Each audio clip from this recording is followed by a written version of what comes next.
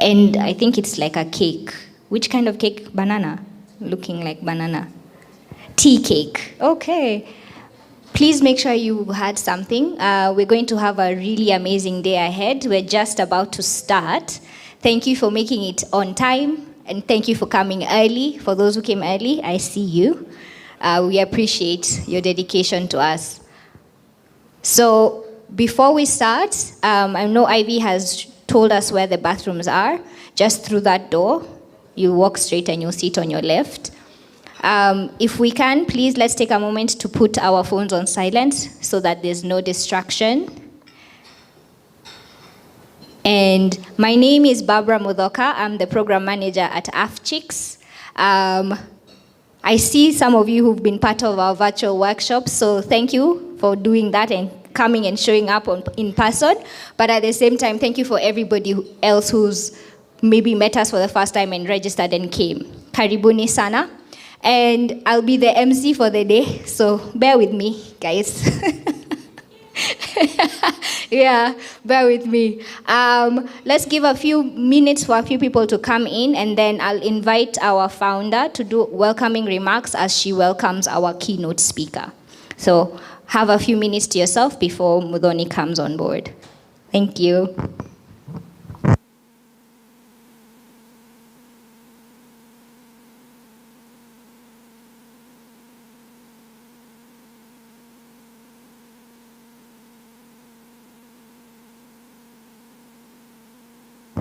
It also seems that there's a problem with the sound for our videos.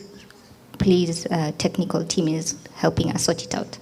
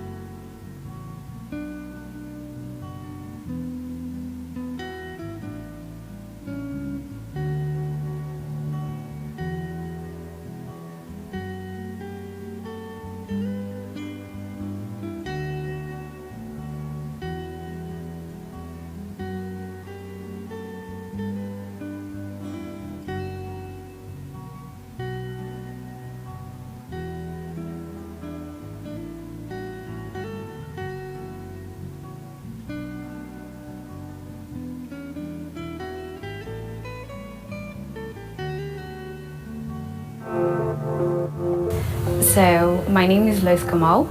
I completed an AI workshop, which was a practical overview of the fundamentals in AI. And it was a very interesting workshop.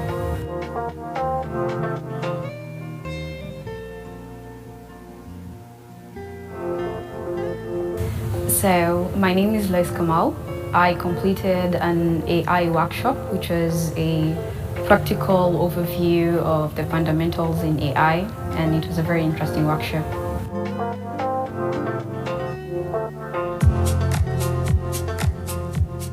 I would say interacting with women who have been in the industry for more than 20 years and getting to see, like this is what my future looks like.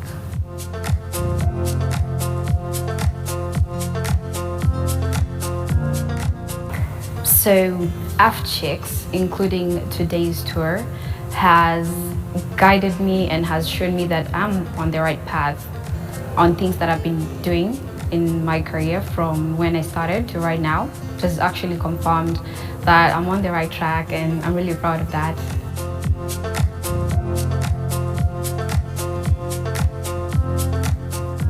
Afchix has impacted my journey so far in various ways, starting with, I would say, socially, learning how to be more confident and learning how to network more.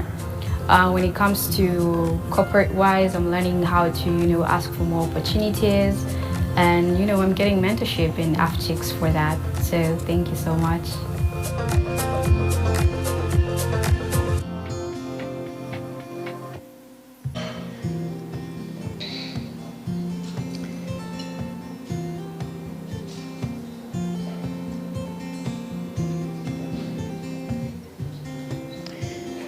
Okay, thank you. Thank you.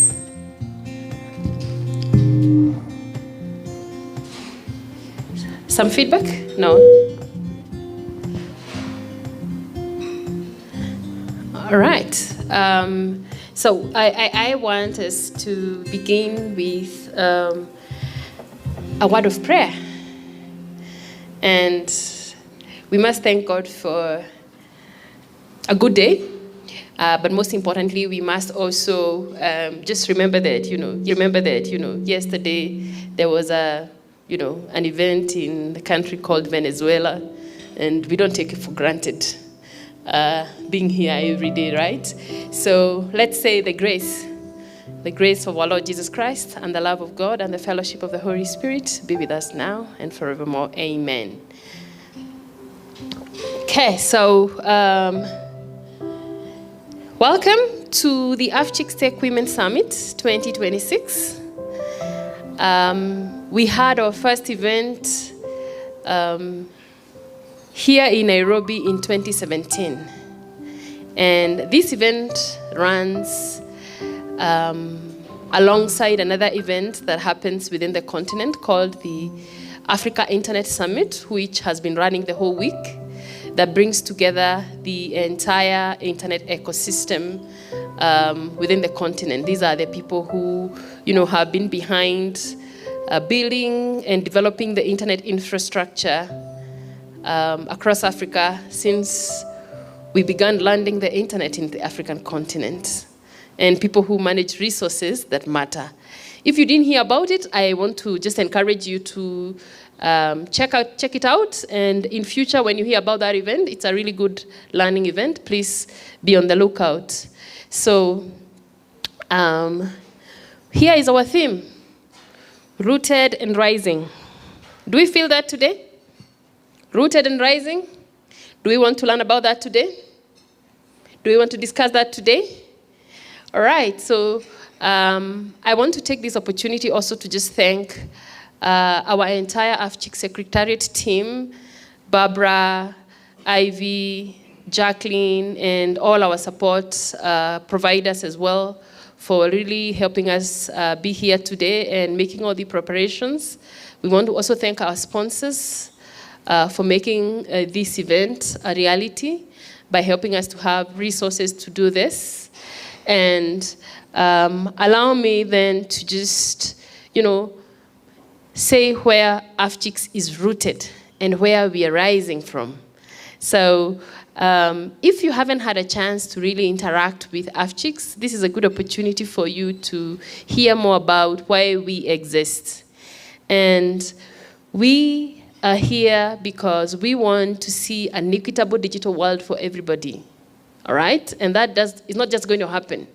We just have to be part and parcel of making it happen, all right? So Afchix, which I started and have had a lot of support from a lot of people many years ago, was actually provoked by the fact that I found myself many times alone.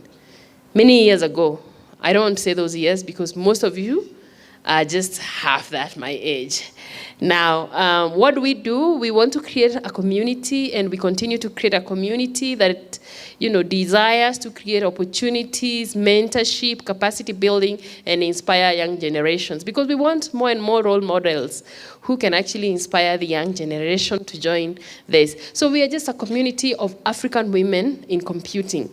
We didn't get an affiliation from somewhere else around the world. No, we just found ourselves alone and created a community. So we are here to make sure that we all thrive. We want to encourage a lot of leadership and volunteerism. Thank you so much for being here, because actually showing up is always the first step to help you grow. Then sisterhood, please find a new sister. Today, find a new sister you didn't know, all right? And make sure that we keep together as sisters.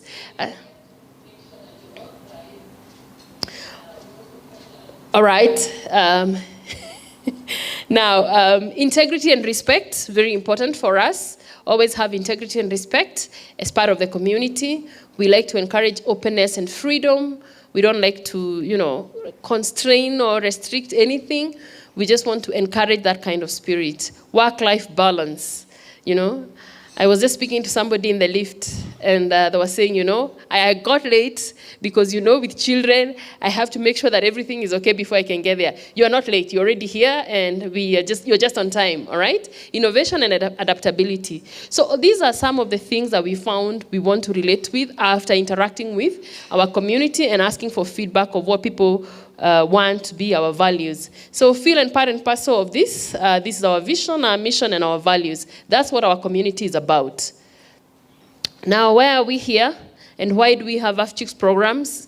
Afchix is a non-profit. Initially started as a loose community in the internet of open source people, but eventually we found that we really need to create a home for it. So we are an organization that does program work and is dedicated to sealing the leaks or reducing the leaks of girls and women in Africa along this leaky STEM pipeline. We start to lose our girls right from maths and science. Not exactly what we want. And I have young girls, and I have seen some of the fundamental things that actually create this challenge. And so what we say is that everybody has something to offer, and everybody has something to receive. So we like to encourage the spirit of volunteerism, because right now, everybody in this room can actually inspire a child or a girl in primary school. Do we agree? Can guide them. So, and you might be surprised. Many things you take for granted are life-changing for somebody who has not encountered a situation that you have already met or overcome in life. So we want to go out there and reach them young. Then we look at the younger ones in high school, when science subjects come in and become too hard, the physics, the mathematics, the biology, the chemistry days, when, sometimes people want to prescribe easy to do exams, or say maybe the girls passed because the exam was easy, right? So we don't want that to happen to the young girls coming up, because we are in a world whereby the world has become so dependent on these core subjects in the future. So you may not necessarily be in the domain technically, but you are depending on it. So fundamentally, we don't want them to lose interest. Obviously, then they get into higher education, and when they get to higher education, if you didn't qualify between age 14 to 16, 17, somehow you won't get entry. We all agree that, right? We know how intakes are in college, in university. So it means that we begin to get eliminated right from that stages. So our goal is to actually go back there and actually inspire people and tell them why, if they want this way, they must work themselves into that space.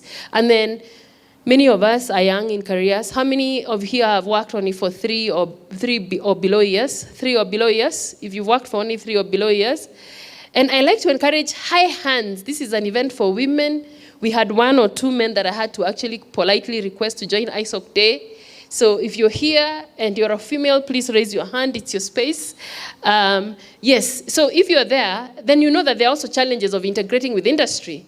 So we have a lot of interventions. Some of them is about skilling up, mentorship, networking. So we create opportunities for that. And then we get to mid-level and you find the other things. You may actually be really good, but now job isn't flexible enough for you and family and many other demands that come along the way around that time. And this never stops anyway, so you have to just find your way around that.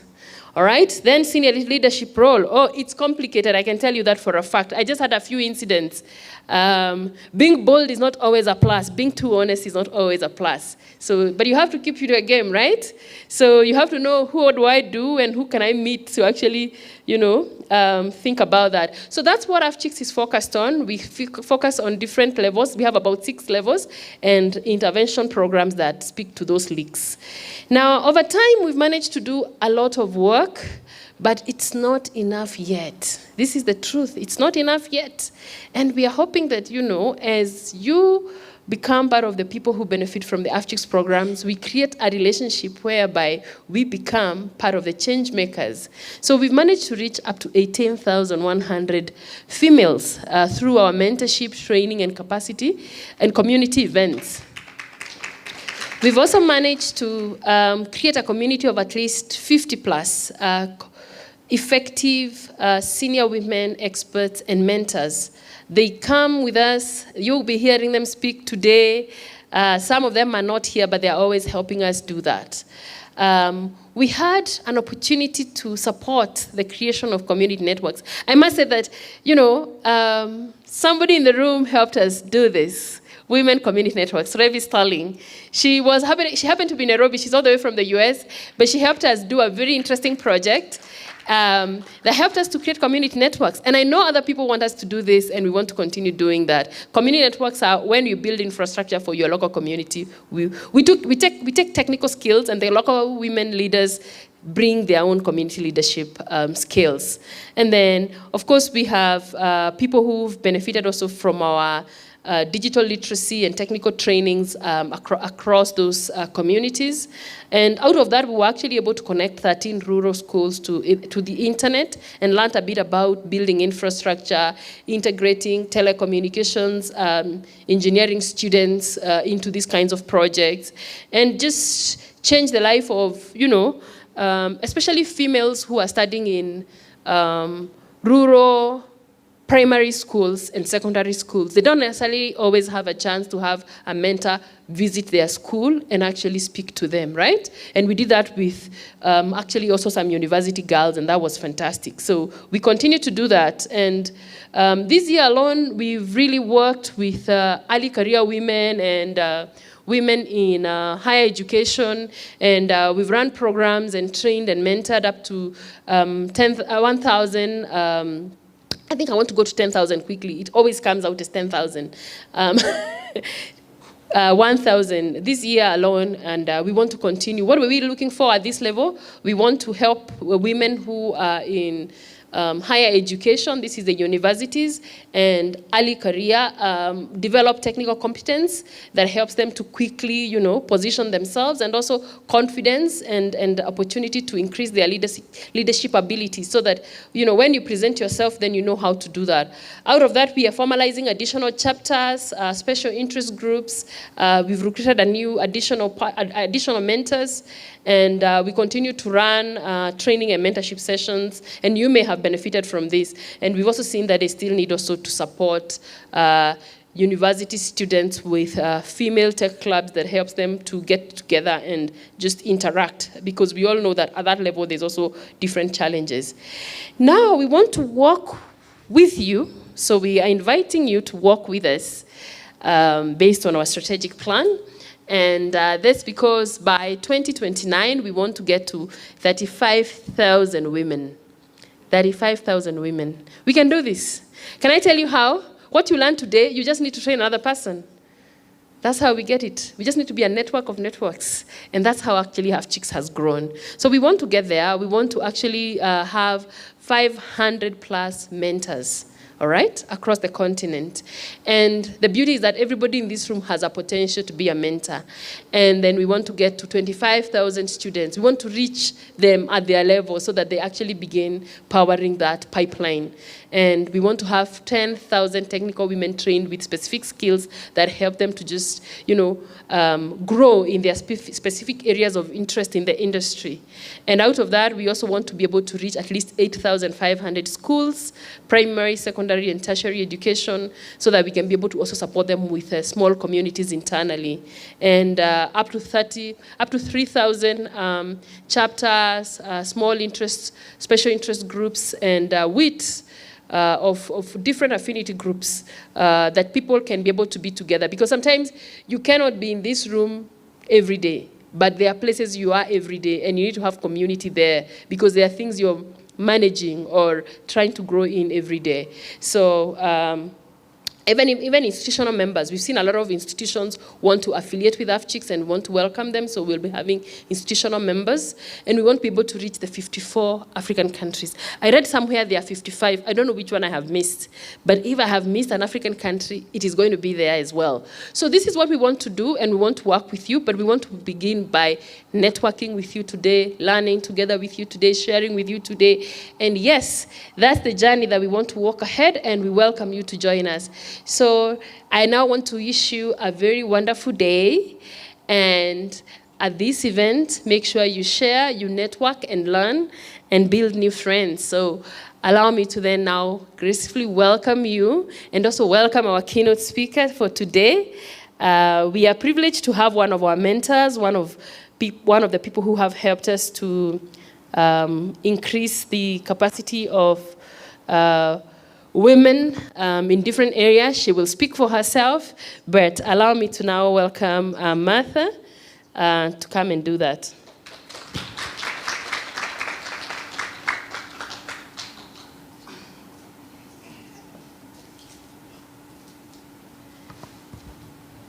So as Martha comes on stage, I'm going to read her introduction.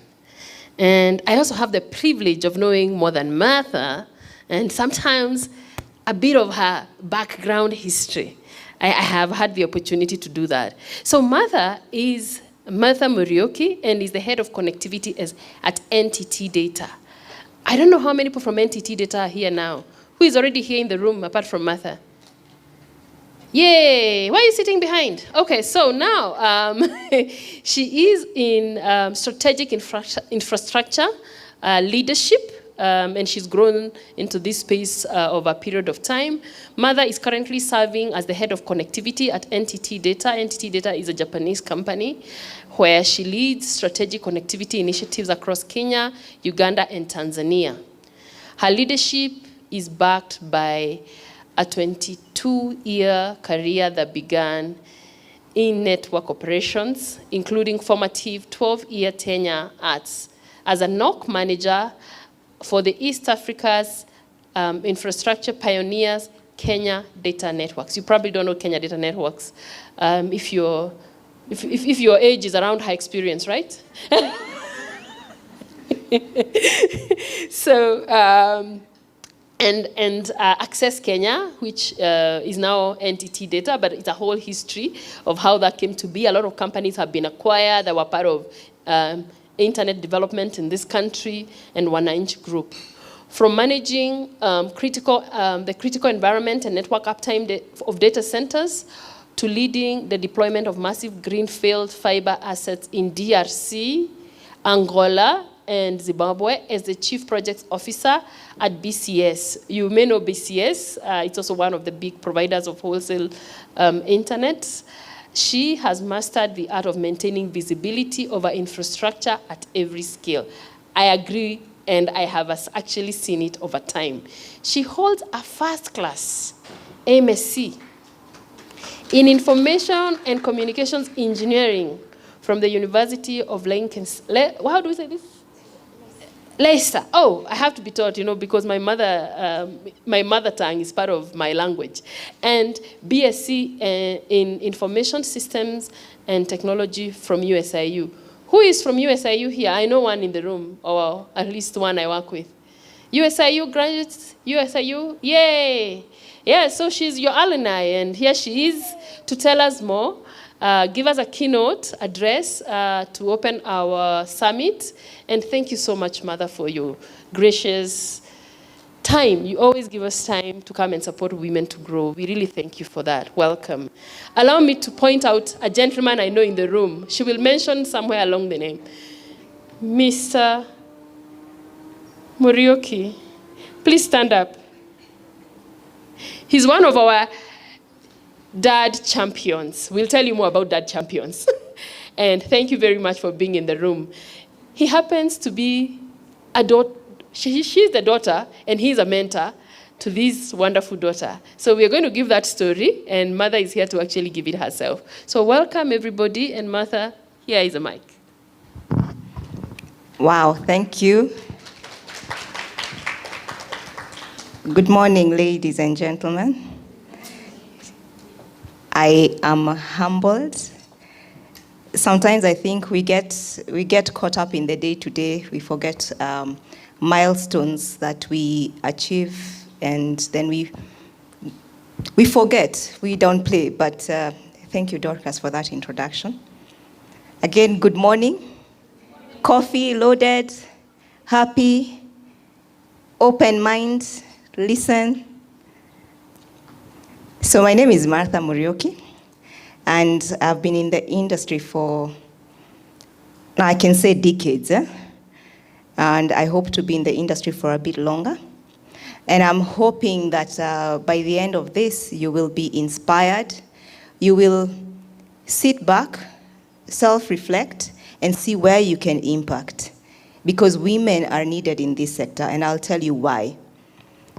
I'll start with a story. And I got authorization. I have a gentleman who can confirm that I asked for authorization to give this story. And I'm not in violation. So my story is on ultimate disruptor, childbirth. And the child in discussion is me. Many, many moons ago, many moons. My mother had lunch. She knew she was expecting. Wasn't sure when.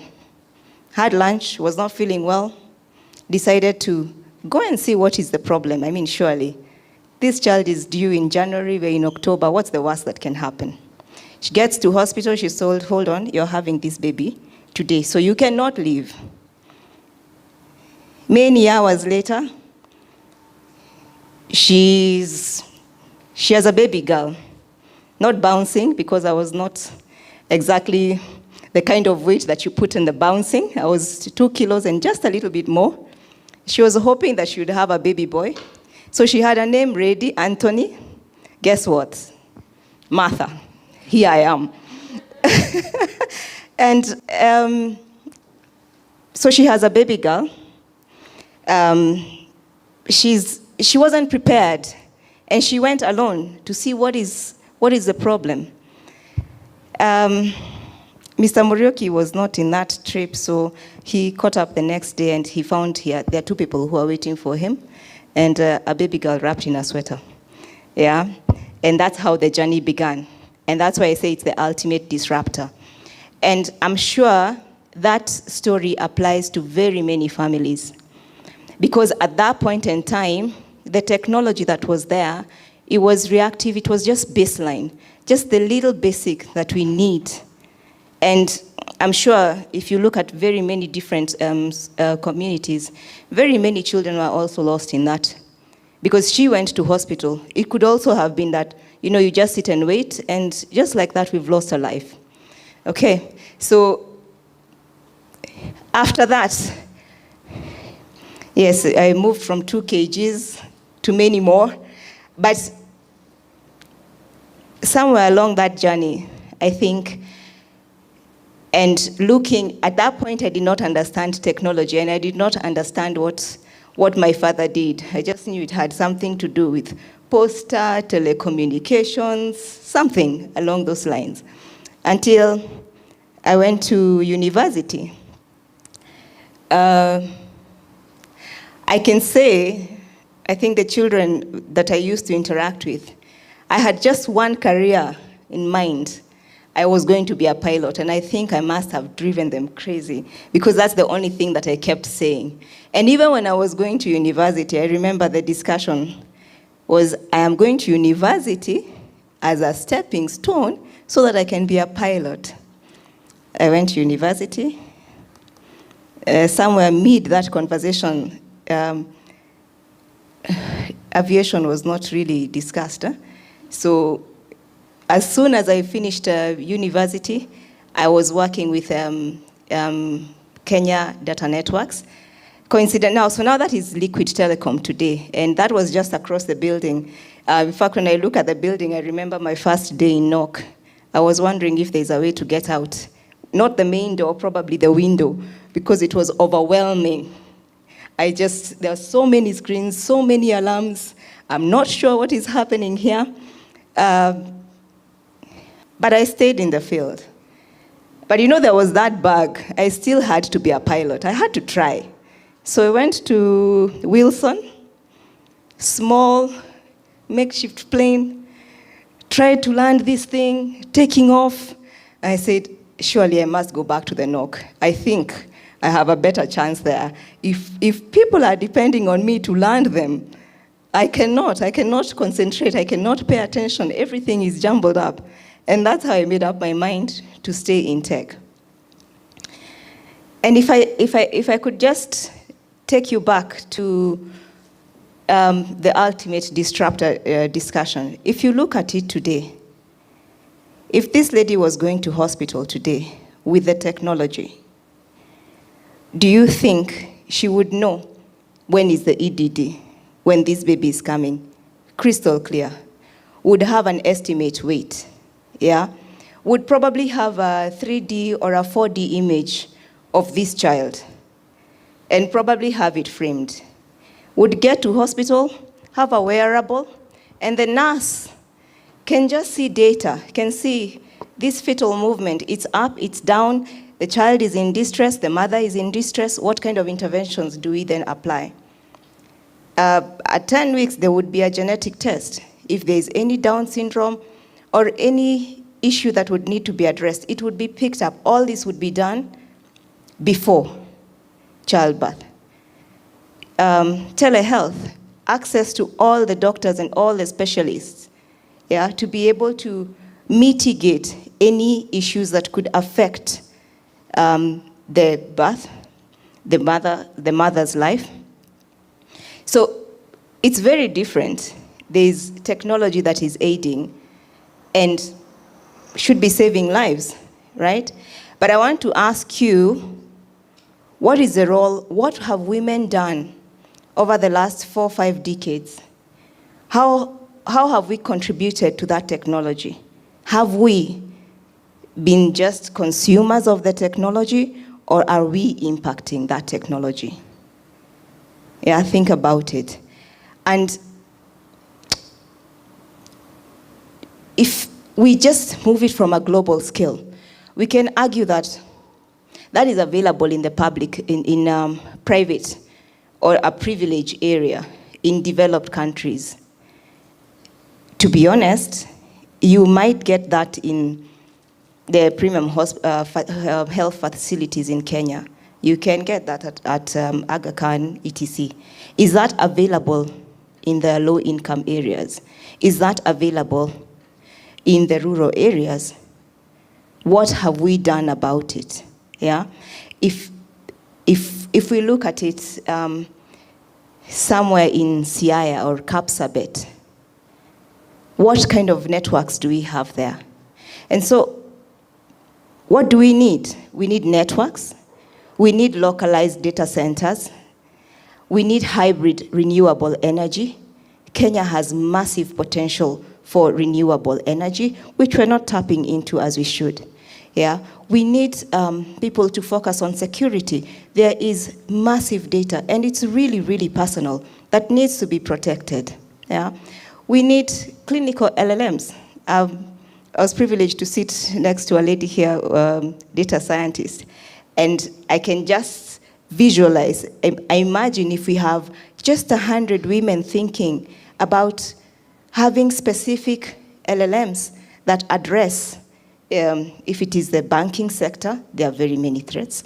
There are risks, there are opportunities there. If it is health sector, how do we build LLMs that are specific to those data sets? And AI agents, I know many people hear AI and they just cringe, but it's a reality that we have to see how we optimize the kind of multi-agents that we need to be able to make the jobs of the frontline agents easier. Do we have that? Is there an opportunity for us to build that? So I just want to say, we have massive potential, and there are very many opportunities. We need to see how we scale the woman, because it is the woman who will essentially elevate human life. We are the nurturers, and I remember when Dorcas was presenting, you can see the leakage, and it gets to a point where we raise families. It is our honor, it is our duty. As we are doing that, we elevate and we maintain human dignity. And I'm calling upon each and every one of us to see how we do that. We need to become the strategic architects. Are you thinking? Are you wondering? Are you asking yourself some questions?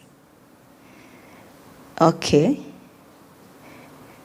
But let me tell you something. Don't look grim. You know you have a superpower. And let me tell you your superpower. Your superpower is your femininity. Absolutely, yeah. Absolutely. So AI, we can do all these things with AI, and humanity, there's the element of human judgment, which AI is yet to match. But you, as a woman, you are a high empathy user. We feel and we see. We build systems to serve the human. Yeah? We have strong instincts. That's just who we are. That is just how we are built. We have strong instincts for connectivity, connection, and safety. When you're planning things, even in your daily life, you look for the risks. What is the worst case scenario? So how do you navigate? It's your superpower. Yeah? How then do we apply that in tech? How do we then rise? Multi-stakeholder and alignment and collaborative leadership. At NTT, we say respect every voice. Every voice counts. And women, we embrace, we listen, we have a lower ego. So we are willing to come to the table, to listen to your thoughts, to see how we collaborate, and everyone thrives. If we do that, and listen to 20 ideas, we can be able to find a middle ground, and we can be able to all move forward together. A holistic architectural design. A woman sees things through multiple lenses. And we are still able to bring it together and get it moving. That is how we raise families. That is how we run careers, and we don't break. We push forward. How do we apply that as we rise in technology? And also, we are natural stewards of trust and governance. Yeah? We protect the community and the legacy. So put that together and use it as your superpower. We should not compete just what we see our counterparts doing.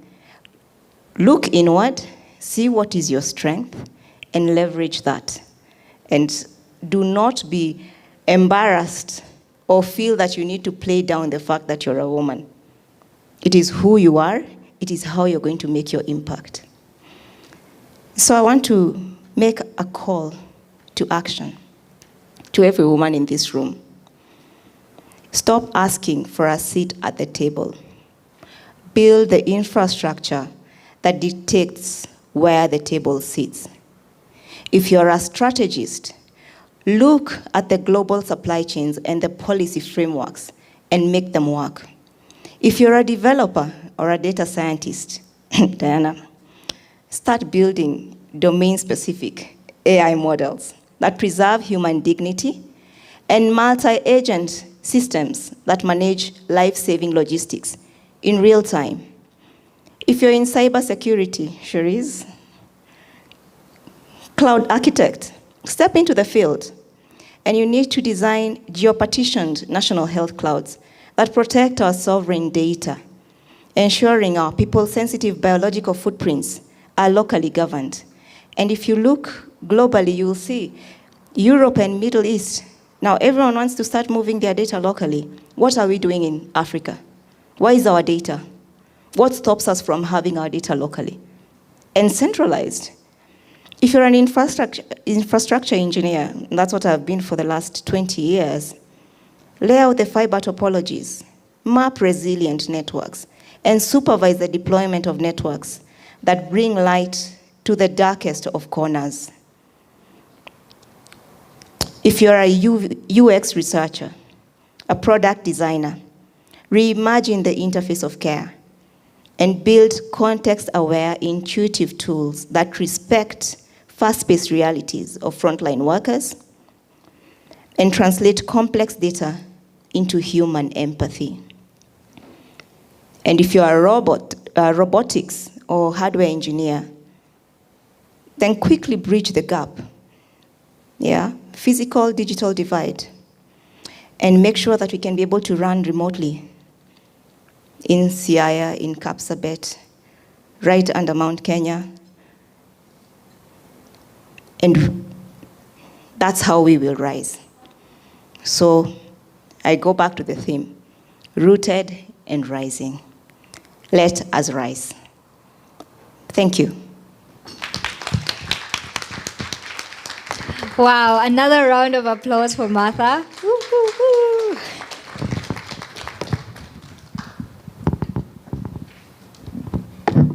Martha, that is exactly what this room needed to spark this summit. Thank you so much. And I hope there's been questions that you're asking yourselves as you sit there. What is it that you can do with what you have and where you are at now? And how can you add your superpower to it? Thank you so much. That was powerful. We are now going to go into the next phase of our summit, which is going into the technical training. Martha talked about, the different parts of the internet infrastructure and ecosystem. And now we have a specific section for you to do, which is technical hands-on training. And we have our trainers in the room. So what we're going to do is we're going to have 2 trainings going on at the same time. We'll have the virtualization and cloud computing training here. And then those who are doing the LMS administration, we will take you to the room upstairs. So I know you registered on the form, so feel free to start moving there. Just let me allow our trainers to stand up so that you can see them, and as I can read their bios, so that you know our trainers are exquisite. Pauline? I'm putting you on the spot. Pauline is the one who's going to train us on virtualization and cloud computing. And we have Alphonse at the back who's going to train on LMS administration. So let me just open up my phone. And it's always when you have technical sessions that your phone or your laptop brings issues. Just give me a moment, sorry. Do you have it there? I had just opened it now. Apologies for that.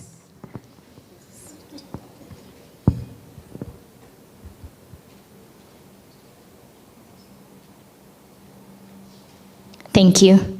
So Pauline Namwakira, I hope, yes, Namwakira. She is an AWS authorized instructor specializing in cloud, AI, and data.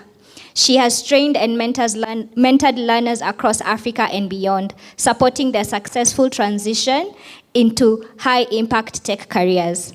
Her work focuses on the real-world applications of generative and agentic AI and their critical intersection with cloud.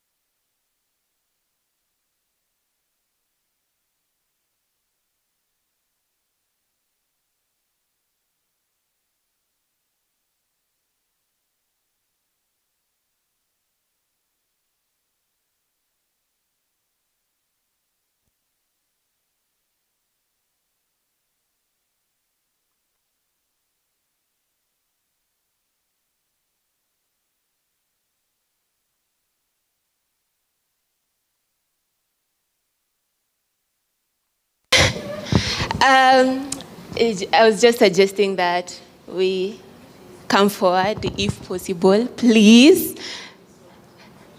So we can occupy these seats so that we are connected, especially for those who are taking the hands-on workshop. Anna.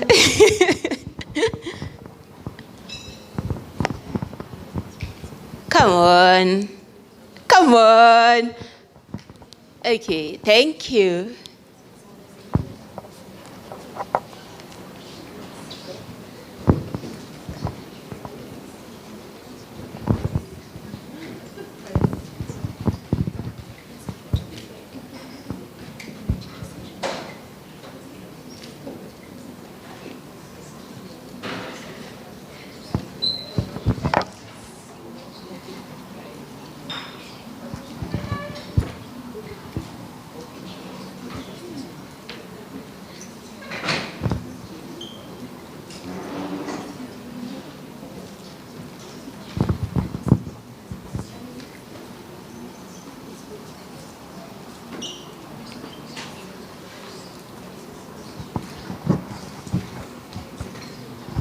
Awesome, awesome. Thank you so much for accepting my request.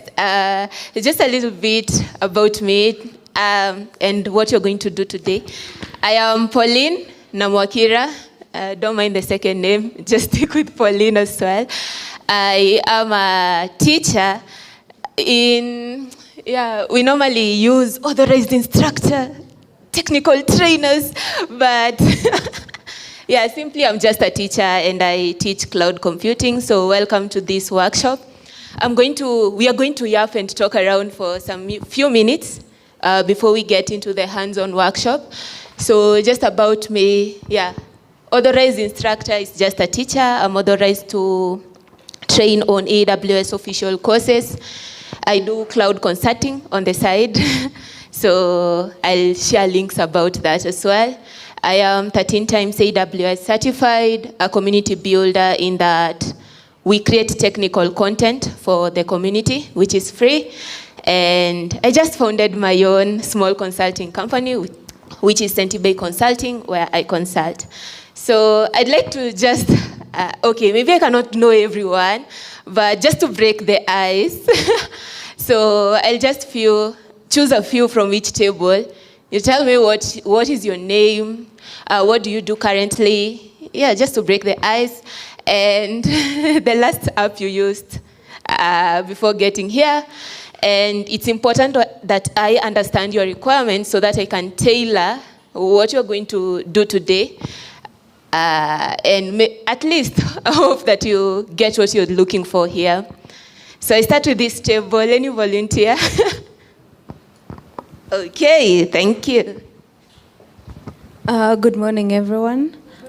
My name is Mary Mwangi. Currently, I'm working and planning on my next startup on climate resilience. The last time I used Gmail. What I hope to get out of here is networking with great women in the room and get contacts that last. Yeah, and make the most out of this. Perfect, perfect. Hope I'm one of those people you network with. So sisterhood, I see. Yeah, any volunteer from here? Okay.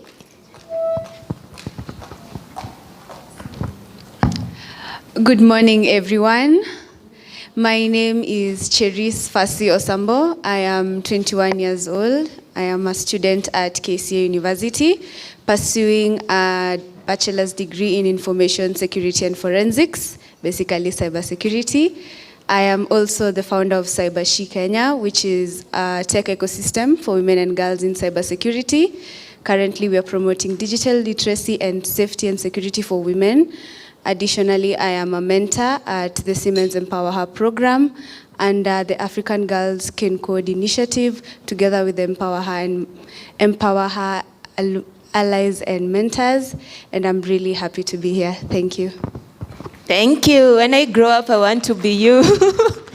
Okay. Any volunteer from here? Okay, thank you.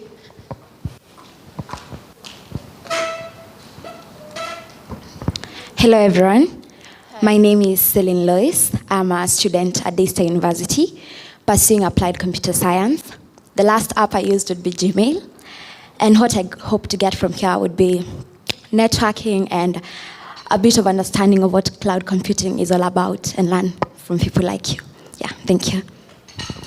Okay, I promised that on what cloud computing is about. Volunteer here. Or you can both do it. Hi, everyone. Hi. Morning. My name is Queen Opondo. Currently, I'm actually a strategy consultant at World International. I'm not well conversant with the tech space, so that's what I'm hoping to get out of here. And also, I'm job hunting on behalf of my sister. She's looking for attachments currently. And the last app I used will be Google. Yeah, thank you. Okay, good morning, everybody. My name is Wanjiro Wanjohi, and the last app I used today is WhatsApp. And I'm also a founder. I run a community on analog wellness, digital detoxing, and I know it's important for us techies. Fun fact is I did AWS Cloud Computing, the first certificate. It has expired already, but I just figured tech was a little bit hard, but yeah, I really enjoy working with AI tools, yeah. And what am I hoping to get out of here today? Really networking, yeah.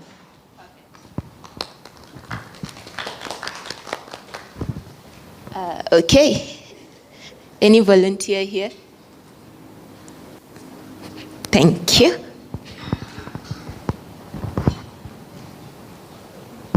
Hi, everyone. I'm Hidaya Vanessa. I'm a student at the University of Eldoret pursuing IT.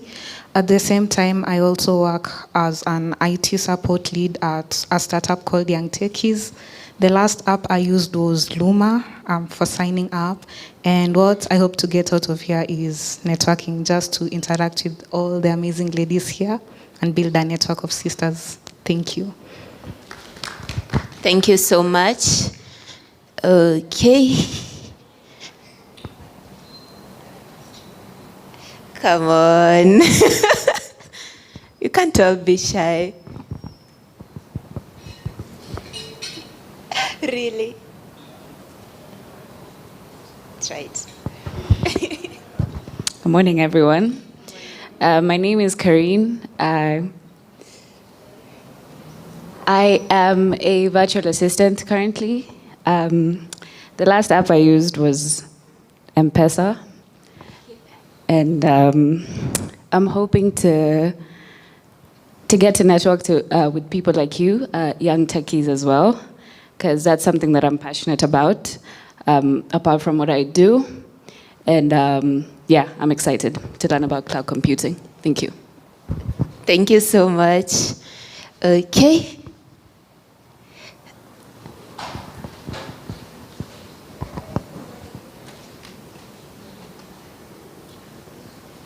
Good morning, everyone.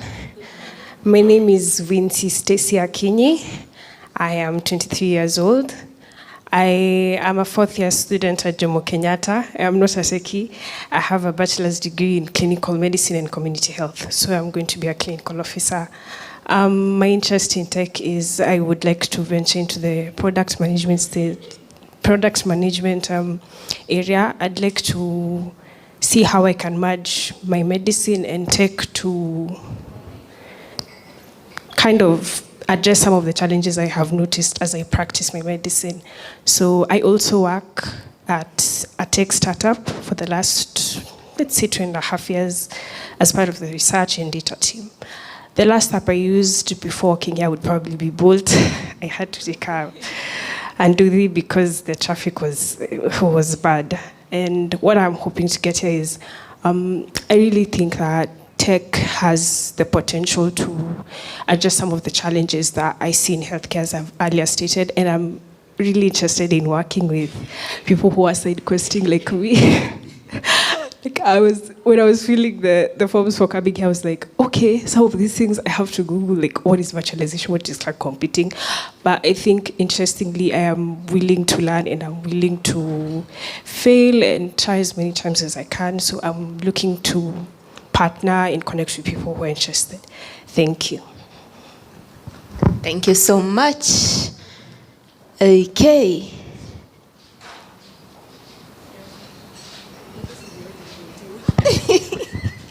Good morning, everybody. My name is Sandra. I'm currently a fourth-year student at USIU Africa. I'm majoring in data science and analytics. I'm also a business development and research associate at KCIC Consulting. The last app I used was Uber, probably, but I'm currently on Outlook as well right now. So, yeah.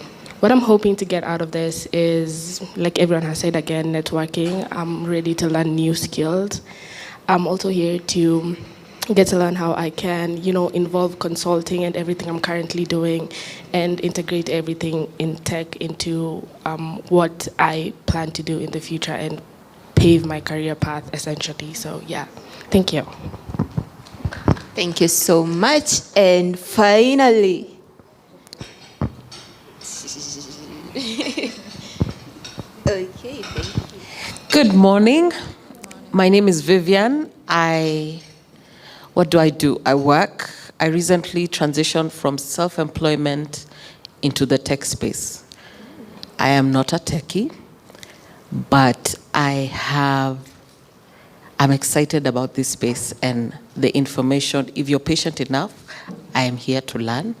The last app I used was Little Cab. Yeah. Oh, and I work for a data center. I said that? Yes, I work in a data center. In case you want to see me, I'm here.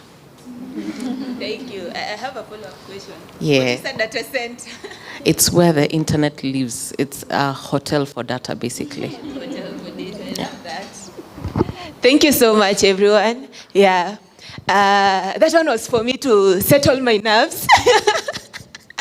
But nice connecting with you all, and now we can get started. So I asked that question because for us to understand virtualization, it's important to have some basics first, like what is a server and then what is a data center, and now we get into what is virtualization and what is cloud computing.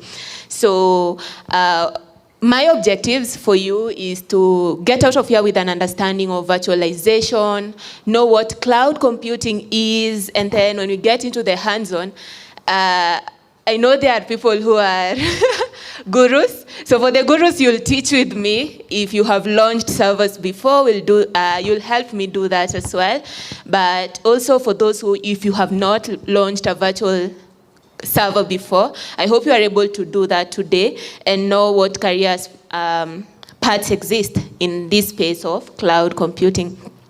So, what is a data center? We already told that a hotel for data, basically. Yeah? So, I'll start with just that, to understand what is a server, because these are some of the things that will drive us into cloud computing. I asked, what app did you use before? Luckily, I got a Google. I'm excited. So I would say a server is just a a computer, but a more powerful computer than your laptop, yeah? Whereby in your own device, the last app I used was probably LinkedIn. I was wondering, nobody used ChatGPT? I normally use AI tools a lot as well. So your device, your smartphone, your laptop, you normally send a request to a server. A server is that big computer which responds to your request. It's a computer which is always on rather than your laptop, which you can turn off and turn on as well, whereby you send requests to and get a response back. So I could say, who is Pauline? Send to some servers somewhere. I don't know which servers know about me, basically, but you're going to get a response as well. I love using analogies a lot, so you'll see me doing cakes and holidays and whatever. But just to make sure that for those who are newbies in the room, I want to make sure you get out of here telling people, I know cloud, basically. So if we compare that to a kitchen, you as a client, you normally go to a restaurant and then make an order. That is basically sending a request. And in this case, I'm using the kitchen as a server because some processing is happening. Someone is talking to someone, chef is cooking, and as well. So that is a lot of processing happening over there. They could talk to a backend, maybe get some data in some systems as well. That will be a database server, and then provide a response back to you as the client. Server looks like this. A couple have worked in data centers. I hear a knock. In my next life, I'll probably be a knock engineer. I don't know how we skip that space as well. So a server looks like that, and it's normally stacked in racks.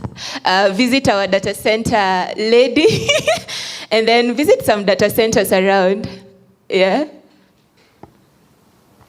We've actually been organizing data center tours as Afchix, and we will definitely purpose to do that again. I don't know which one she represents, but I believe we've been to IX Africa, Pikes. We may visit the other brands, Ecolo, Safaricom. Yeah, because we appreciate this fact that you're raising. Okay.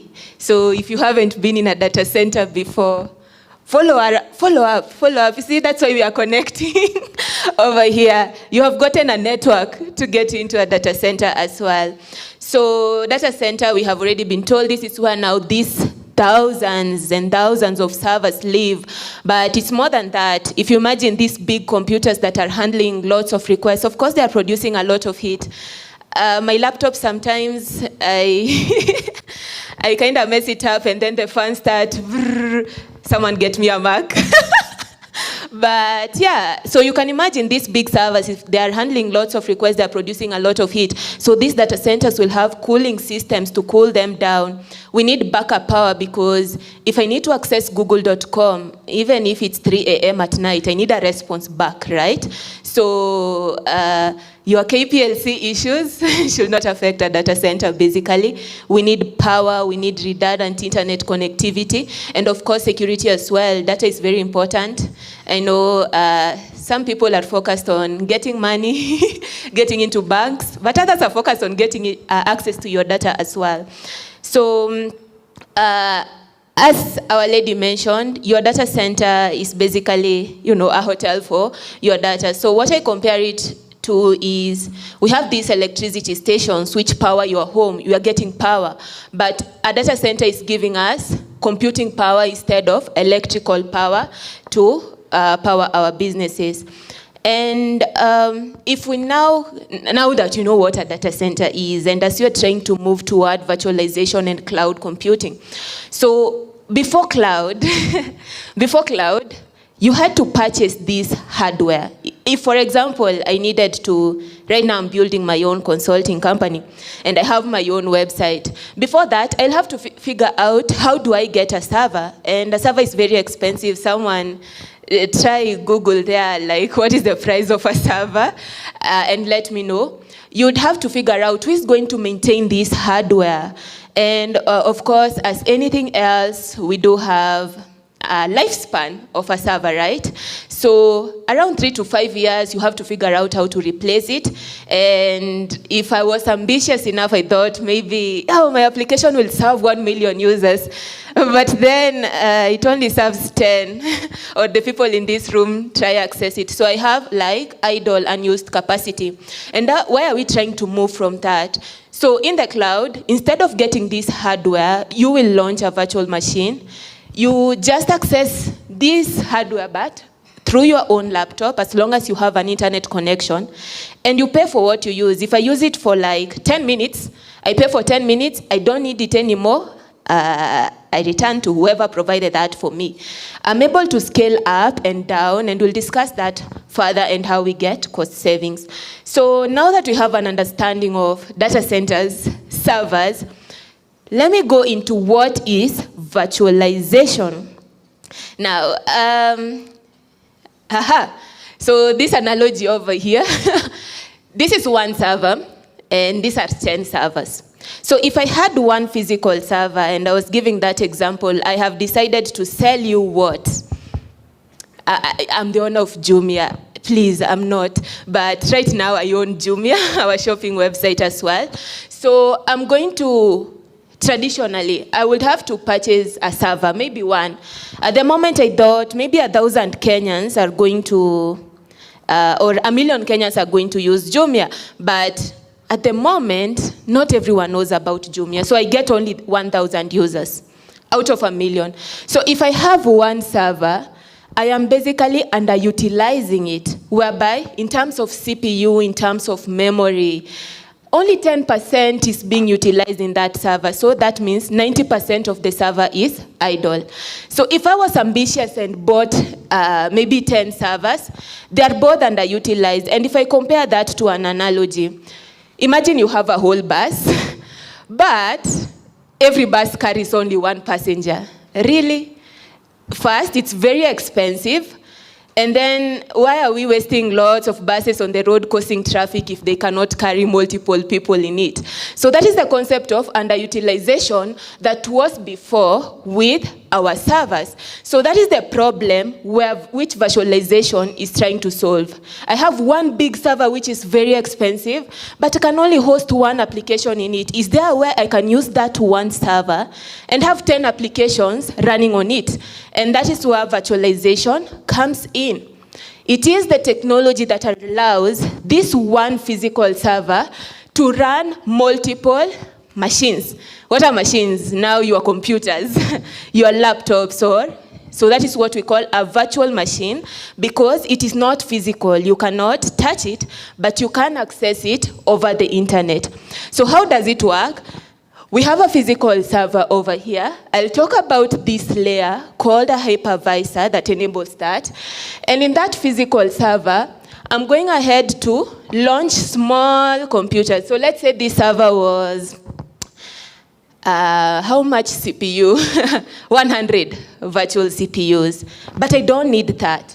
So I'll go ahead and create a small computer out of it, which is maybe a Windows machine, another Linux machine, and so on. And then I'll have like 10 of them running on this physical server. I have a question. Who has run 2 operating systems in one laptop before?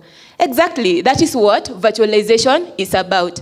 So I'm sure at around the settings you had to choose like this small machine of yours, how much RAM of the physical computer do you want it to use, how much storage, and we share.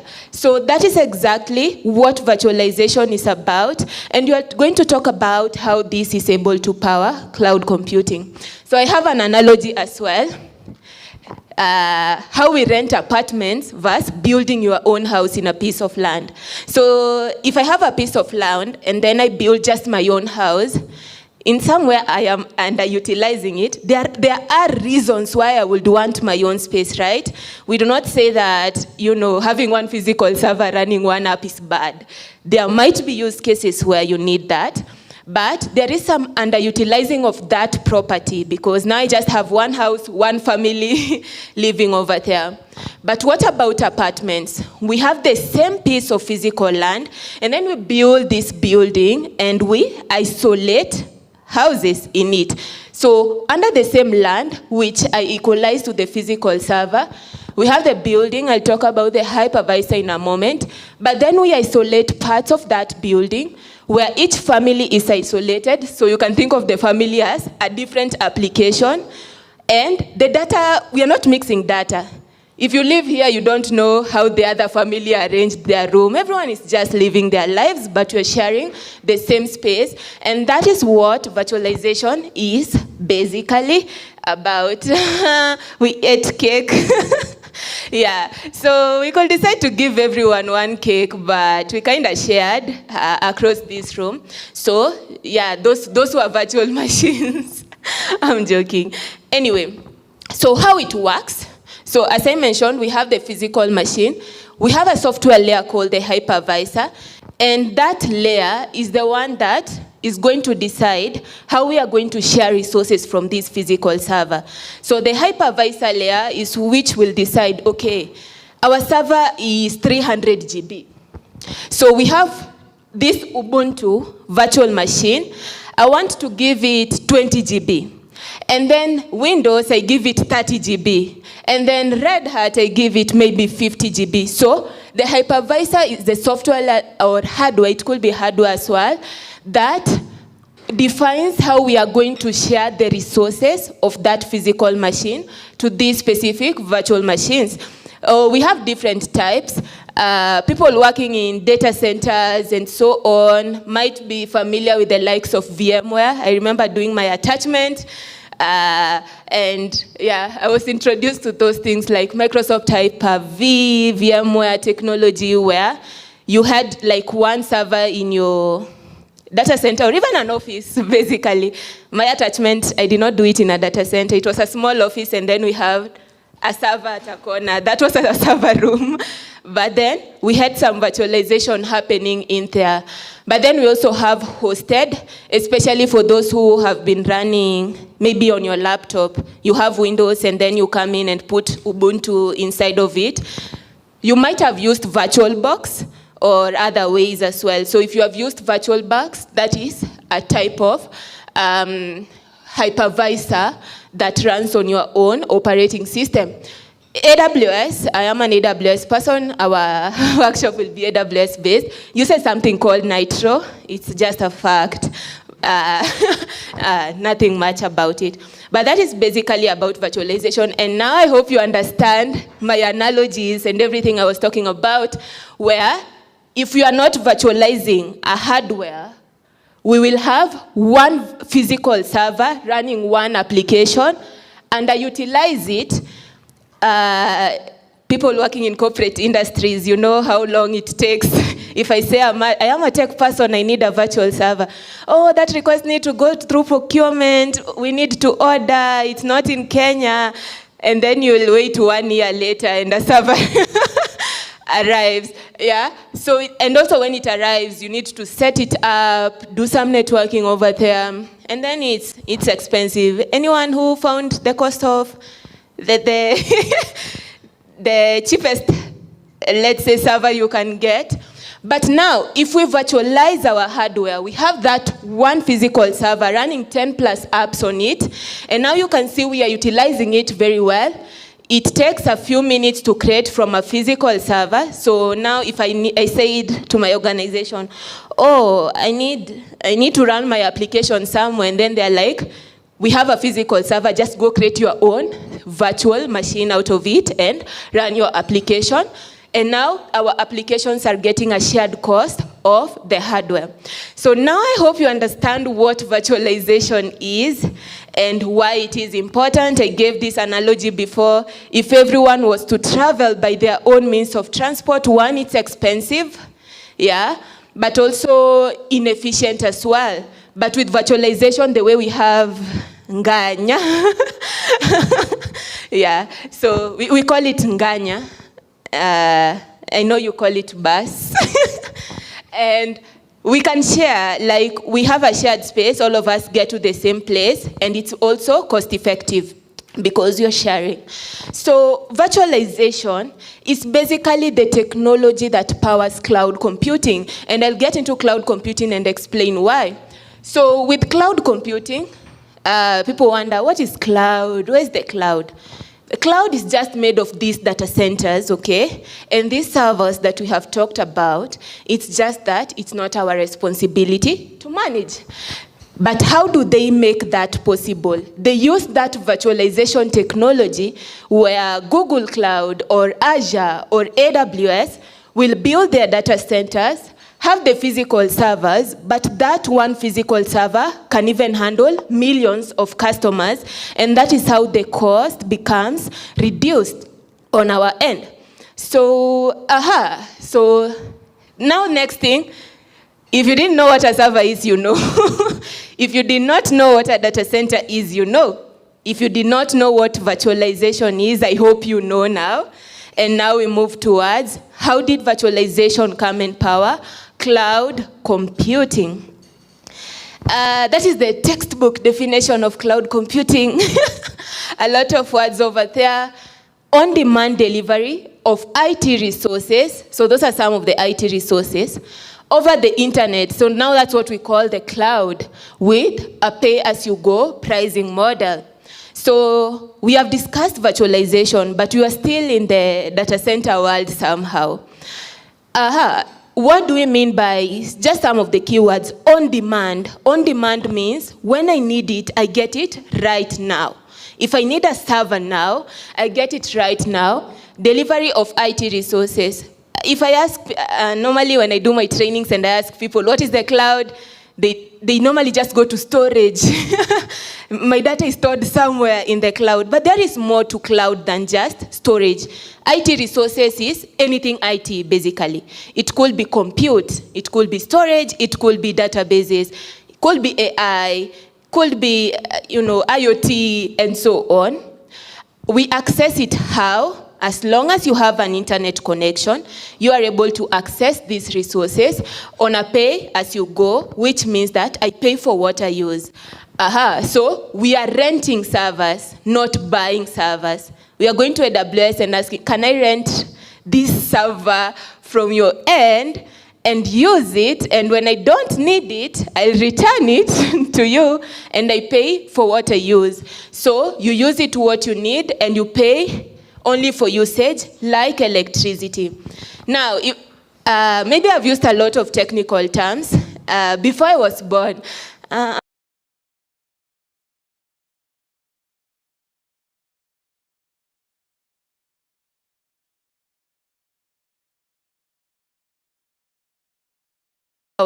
you had to get like your own generator and produce your own set of electricity. So generators, and I think they were even bigger right now. This one is even a more modern generator. So imagine if you're building a data center, or I just wanted to build my own application as well, then I'll have to figure out how to generate electricity on my own. These generators are expensive, they are noisy, they are wasteful as well, and that is the only way. So if you didn't have access to this infrastructure, this is a small one, then you wouldn't have power. Now, what do we do right now? For Kenya, we use Kenya Power. What is KPLC? Kenya Power and what? Lighting company. So now we have KPLC. KPLC said, you know what? Let me handle the infrastructure of generating electricity. They do the hydroelectric thing or whatever way they generate electricity. And then we have that infrastructure that runs electricity up to here. And what do we do here? We just have a light bulb, right? We switch on the light. I really don't care how the water turned into electricity, right? For me, I just use it. I switch on. If I don't need electricity, I switch off. And how do I pay? For what I use, right? Isn't that what we get with the cloud? Whereby traditionally, if I needed infrastructure, I had to literally build my own data center, put servers there, figure out power, figure out cooling, which is very expensive. But now, our KPLC are the likes of Google Cloud, AWS, Azure, Oracle. They have said, let me handle this aspect of building these data centers and handling the infrastructure for you. And then I'll provide the services for you through the internet, and you pay for what you use. So just like I switch on a light bulb, and then if I don't want to pay for KPLC, I just switch it off, right? Same way, we acquire IT resources in the cloud, and we pay for what we use. We don't have to maintain anything because we don't have hardware, right? So no maintenance on our end. So just comparing that, the power station could be like these data centers we're talking about. For KPLC, we have the power grid they use. For us, we use the internet to access cloud resources. And then KPLC, we have a meter, but in cloud, you have now your bill where you pay for that. So that's basically it. I'm sure you have started figuring out the benefits of this in your mind. So that concept of pay as you go, pay for what you use, and when you don't need it, terminate the resources, and you don't have to pay for that. The other advantage we get, they have the infrastructure. if I had my own data center and I had one server and God blessed me, in Kenya we say ni God. And then I have now 1 million users and I had only one server. Now I had to figure out, oh God, how can I purchase another server and get it here? But in the cloud, because the infrastructure is there, I can just scale. I can add 2, I can add 50 servers if I need that as well. And if I don't need them, the good thing is, if I purchase servers on my own and now I have 50 and I don't use the application anymore, I still have the servers. So, but in the cloud, I can. It's not only about scaling out, but also scaling down to reduce on costs if you don't have like the traffic coming in as well. Go global in minutes. As we have data centers everywhere around the world, we'll be discussing where is AWS? Where is AWS? Because where is this cloud now? So they have built these data centers all over, the world. So if my user, I am not restricted by my location. If I had to buy servers, then maybe I'd have to serve users in Kenya, and my users in the US would have like very high latency accessing my services. But I am not restricted. I could live in Kenya and my user base in South Africa, so what do? I just launch my servers over there, and my users from there access it with minimal latency as well, no maintenance, and the speed in which we acquire resources. I gave you that concept of, you go ask your company, oh, I need a server right now, and you'll see how long it will take to actually get the server. But the speed in which we acquire these resources in the cloud is so quick. So the big 3 cloud providers around with their percentages. So we have AWS, we have Azure, we have Google Cloud. They offer kind of same services, but some have strengths over the others. So for example, AWS, we have like a broad set of services over there. If you research, majority of the jobs also come in because a lot of companies are using AWS Cloud. Microsoft Azure is amazing because of the integration that it has with enterprise systems. Normally, even in these data centers, Microsoft Hyper-V are things that were being used before. People are using Windows systems and they're coming to the cloud and they need integration, right? We don't want to just start afresh. Microsoft Azure offers a good way to integrate with systems that we're using before. Google Cloud is coming in big on AI and analytics workload as well. So if that is your space, yeah, I actually recommend. All of them have the AI thing, but Google Cloud is really big on AI and data when it comes to cloud. So today we are going to use AWS. Where is AWS? So we have regions all over the world. The geographic regions are just the presence where AWS has built their own data centers. We have 600 plus points of presence. We have also one here in Kenya. We have availability zones. Availability zones are just a collection of more data centers. We need high availability, right? Whereby, the same way we have Pizza Inn in Kenya. You don't have Pizza Inn just in Nairobi. You'll move here, another Pizza Inn, another Pizza Inn. Let's say we had Mandamano, and then we blocked a route. And now you cannot access your pizza. You now know you have another way, like I can go to Gigiri if I needed pizza that bad. So that is the concept of high availability. If AWS build a data center in South Africa, they don't just build one. So they'll build 3, and then these data centers have redundant connectivity. If you store your data, it is stored at least in 3 servers in different data centers. So just, natural things occur, disasters, you lose power, your data is still available. So that is the concept of availability zone, 1 or more data centers in a specific geographical location. For Kenya, hopefully they'll build data centers for us, for AWS, but I am really excited about the concept of bringing infrastructure locally. So hopefully that is something that, we'll get in the future as well, and have our own data centers here so that our data lives locally. So for us, when it comes to AWS, our closest, the South African one and the Middle East as well. Yeah, so hopefully now you have an understanding of virtualization and how virtualization brought in cloud computing.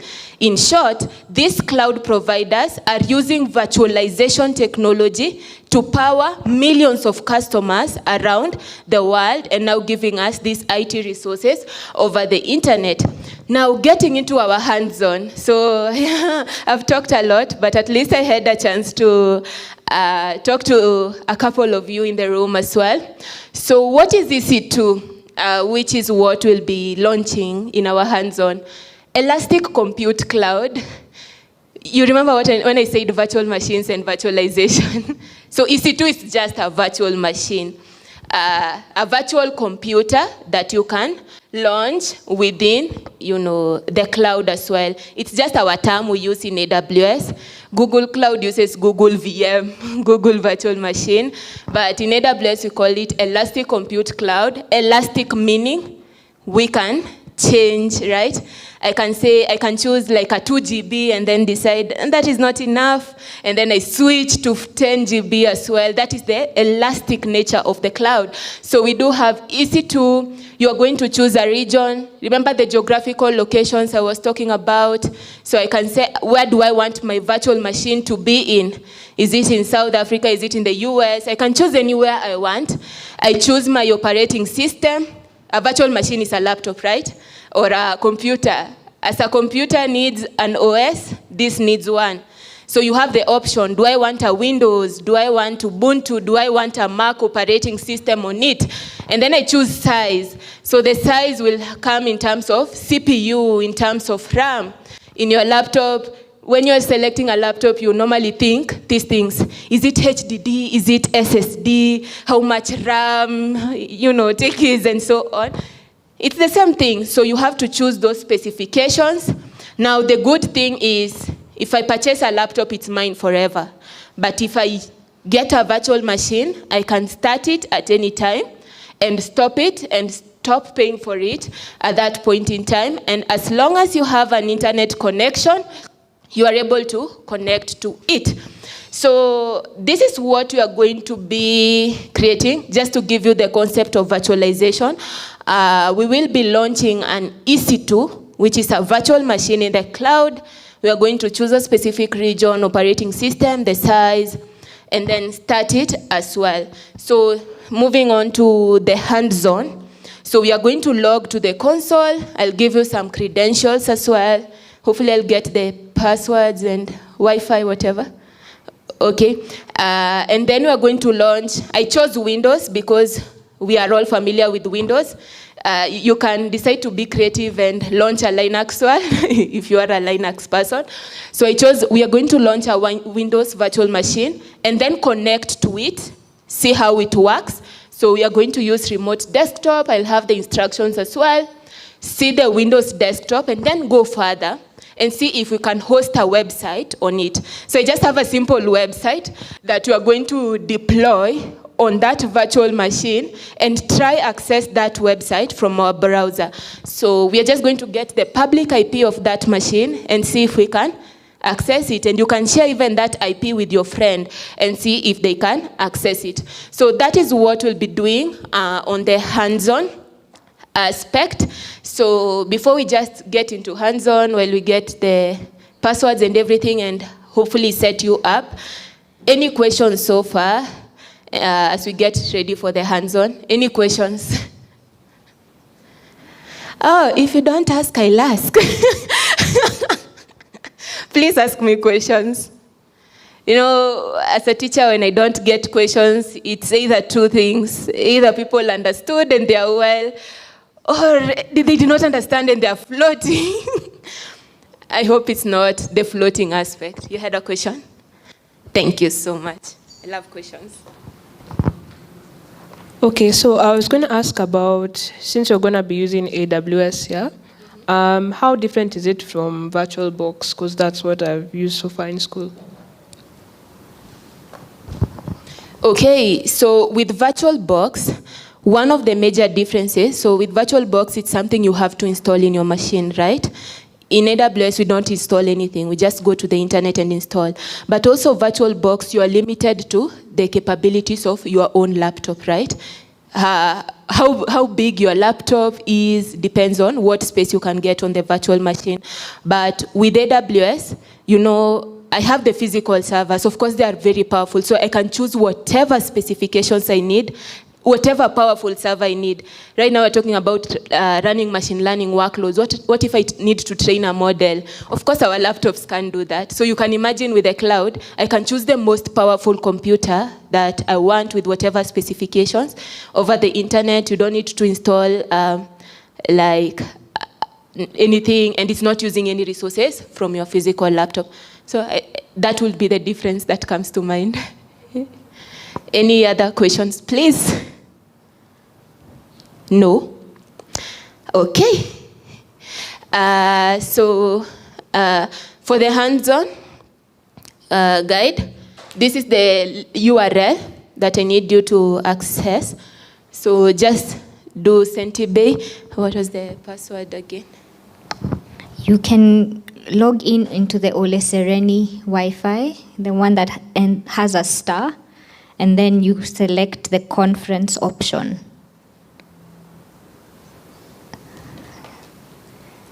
Then you can put in details and then connect. Indeed. Yeah. Oopsies.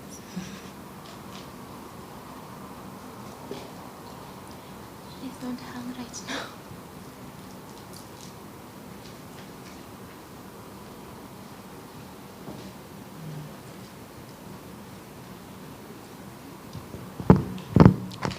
Have I stepped down?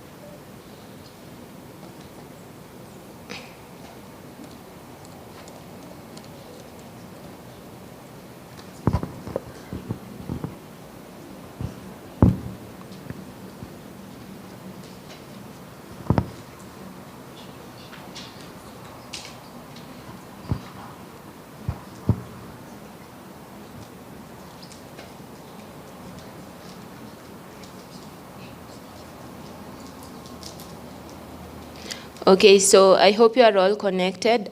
This is the link. Make sure you put that. Yeah. Is this backslash or forward slash? I'm bad with punctuation. Forward? Or forward? Yeah. There is this forward slash at the very end. So if you don't see the page loading giving you a 404, it's probably that I messed up with creating the domain. So bear with me. And then let me know once you're in. You will get access to some workshop instructions. So let me wait. It's loaded. Perfect.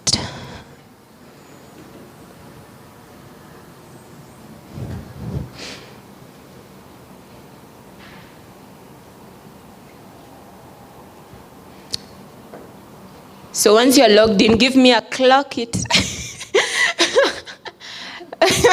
Give me a clock it. Thank you. Okay.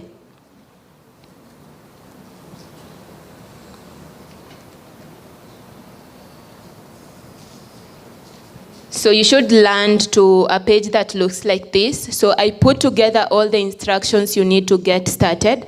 So I have the login link over there, which you can click on it. The username is Afchix. The password is there. All instructions are there as well. And I put some disclaimers. We are sharing my own account, my own environment. So if you create resources, you will see other users' resources. Please don't mess up with their resources. You just focus. focus on you and your resources, whatever you are going to create. And when you create them, you can use something unique like Afchix, your name. Just use a name which you know no one else. Probably, I don't know if there is a Pauline or Grace. Some of us have common names. So use your nickname or anything when you create the resources as well. So if you're ready, all steps, just follow bit by bit. So the first step is to log into the console.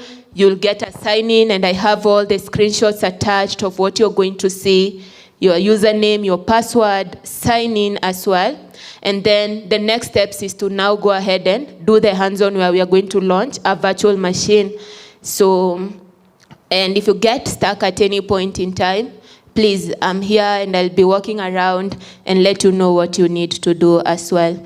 So log in. The other thing I have to mention, after we create our virtual machine, so there is step 2 to around 4. In step 4, step number 4, where we now connect to our virtual machine, there are different ways to connect depending on whatever physical laptop you have.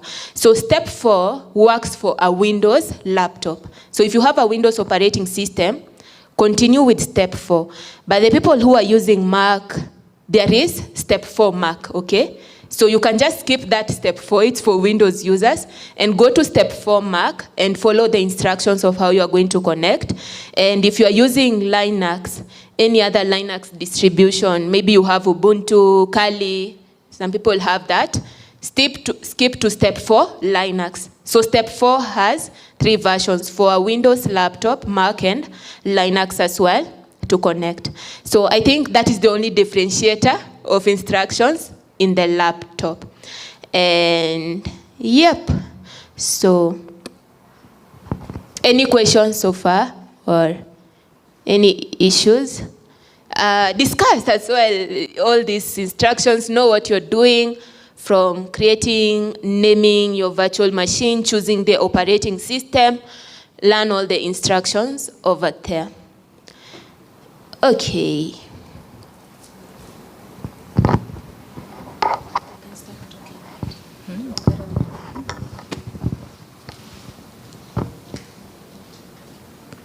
Pauline is walking around just in case, checking.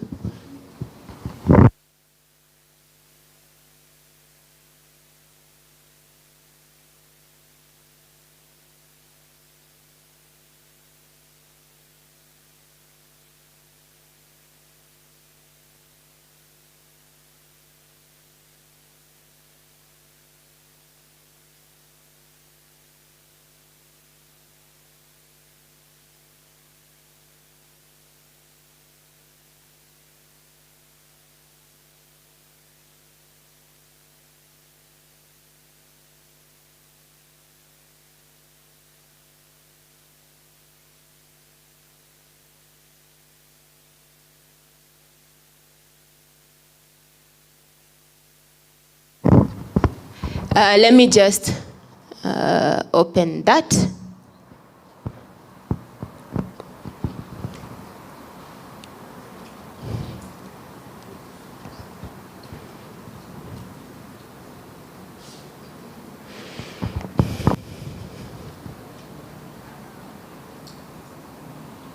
Okay, I think I can also do a walkthrough over here, so you can follow along with me.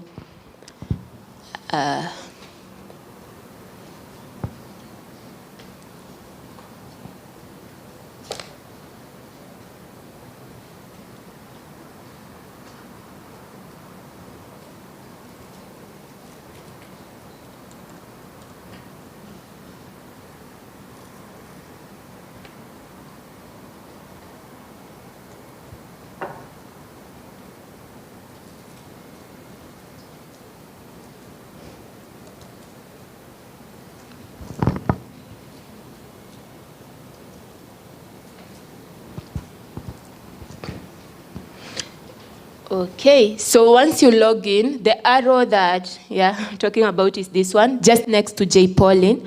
You click it, and then you'll see Afchix Workshop Access. Let me see if I can zoom in. Control. Yeah, Afchix workshop access. And now when you click on it, it will open a link which will take you directly to the console, the AWS console.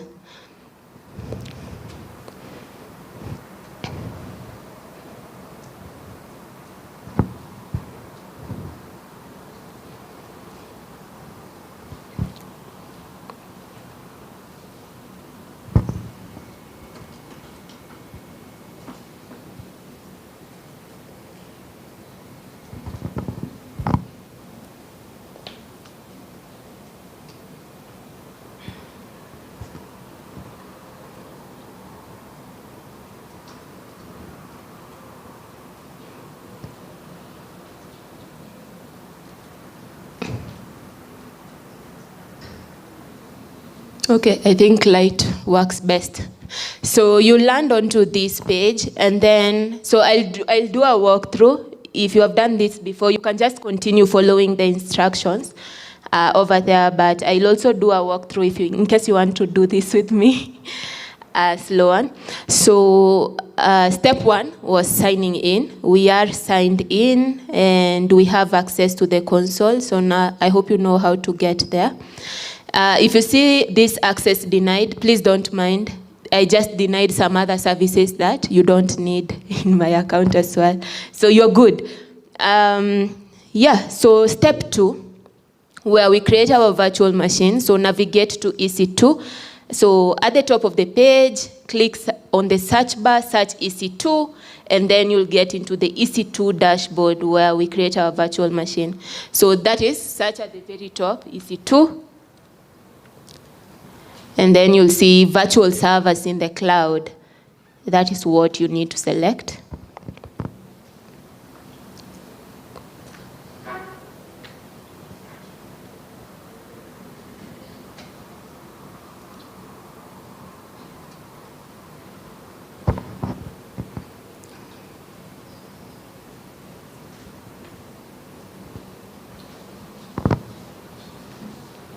And there is okay, is it a note?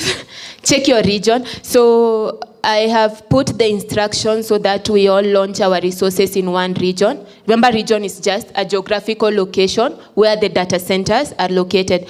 So choose US East, North Virginia at the top, if it's not chosen. So if you say, what I'm talking about is this.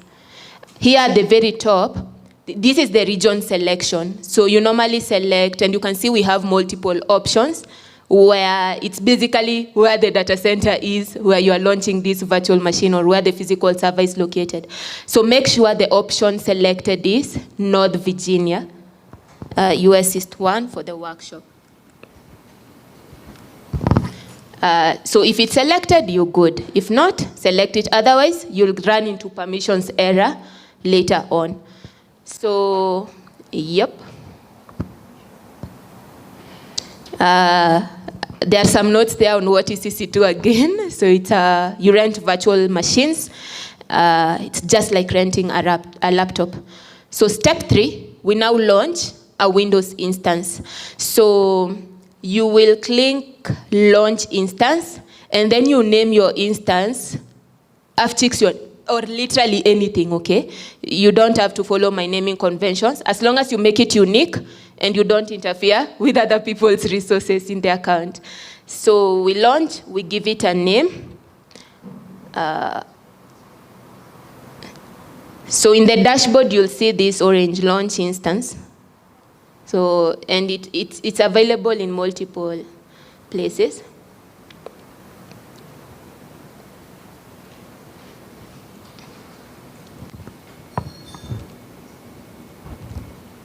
If you see this option, click launch without a walkthrough, okay? And even under instances, there are different ways you'll get that launch button. So under instances, instance is just our naming convention of a virtual machine. So you can click launch instance whenever you see it, continue without a walkthrough. And then the first thing is the name. So remember our naming conventions, okay? So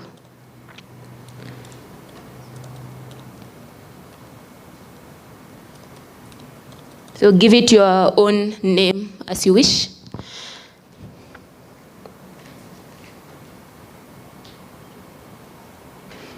And then step 3.3, we are choosing an operating system. So under application and OS images, click the Windows and choose the Windows operating system that you have available. So what you're seeing there is called an AMI, Amazon Machine Image.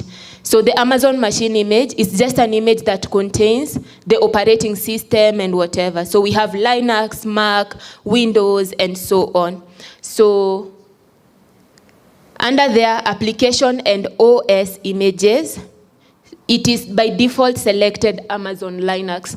What? I want you to choose Windows.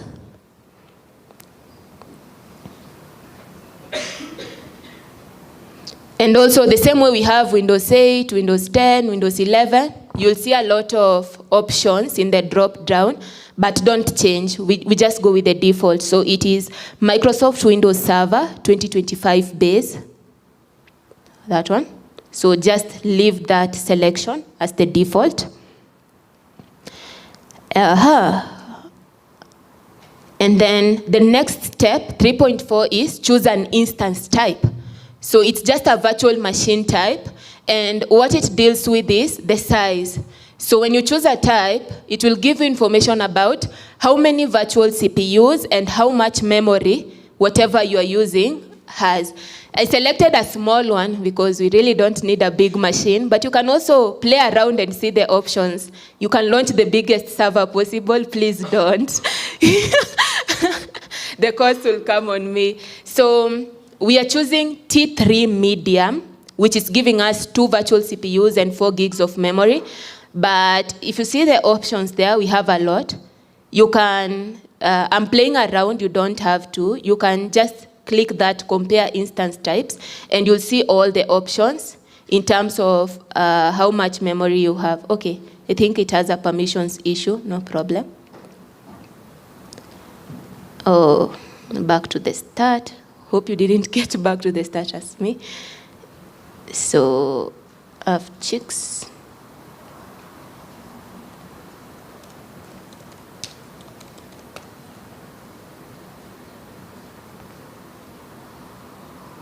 So instance type, choose T3 medium in the drop down.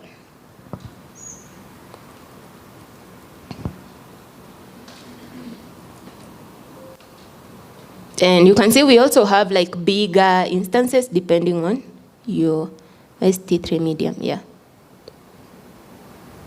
So it has 2 virtual CPUs, 4 gigs of memory, and you can also see like a price breakdown on how much you're going to pay per hour if you choose that specific instance type. Step number, the step on key pair. So 3.5, create a key pair. So a key pair, it's just like we are going to remotely access this server. So we need like a password, right? So with the key pair, it's going to give us like credentials which are going to use to log into this server that we have created. So we are going to use it later on. So make sure you create one because it will download a key file on your laptop. If you select someone else, you won't have access to the key. So create a key pair, give it your unique name, choose RSA format.pem. We normally use the other PPK version. If we are launching like a Linux instance and we need to connect from a Windows machine, don't mind that. For now, just choose .pem, and then you create a key pair. It will download a file on your laptop, a key file.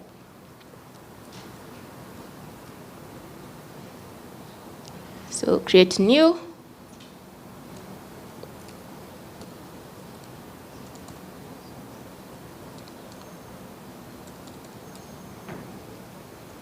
So all other options remain default, apart from the name, okay? And then you click create.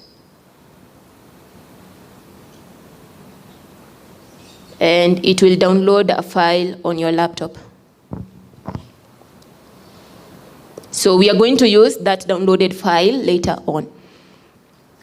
Okay. After that, so we are going into network settings. Of course, if we talk about a physical network, your server has to be within a specific network environment.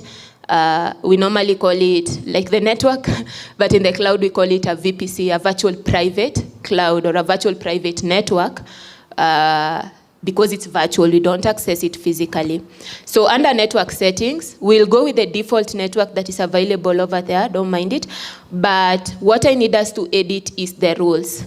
So our firewall rules. One, remember we need to log in and access this virtual machine. So that is the first rule, RDP, Remote Desktop Protocol. It's the type of protocol that allows us to remotely access another machine, okay? So that is rule number one we need to enable. The other rule is HTTP. Why? I told you that you are going to launch a website. So even for you to access, you normally access website through HTTP, HTTPS, right? So we need to open a protocol that will allow us to access it. So under the network settings, over here, so you can see under firewall, our firewall is called a security group in AWS. So the first one is already selected, allow RDP traffic from anywhere. You can choose your own specific IP, it will still work.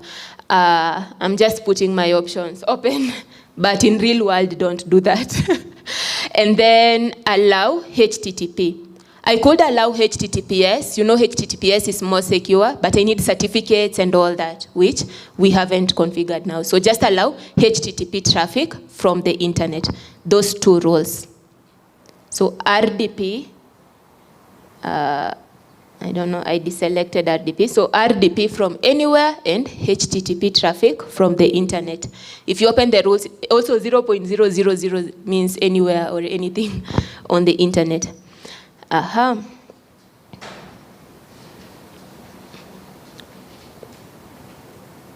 So all the other things you can leave as default. So you can see the next option was storage.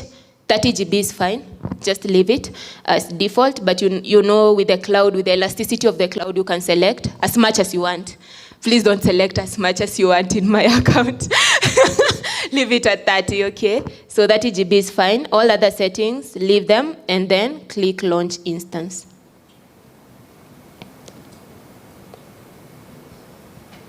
Any oopsies?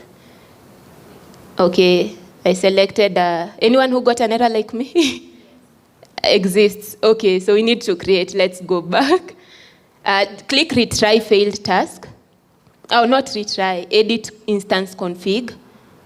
Click edit instance config. And then edit under network settings. You'll see this edit part. Edit.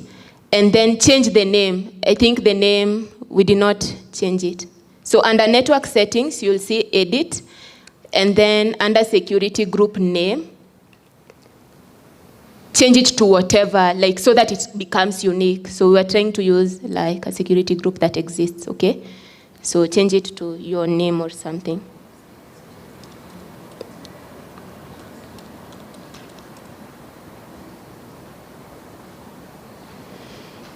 So the rules are okay.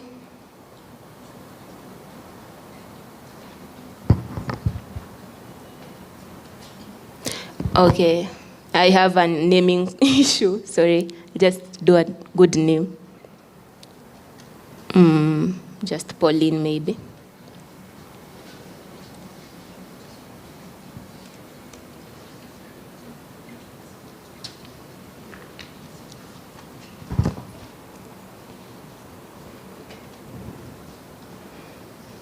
Anyone who is... I hope were your issue solved after changing the name?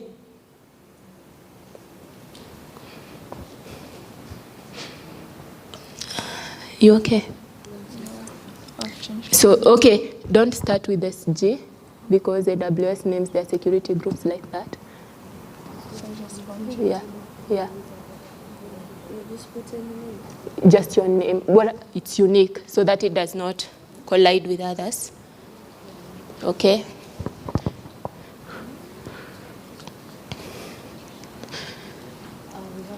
Mm-hmm.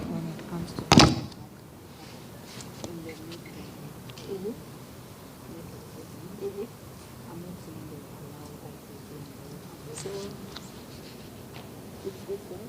So it's in one side to get from anywhere. And then you have a link, utilize HTTP. Yeah, anywhere. So it's just you have selected that here.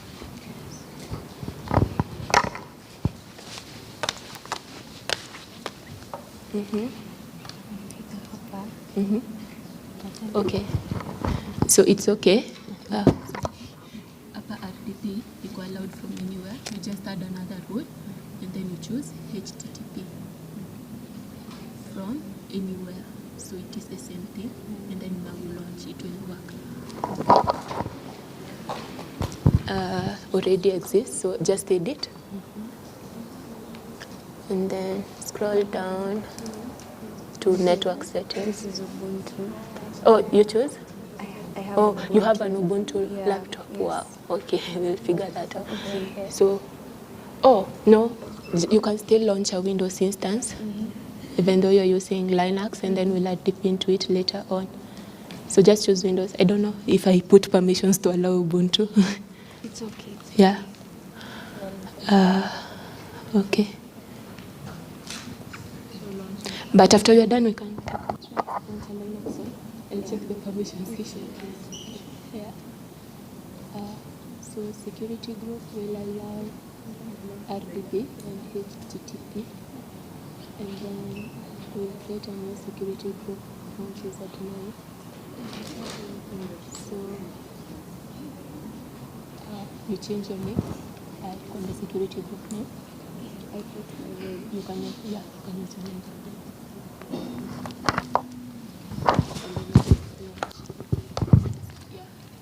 Edit instance configuration. Scroll down to network, and then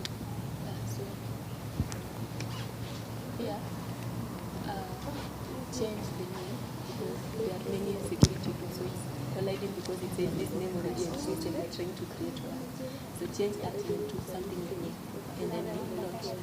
So just think of like unique.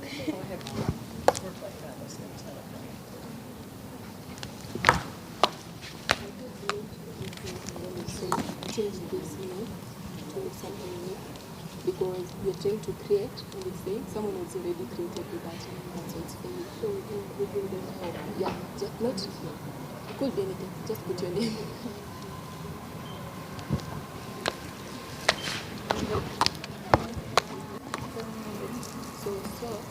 So this, we don't need 3 rows, we don't this one 3.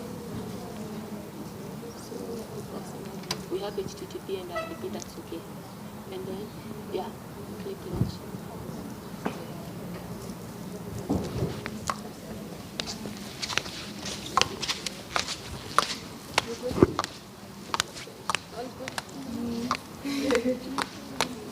So this name, change it to a unique name.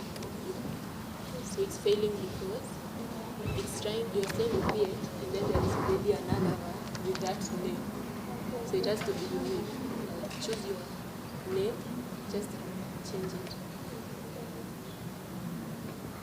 You don't have to even do the naming convention. Put anything.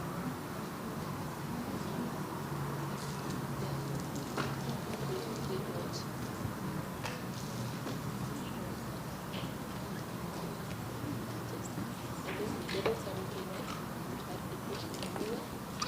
And we also need HTTP because you're hosting a website. So HTTP from anywhere as well. So that's okay. Now we launch.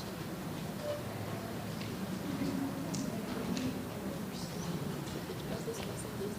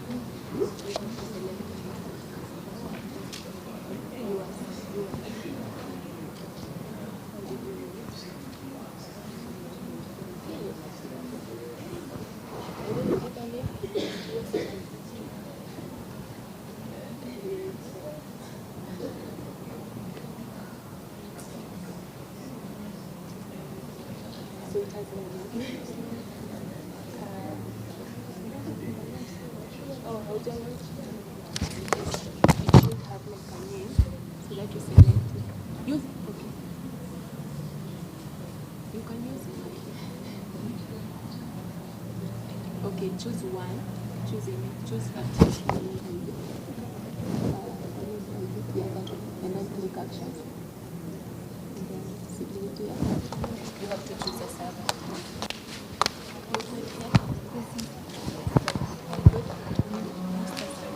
URL. Oh, URL. Sentibay. Like this. Yeah. Slash labs. Slash. Oh my goodness. Afchix 2026. Afchix. And then this one. June 2026. June? Yeah. 2026. And then this one. I really hope it's that. That will then connect Oh. to the boundaries. Sentibay. Oh, .com. Oh. .com? Yeah. And then we try. I hope I remember.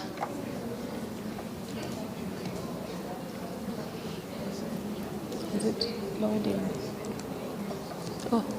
Okay, it's loading. Perfect. Hi. Okay. Yeah, so this is a problem with the same name of a security group. So here, under edit, and then change this name to something unique, like your name, and then launch.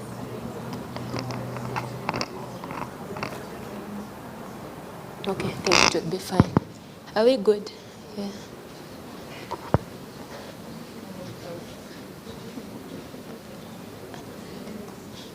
Mko sawa?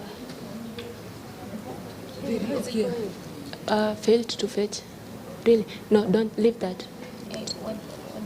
It should not. Here equals applications, leave it. Just go to EC2. You had already launched a server? Not yet. Not yet. Mbona wewe umelaunch server?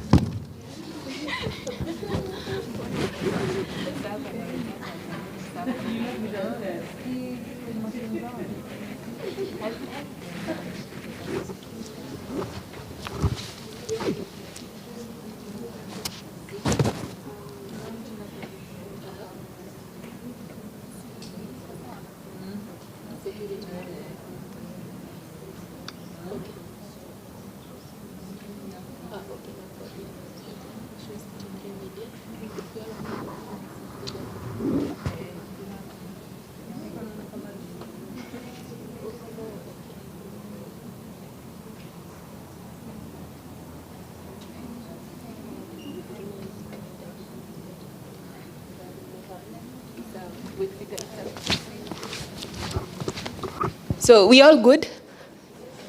Clock it if your instance is launched. Okay. Yeah, so you can select that instance ID that you have available. So it's the ID of your virtual machine. And then, yeah, open it.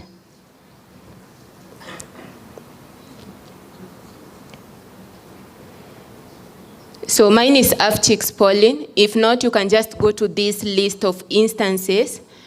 Here, if you cannot access it that way, just go to that list of instances and choose yours. You see there are lots of servers there.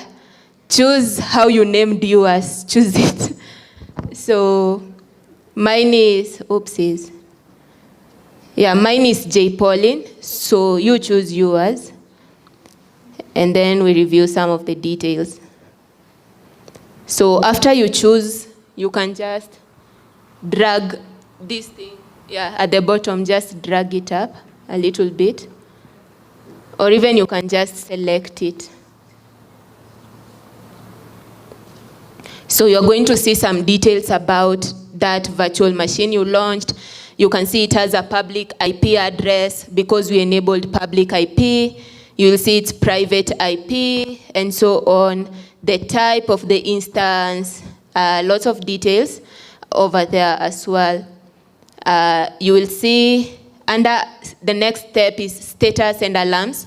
So that status is just letting you know if everything is working correctly. So you'd have 3 status checks. One is the system. That means that the physical server in the data center is working correctly, so it's a pass. The second one, instance, our virtual machine, is okay. And EBS is the volume, like SSD drive. So it also checks that, and it's telling you that is also okay as the status check. Under monitoring, right now you won't see a nice graph because you have not done anything yet. But here you can check your networks later on. Like after we launch the server, here is where you can come see what is the percentage of CPU that you have utilized, network in, network out. So it is a lot of monitoring things about our virtual server. Under security, you're going to get details about our firewall. When we launched that server, we said we want to enable RDP, HTTP.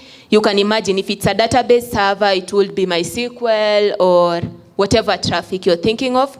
So you'll see the rules over there. We do have details on networking. Under storage, it tells you it attached an SSD drive, which is 30 GB. So we left that as default. Just choose a default volume. And then the tag is just your name. So it will tell you the only tag you put. You can put many tags, especially for monitoring. Maybe that server is a production server. So you'll put, like the environment is production, so that you know.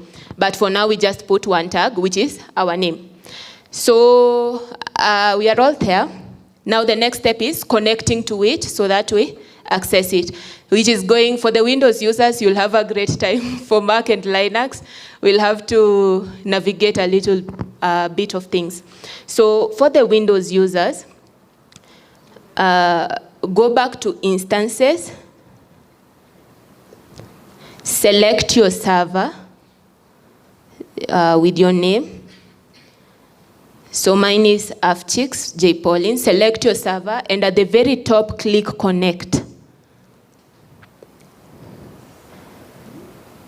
So select your server, and then there, just after the refresh button, there is Connect.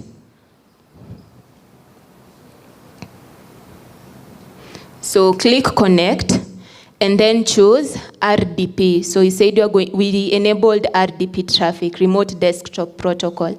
Connect, and then RDP client.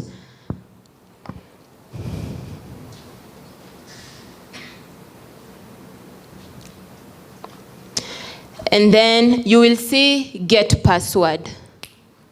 You'll see get password there. So if you follow the instructions, you'll also find another way. If you're following me, you can see get password. So we want to get the password. Like when you log into your laptop, you normally put username and password, right?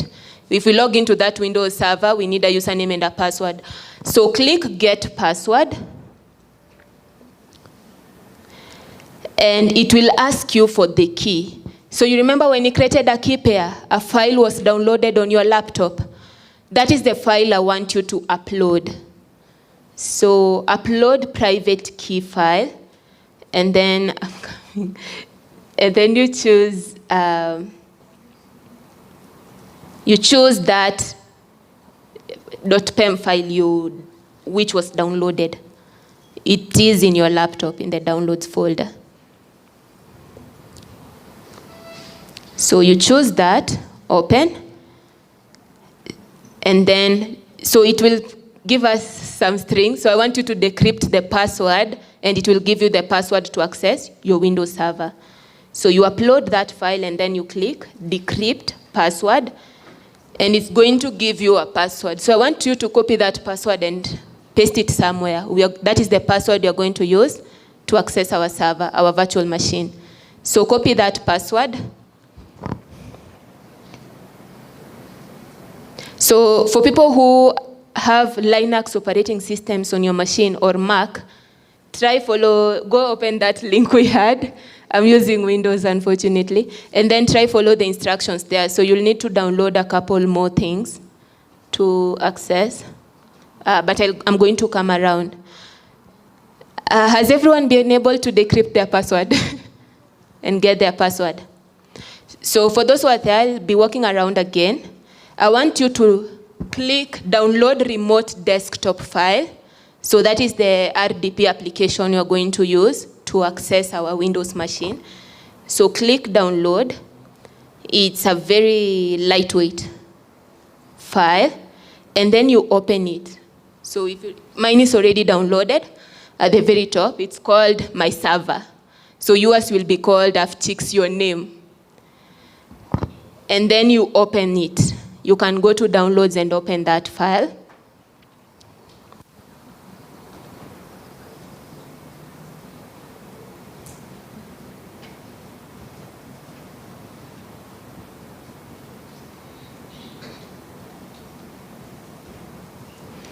And it's trying to tell me I'm establishing a remote connection to a server. So this is what will open, and now you just need to click connect. So I'll still come around if you are stuck, don't worry. So just click connect if it opens that file.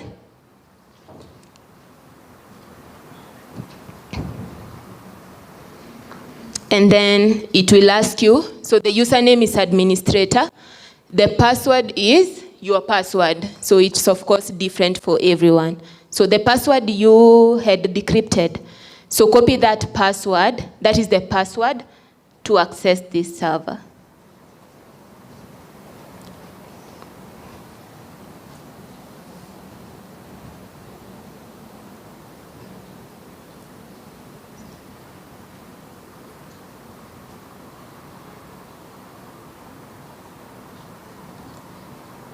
And then click OK, and then you will be able to log in. So if it comes this warning of certificate, just click yes. And then a virtual machine will open somehow on your laptop. So this is not mine. This is the Windows virtual machine loading. Let me wait for it and then come around. Oh, time.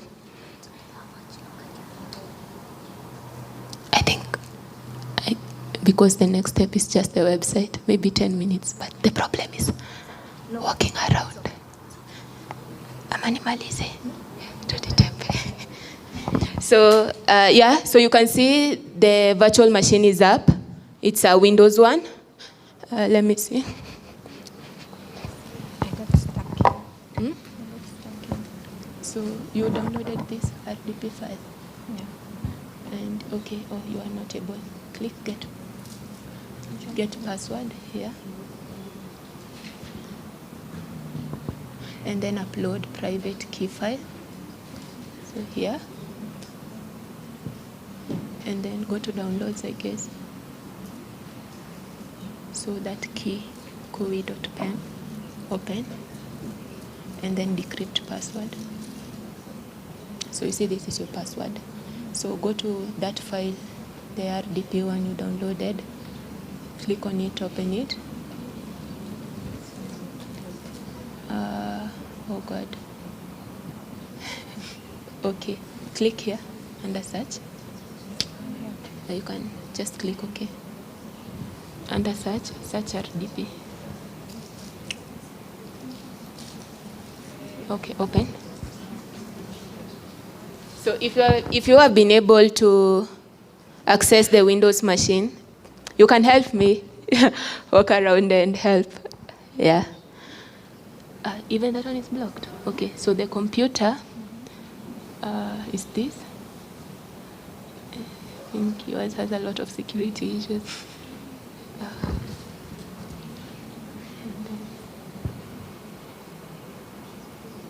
So the password is this.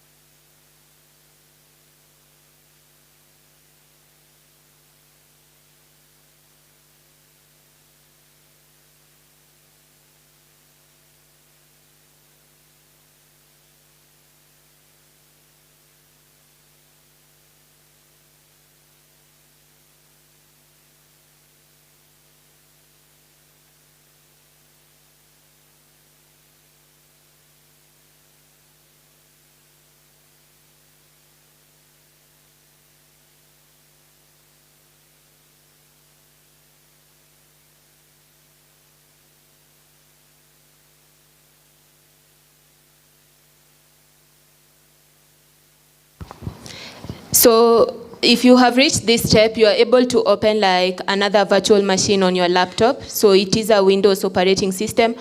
It has all the details about where is it from, its private IP, the locations, the size, and so on. So you can access it as any Windows computer that you have available. So the next step was just to host an application on it, which is optional. For now, you have seen the virtual machine. It's up and running. And you can use those little boxes if you want to access your own laptop. So you can minimize that screen so that you access your own laptop as well. So the next step was just to copy a couple of commands to install a website on that server and see if we can access it over the internet. So the steps are under that link I shared before.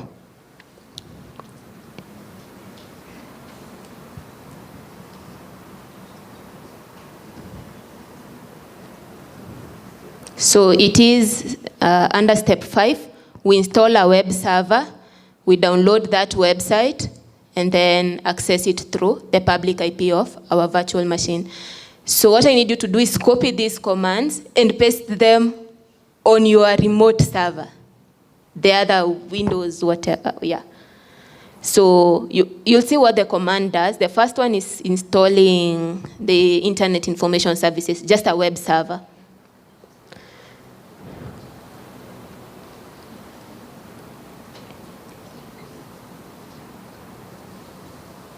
Under command prompt. So you just access, you navigate it as you will navigate your laptop, okay? You navigate this page as you will. So just open command prompt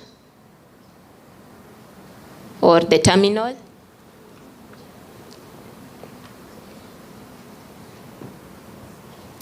So this is the PowerShell of the virtual machine, not on your laptop. Remember, it can confuse. So you open the terminal on the remote virtual machine link, and then if you, I think, right click or something, it will paste. So if you just right click on your mouse or your button, it will paste the command.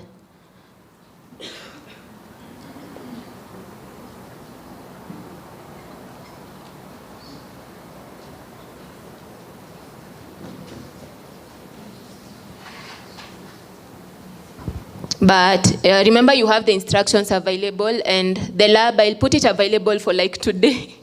So you can always go back and follow the instructions, and if you're stuck anywhere.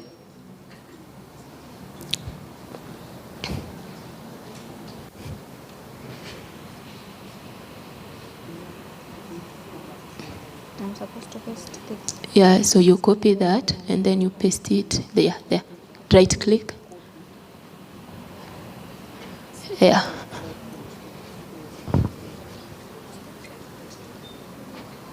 Is it working? No, it's yeah. So I minimize this screen. See here. Oh yeah. So rudi hapa kwa workshop. Hapa kwa workshop. Alafu ukienda step 5.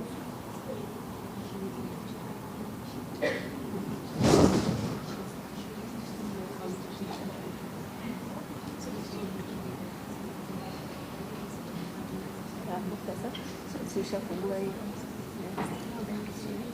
so copy hii and then rudi huko ndani, right click, enter. So hizo commands zingine utakopi huko ukileta hapa. You all good?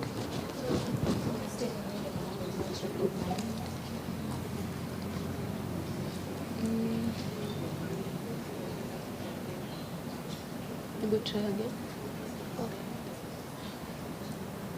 Okay. Just go back to.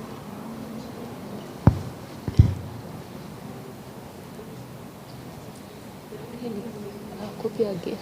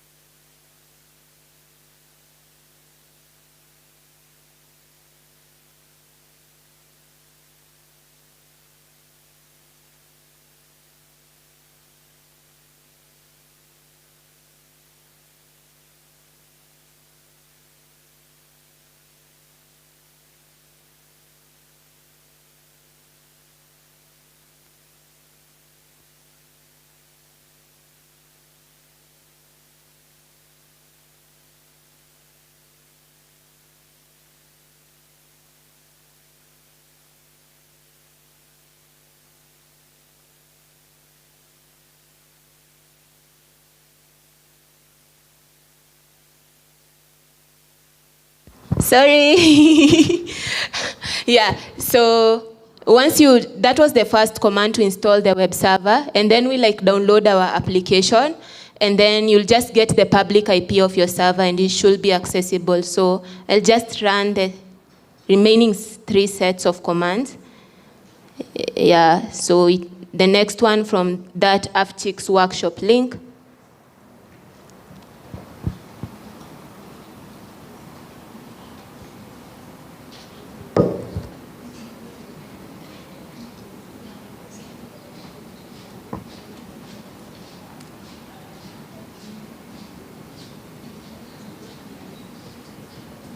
So we extract that website files.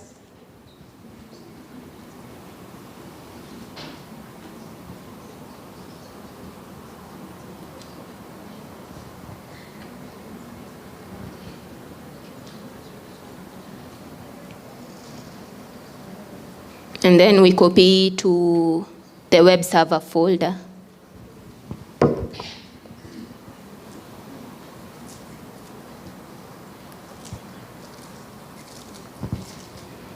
Okay, and that's literally it. So if you finish all those steps, and then you just go back to your own laptop and access the public IP of your virtual machine, it will be able to load a website because we enabled HTTP. So to our instance, which we launched, yeah? If I get its public IP, so back on my laptop, not inside the virtual machine, yours will have a unique public IP as well. And then I paste it on the browser.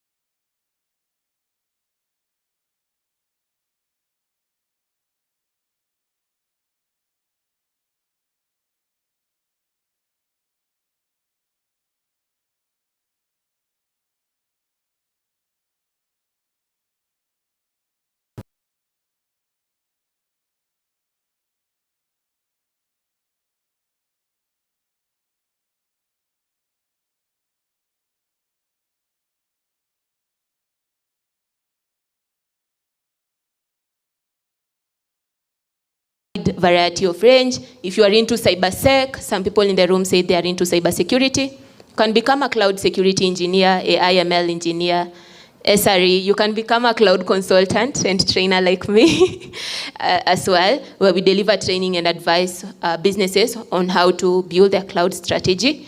If you are a salesperson, you can also get into cloud sales, pre-sales role, where you understand cloud, but you are also able to talk to businesses as well. Some free resources, you can just take a screenshot or whatever, which I would recommend for anyone getting started. We do have AWS Skill Builder. It's really nice for AWS resources. If you want to build your hands-on skills, we normally get around 200 credits if you're starting up. So you can just go to the console and try these services out as well. Some YouTube channels, mine specifically is Kira Tech Hub. I do post cloud content. You can go check that out as well. And attend, community is important. We do have our community day next week actually for AWS. So yeah, you can check that out as well. And my parting shot for you. So the cloud industry is still growing as well, and I think there is a room for everyone. I have seen people switch career paths from anything at all to cloud. And yeah, if you just start learning now, you can launch a career in the cloud. So yeah, let's build and have more women in the cloud space. And that's it. I am Paulina Mwakira again. You can check me out on LinkedIn, my YouTube channel, Kira Tech Hub, for cloud AI content, machine learning, and sentibay.com, my website, just to review what I do in terms of training and cloud consulting. So thank you so much. I hope everyone, at least you got to launching the virtual machine. The website, I don't mind much, but you can just follow up the instructions and I'll be around if you got stuck on, deploying the website and accessing it. So thank you so much for being an amazing audience today. Yeah, and trying this out. Please, can she get a better round of applause? Yes.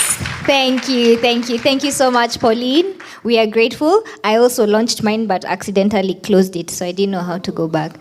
But I'll find you later.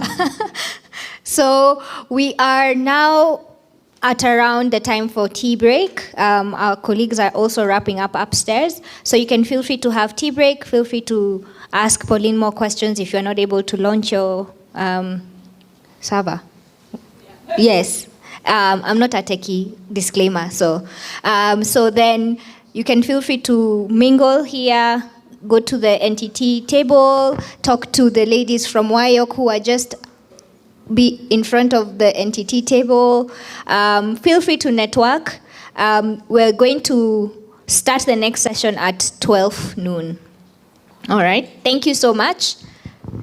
and enjoy the networking and break.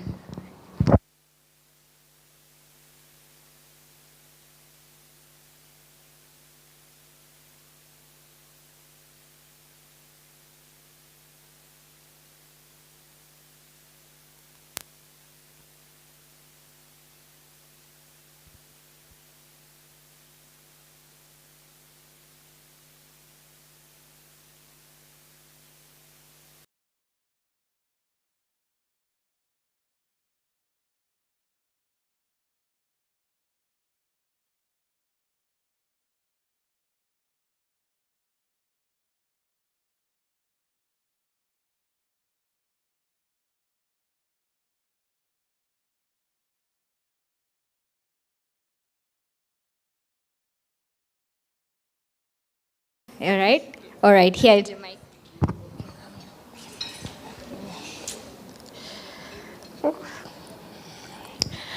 Hello, everyone. Hi. I'm Jashiba. Hi. Wave at me if you can see me. Wow, thank you. I didn't write my speech. I'll just go with the flow. My name is Rachel Kamau. I'm a software developer and also a cybersecurity trainer, but under cybersecurity, I am in cloud security, platform engineering. Okay. By a show of hands, is everyone here from tech? Like you started like the first, you started with your like degree in tech, but it's not different, is it? Is there anyone from a different pathway? Ah, nice, nice, nice, nice. You are not alone. I was one of you. I did a degree in supply chain management. Yes. My career in technology started in 2020 when Corona came. Yes. So when Corona came, we all know that we were stuck. Like everything was a bit on hold, even the studies, we were not studying because at that moment we were not like conversant with online learning and also even the jobs. We were not doing the online work. So as for me, I was just at home, just waiting for that wave of Corona to pass for my next step. But as I was scrolling through my Facebook, yes, Facebook, I saw a post. On this post, they were asking they were recruiting women to be able to be trained in technology, but they didn't give any specification that they needed people who are already in tech. So I got curious. Since I wasn't doing anything, so I said, why not? Let me just try and see, maybe it's something that can be able to keep me going on. And not knowing that this is my turning point. So I signed up into that organization. That organization is called Pwani Technical Girls. It is in Mombasa. But they had collaborated with American Spaces. They were doing the training in Nakuru, Mombasa, and Eldoret. But they were doing it virtually. But the practical session, you had to go to the American Spaces in those spaces. So they were targeting women in those places. So I applied. The first lesson or my first take, I felt that space was really intimidating for me because first, I didn't know anything about code. I had not done anything to do with code. So you can imagine you are in an online space.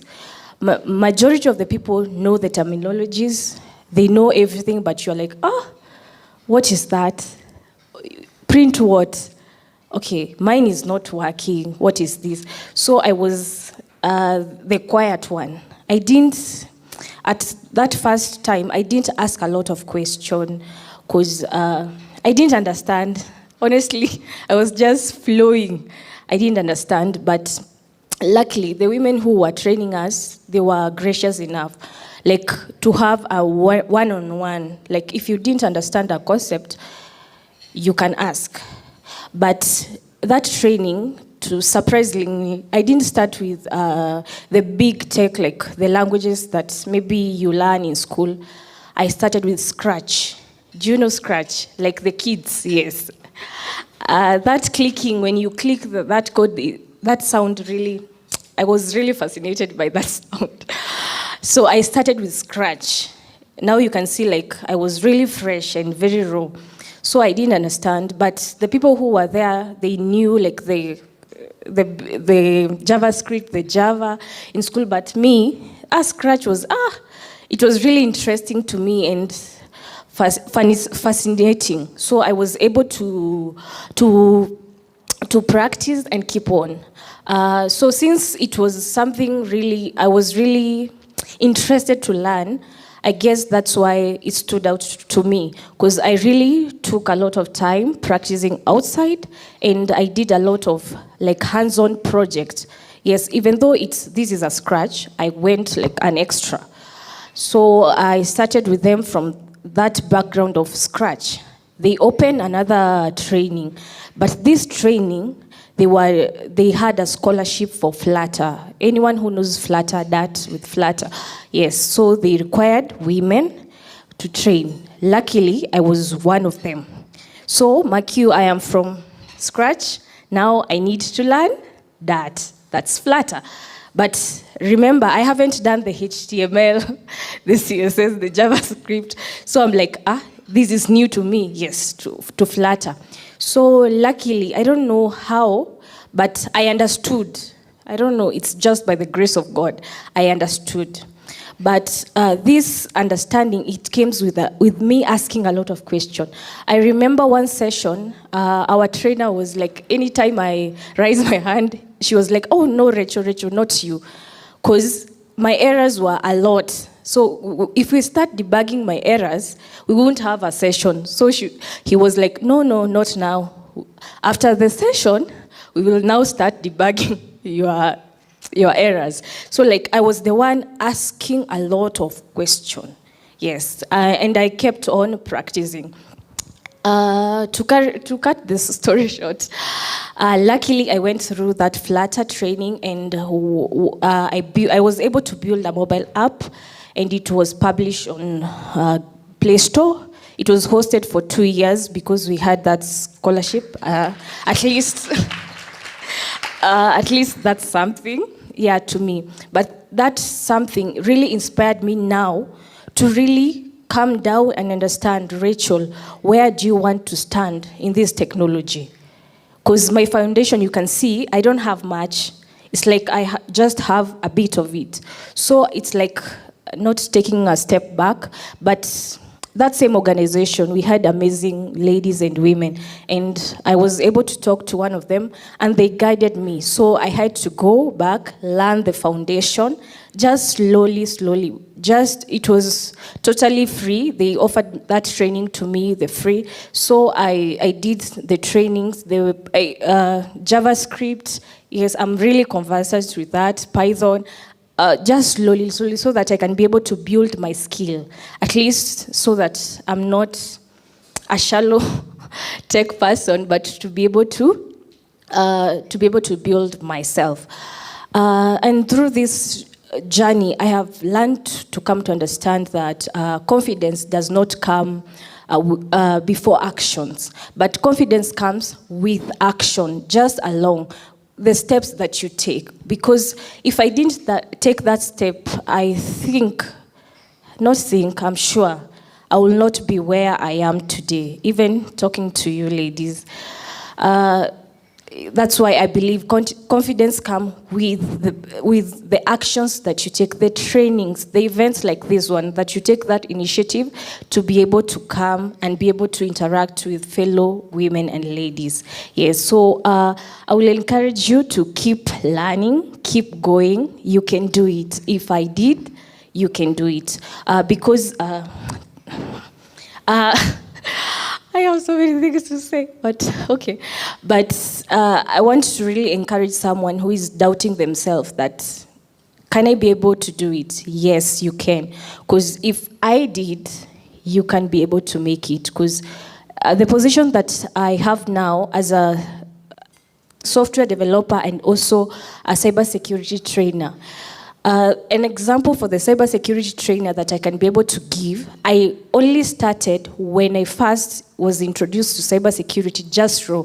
So I did only the training for awareness before I went deeper now to be fully. So you don't have to know much for you to start. Start where you are. Yeah, and this is where I work part-time, but full-time, I work with Jubilee Asset Management as a platform engineer. But at that position, I'm still learning. I can't say that I am yet there, but I am learning. So ladies, you can do it, yes. And keep on learning. Keep on learning, yes. Okay, thank you. Any questions? Any questions?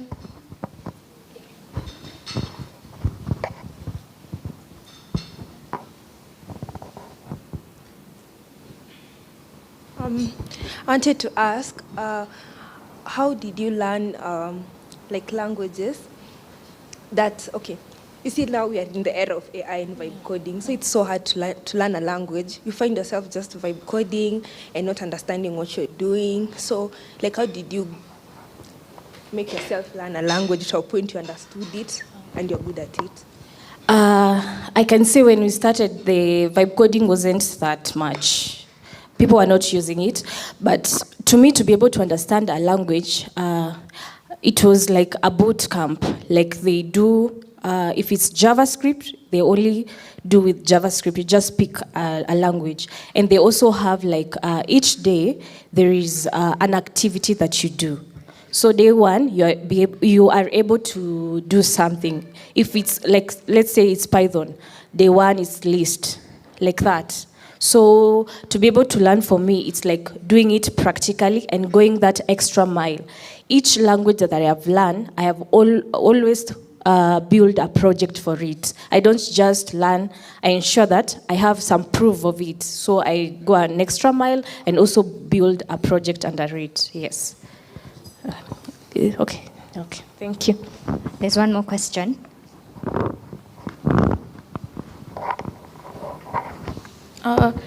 Hi, Rachel. Hello. I wanted to ask, when you were going into tech, did you feel like any intimidation? And if so, how did you deal with that? Yes, I felt really intimidated, especially that part when you enter into a room and everyone knows this is my seat, this is where you are supposed to go. But to me, I didn't feel. So I felt lost. At first, I really felt lost, and I wanted to also quit the program. So that program was conducted by really amazing women.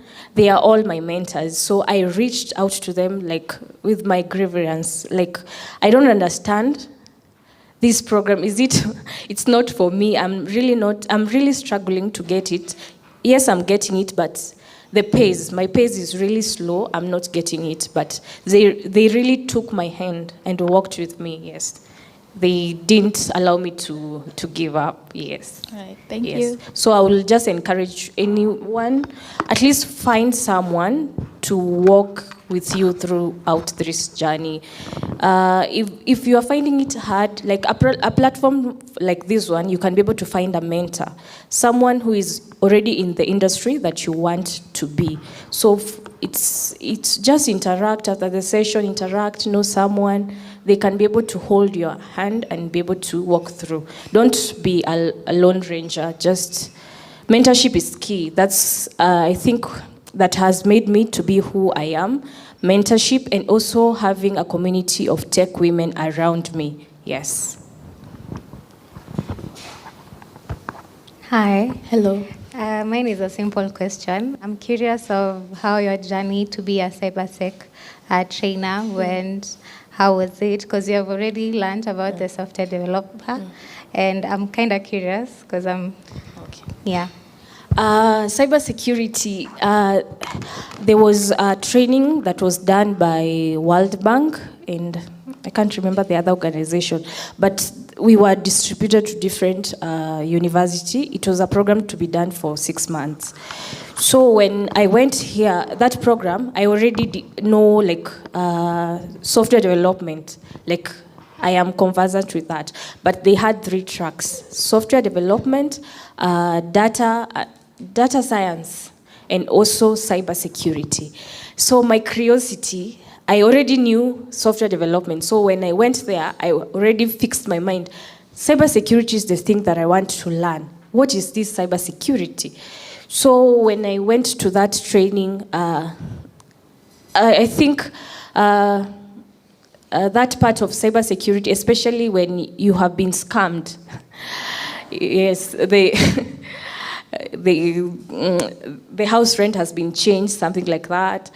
Yes, it really caught my eye. And what really amazed me in cybersecurity is not how you know like how to hack someone. It's only start with the knowledge. It's only the cybersecurity awareness. That's where everything starts. The social engineering, that's all other attack starts. So I really focused on that because it was only a 6 month.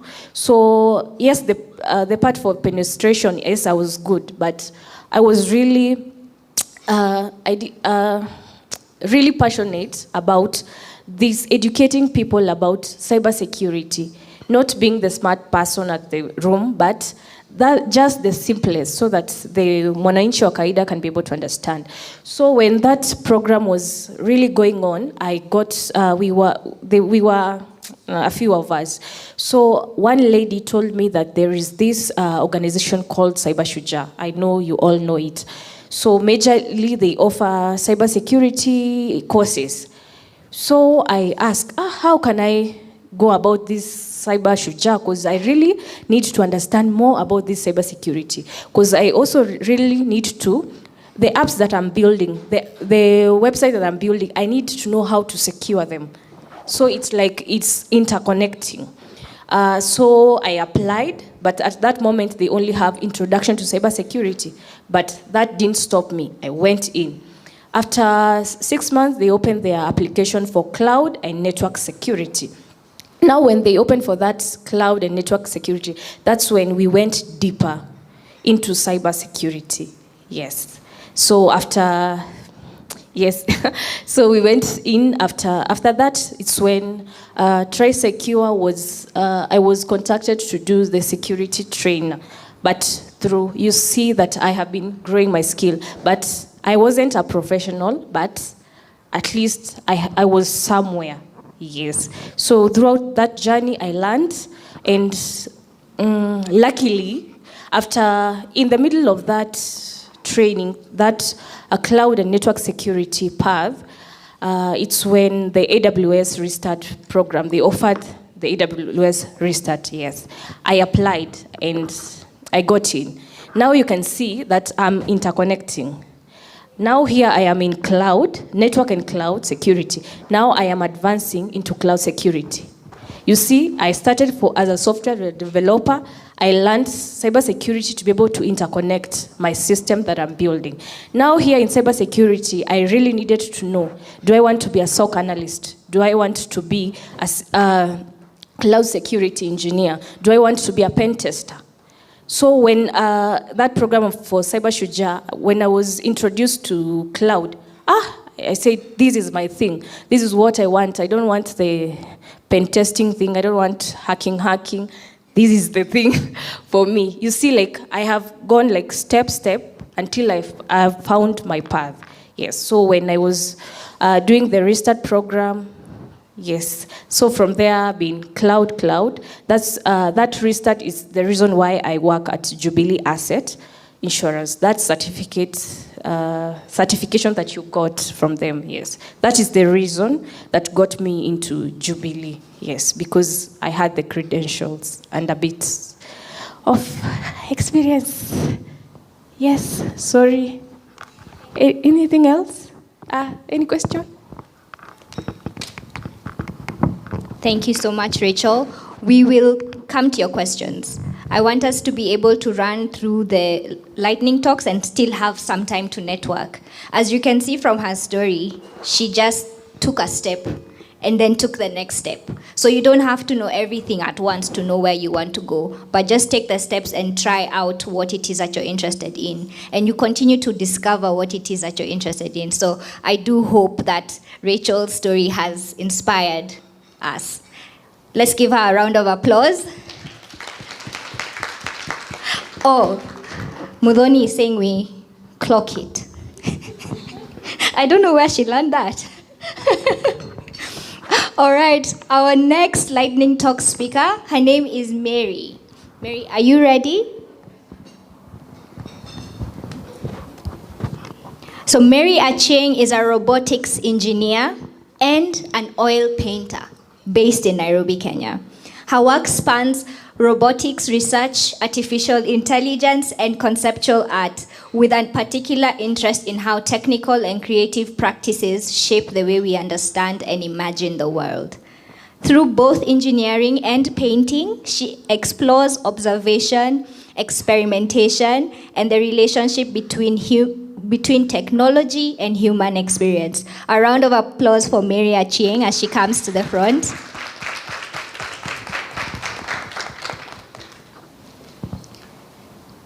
Karibu sana. Let me set up her presentation.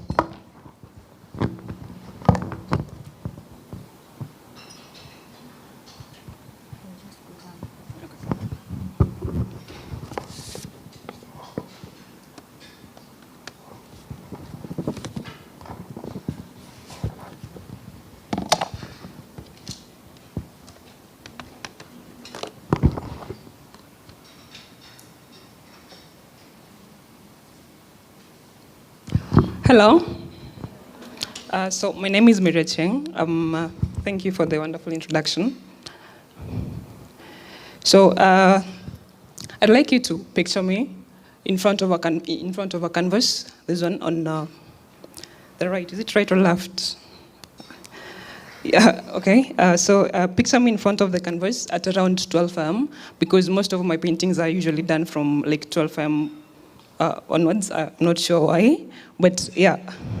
So I'm looking at this canvas, and I'm not okay with it. There's something about like how the painting is coming out that is not what I intended to make from the canvas.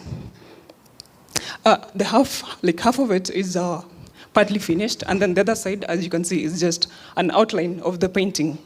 It's a portrait of myself, but then it's divided into like two parts, where there's one side of me is on this side, and then the other side is just an outline of the half of my face. So I left the painting halfway because I was not content with the direction it was taking, as the feeling I intended for the painting to have on the audience viewing it was not the thing I was getting from the work.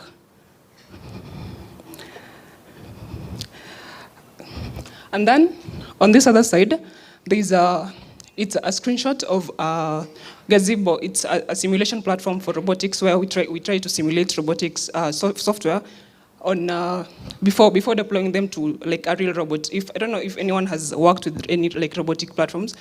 Usually, before deploying any robotic software to hardware, you have to do like a lot of experimentation on software, because a lot of the robotics hardware are very expensive.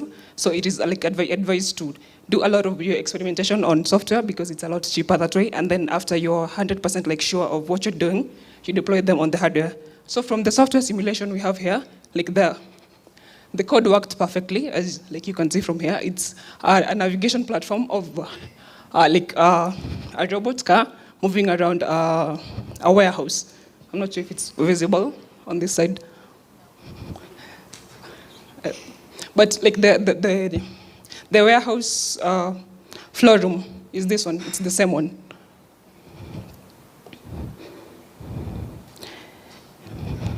Okay, so I'm a robotics engineer, and also I'm an oil painter.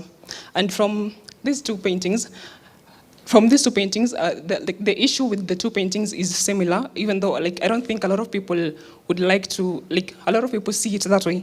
Because on this side, there's a feeling I intended for the audience to have, which I'm not seeing because of the technique is fine, but then how I implemented the value is how light and darkness appears on an image.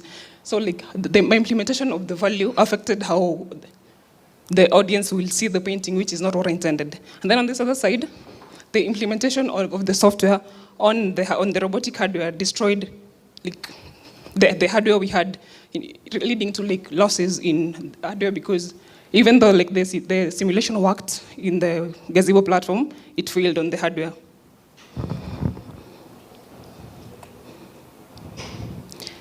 So before an artist can begin to apply oil on canvas, it's usually advised to start with drawing. So with drawing, the best way to start is using a course called the back drawing course.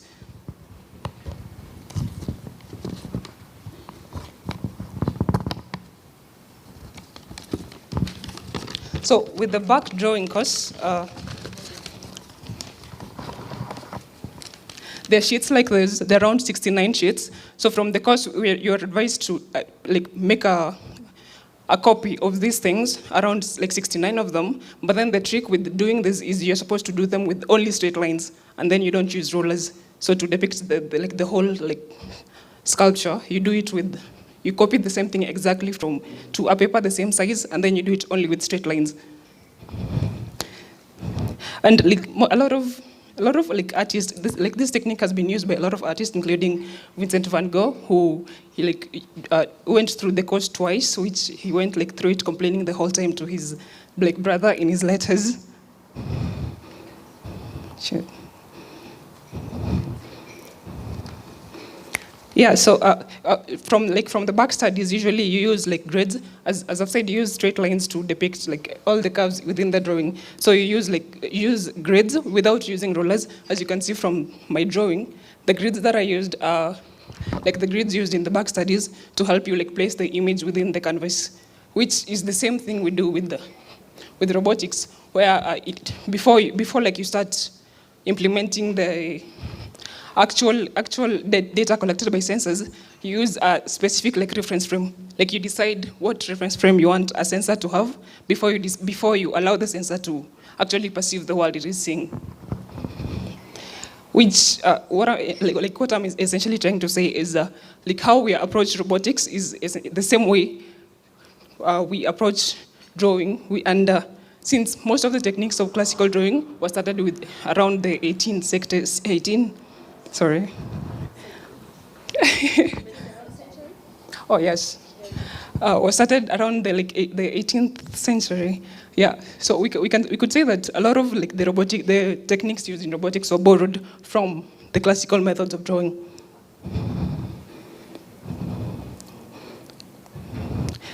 So, like I said before, from my first image, the intention I intended to convey on canvas was different from what I actually got on canvas, which tells us that even though I have an idea of something I want to implement on canvas, most of the times the world and my hand, in a sense, let's say my technique, comes in the way of what I intend to explore on the canvas, which is similar to robotics. As every time you try a software you try simulation on your laptop, a lot of the times anyone who's worked with robotics will tell you it will work every single time you try it on software. And then the moment you try to you shift it to the hardware, it usually there's a lot of uncertainty in the real world that affects how the robot interacts with the code. So also here,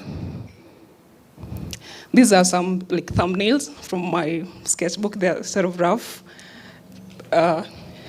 Each of the thumbnails took at least, say, 60 seconds, which is trying to study how to place objects within a composition and to decide which composition to use depending on the message I'm trying to pass across. So from all the thumbnails, the one I decided to go with was this one here, the one with a tick. which is currently a work in progress there, as you can see, which was transferred on canvas.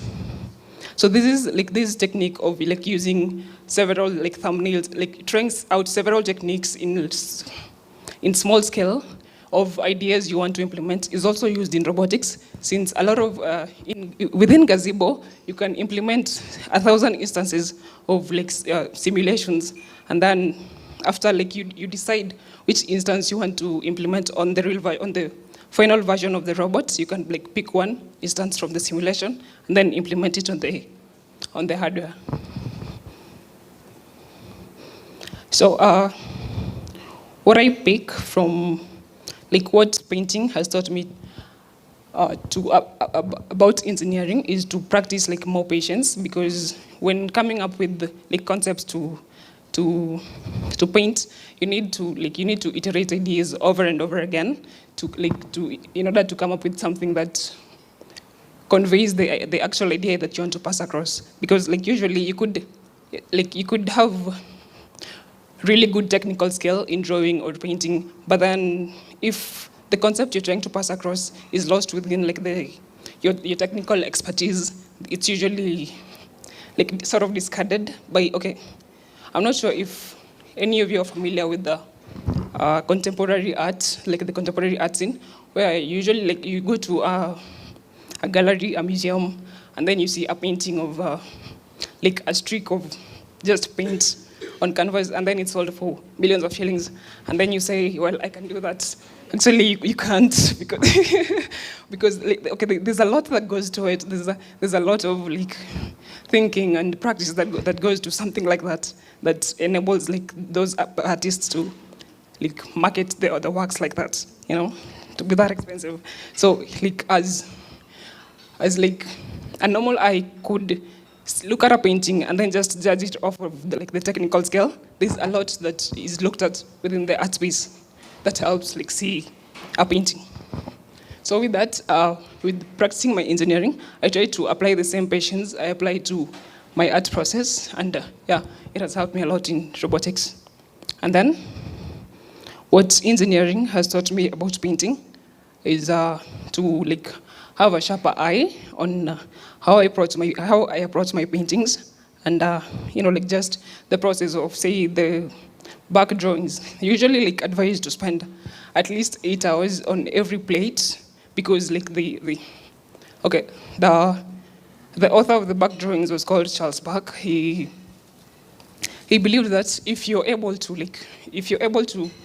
recopy the back drawings exactly as he drew them, then you're in a sense training your eye to locate relationships of things in the world, and in that way you like improve your technique.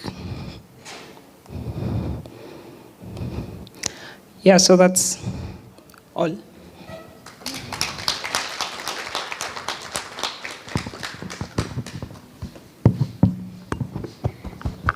A better round of applause for Mary. I think we're in awe, because what? Painting and robotics and how that works. While you were speaking, I was just thinking, you're using your hobby to enhance your work and vice versa. And that's beautiful, because I think sometimes we forget that our hobbies could help us enhance what we do for work. So this was so brilliant. I am definitely now going to go into museums and be like, the technique. So thank you so much, Mary. We really appreciate it. And I'm looking forward to speaking to you a bit more, because I wanted to be a painter, drawer when I was younger, but it's refused. But maybe I can learn through the techniques. Let's give her another round of applause. Do we have any questions for her before she sits down? Yes. Thanks, Daniel. Okay, I have a question to do with, I like the way that you are very present in your personality. I can see it when you were talking about robotics and oil painting and how you could switch between the two. So I am curious as, when was your first moment when you realized, actually, I can see a correlation between the two, that some people won't see. Like for me, I'm just like, okay, oil painting, and then this is robotics, neither which I am interested in. But for you, when was your first moment, and how did you handle now the transition? Because I'm guessing change can be difficult. Oh, yeah, I was interested in robotics since I was a child, but then I came across art in high school, and then, I fell in love with I first fell in love with drawing, and then over time I came across oil painting, and then, just out of stubbornness, I decided I was going to do both of them instead of pick one, because I love them both.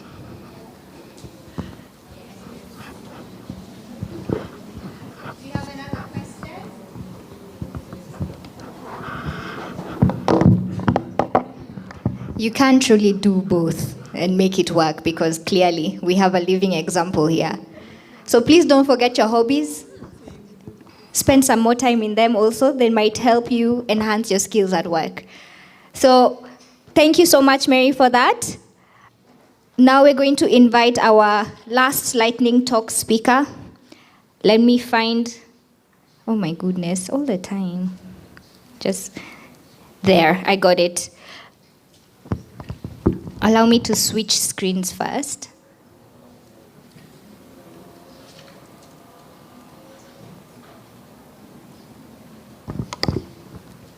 Lovely.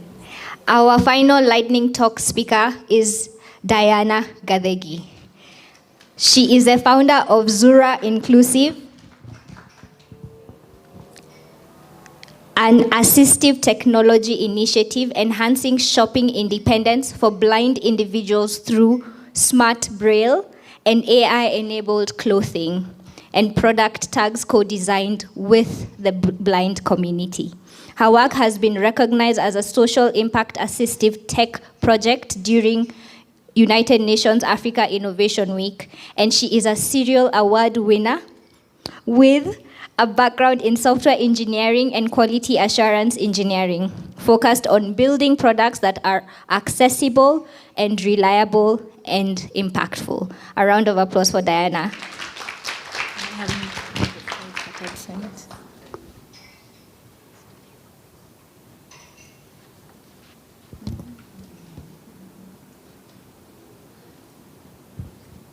Well, thank you for the introduction. As she's setting up my slides, I'd love to say that I began as a software developer, and when I got out of school, I struggled finding jobs because, again, I was looking for jobs in the NGO sector. I was always one who loved impactful things, and so I was looking for jobs around that sector. And so when I began, I said, because I'm not finding jobs, how about I create jobs? How about I build my own business and make it impactful? And that's how I began Zura Inclusive, an assistive tech startup that helps the blind to shop independently. And for real, it has grown well. So I'd love to thank you all for being here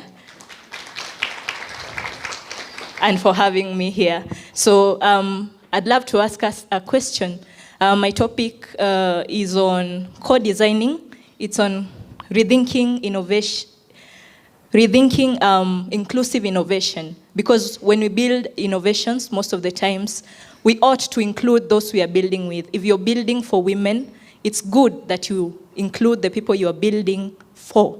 And so it's about designing with communities and not designing things for them.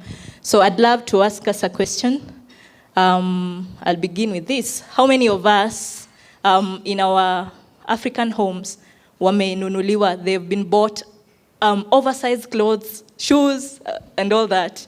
Yeah, I can see a majority of us. This is because our parents never involved us when it comes to matters shopping, when it comes to things like buying for us items. Of course, they had good intentions. They'd go to the market and they'll come back and say, hey, I bought you these shoes. But then you realize that the shoe is, it's oversized. And that's what my grandma used to do to me. She would go to the market. She was very happy to buy the shoes. And she's like, I'm rewarding you this. You did well in school. But then again, it's oversized and I don't like them. So most of the times I'd end up not wearing them. And she'd ask, mbona uvangi zile viatu nilikubaia, and this is like, why don't you wear those shoes? She fails to understand why don't I wear, but she doesn't know that when I go to school, people are laughing at my shoes because they are oversized and I was small-bodied. And later on I told her, Grandma, if you can take me shopping and you get me something, I'll always wear them. And she trusted me. She took me, and I got a good shoe. At that time, she took me to Gikomba. And from that time, I took care of those shoes because I knew if they get spoiled, she's going to take me back to the oversized shoes that she used to buy. And so after she involved me, she realized that this girl is taking care of these shoes. This girl, actually, she's making it clean because it was to my style, it was to my liking. And finally, I felt that she had me. Finally, she has involved me in something. And so this goes to also innovations. When you build for people and you don't involve them, most of the time, the things are never used. Most of the time, it's not impactful as expected. And so what is rethinking inclusive innovation? This is rethinking how we build things. It's not a matter of, the traditional systems say that it's top to down, where you go, you build a product, and you take it to the community. But inclusive innovation, when we rethink it, it's supposed to be a bottom-up approach. I remember there was a politician who said bottom-up, and most of us went with the narrative because finally we felt like as youths, somebody is including us in something, they are involving us. And so the bottom-up comes in where you reimagine, who are we building for? Do we need them in this? And then you involve them in every step of the product. It's not just about building a product, designing it, building it, and then taking it to the community, making the community the end user. It's about making the community co-creators, co-designers with you, and making them a part of your product. And with this,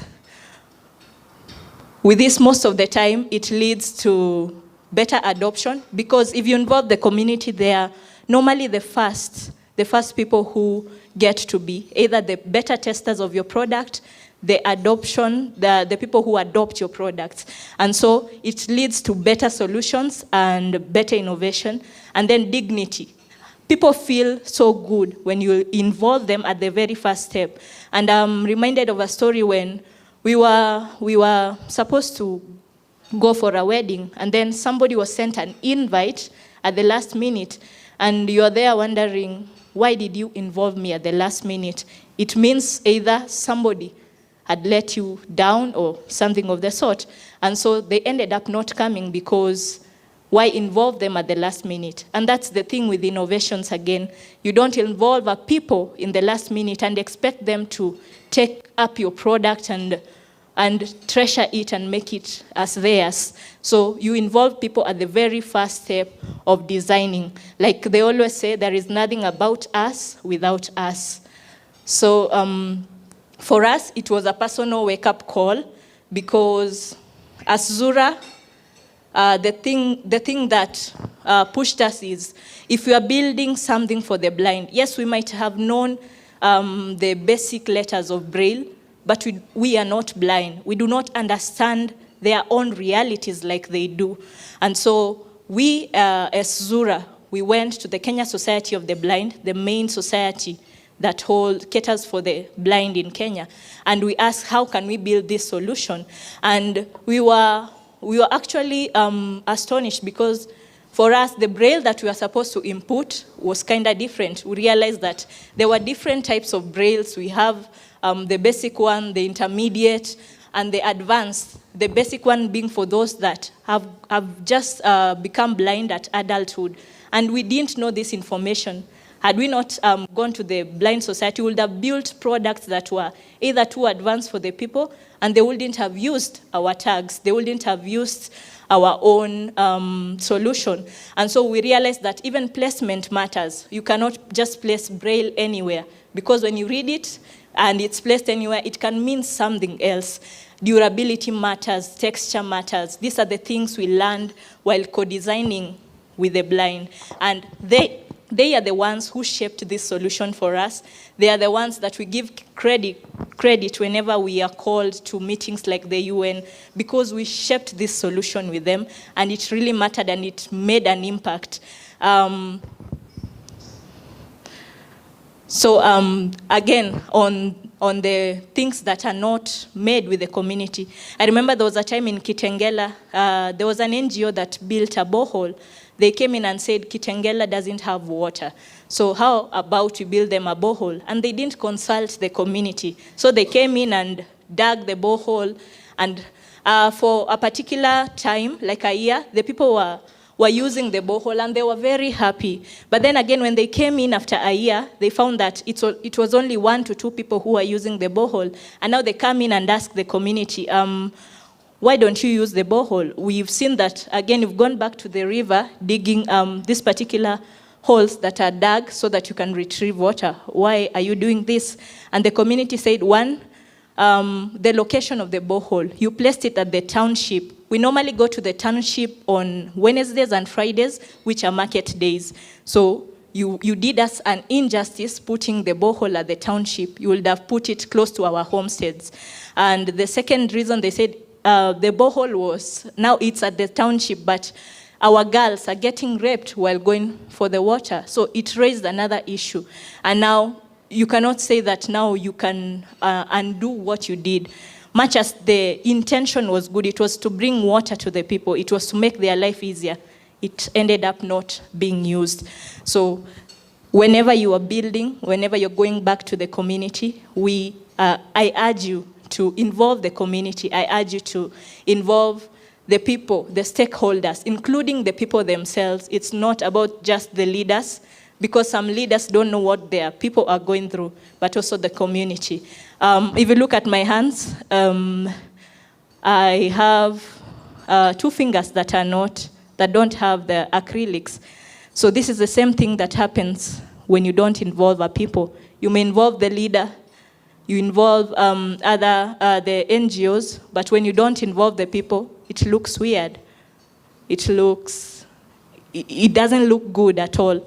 So I'll urge us, when we are building, build with the people. I would like to explore the 4C framework. So inclusive innovation doesn't only work for people with disabilities. It works across systems like healthcare, the education, agriculture, and whatever we are all learning about. So when you go out there, first of all, consult with the people again. That's why I love the business model that is always a B2C, where the direct consumer is involved. So involve, consult with them, ask them, how do you want to build this product? How the hows matter, and then the whys, and then co-create with them.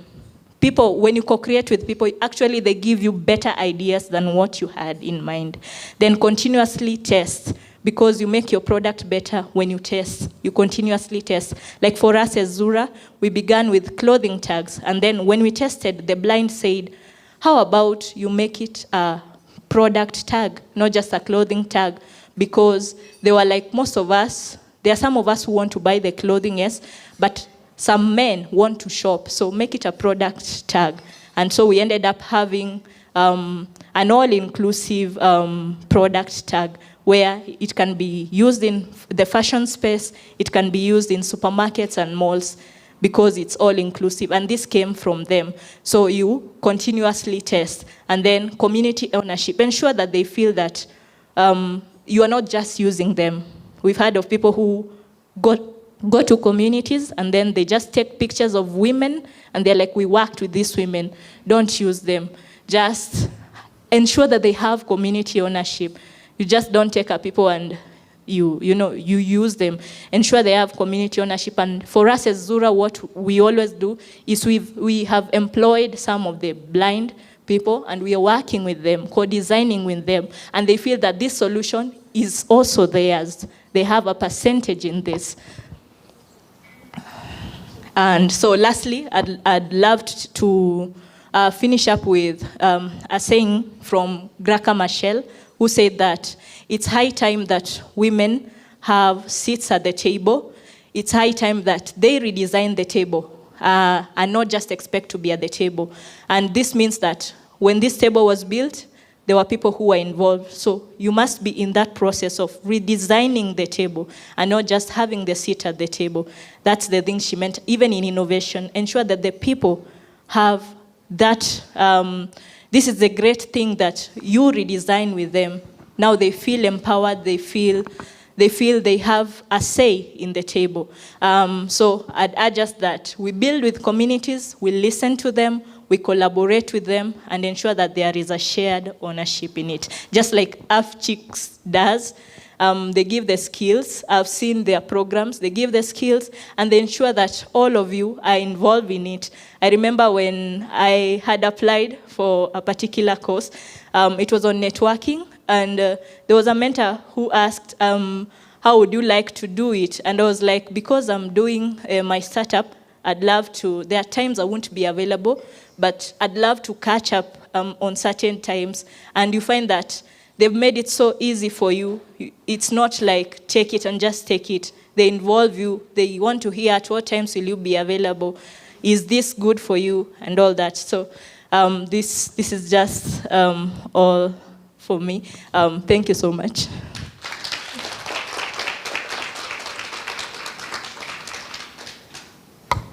Thank you so, so much.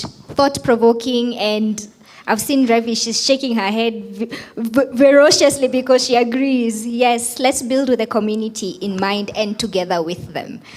Before she sits down, do you have any questions for her? Immediately. All right, we'll start with her first and then you.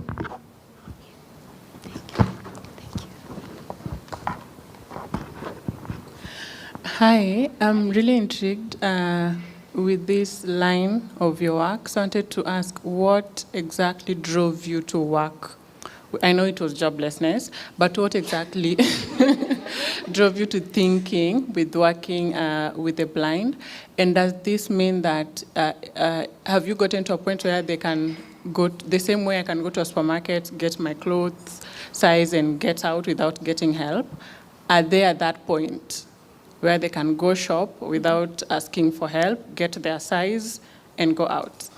Okay. So thank you for your question. I'd say, do I say partly unemployment drove me to this? But it's because, again, remember I said, I wanted to work with NGOs and for NGOs, and then I could not find where I fit, and so I decided, because I schooled at Moringa, and Moringa told us that this is after school, after campus, I needed at Moringa School. And they told us that if you don't get a job, be the problem solver. Identify a problem in your community, identify a gap, and be the problem solver, make it impactful, make it something that other people can gain employment from. And so that's how I landed in Zura. I began looking for problems around me. And one of the things is I had, at that time, she was just a friend, and she later passed on, and she had a brother who was blind, a young brother. And so there was one time she told me, we can go thrift shopping. And I told her, so you can bring along your brother. And then she was like, much as he is partially blind, most of the time we do the shopping for him. And I realized this is a gap that has not been covered. So how about I build such a product for them? And I began the ideation, I began everything, and I started applying to incubators that will help me narrow down my idea, get a team and all that. And so that is how we began Zura. We identified a gap, and we started co-designing with the blind.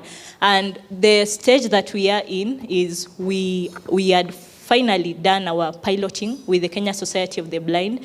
And at the Kenya Society of the Blind is where we began the first tagging. So we are yet to onboard other supermarkets. We are yet to onboard. We have 5 fashion brands that we are working with. So we are yet to roll out. And the reason why we go to the UN is because after testing around the Kenya Society of the Blind community, it worked, and some of them were able to purchase some stuffs, but we are yet to roll out countrywide and to launch it. Yeah, but it's a product that has been completed. Yeah, and it's working. Hi. Hi. My name is Jamie. I wanted to ask,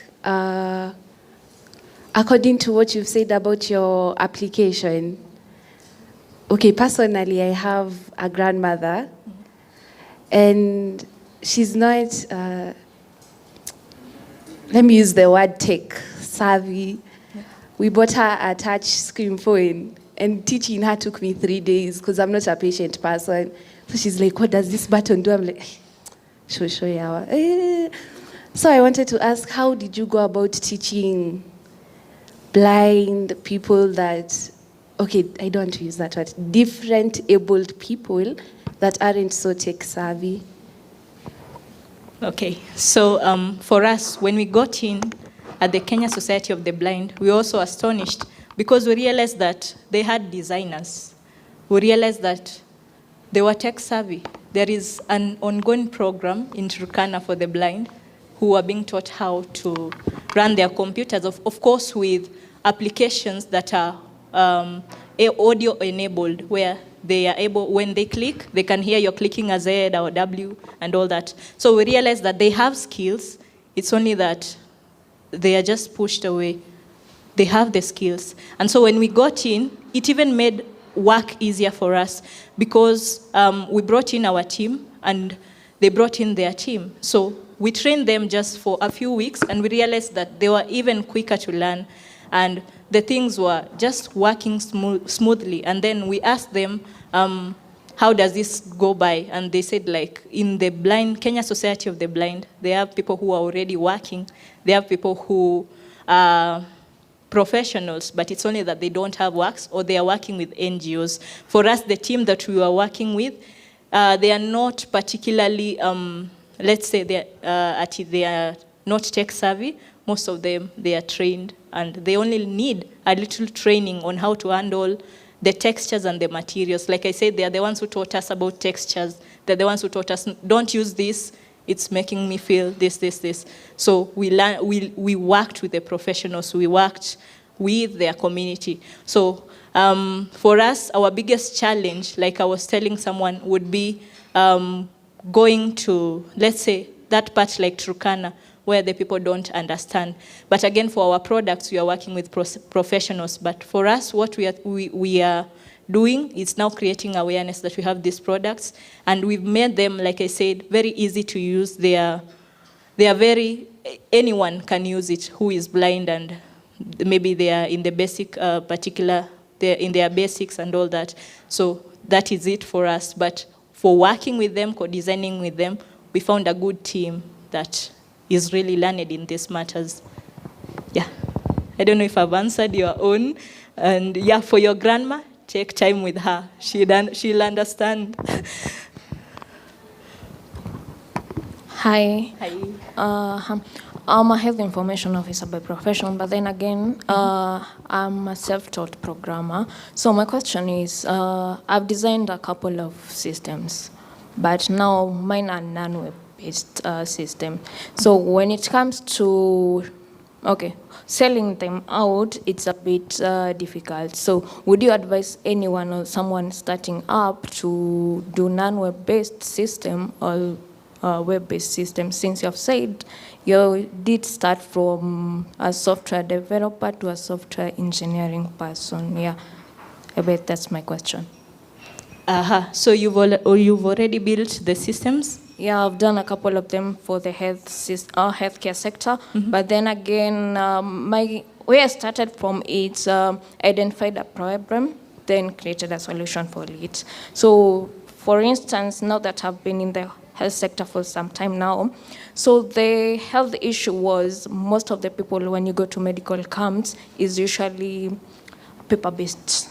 So from the beginning, from the, what do you call it? Ukishangia, allow me to speak in Swahili. I guess I've done so much cutting in Kiswahili, so Kizungu kinilemea mi would jump to Swahili, so I bet that's okay. So ukishafika kwa hospitali, the first thing was done. What is done is the first thing that is done in the hospital is registration. So you still find so many so many government hospitals kenye wanafanya sahi bado wako kwa paperwork.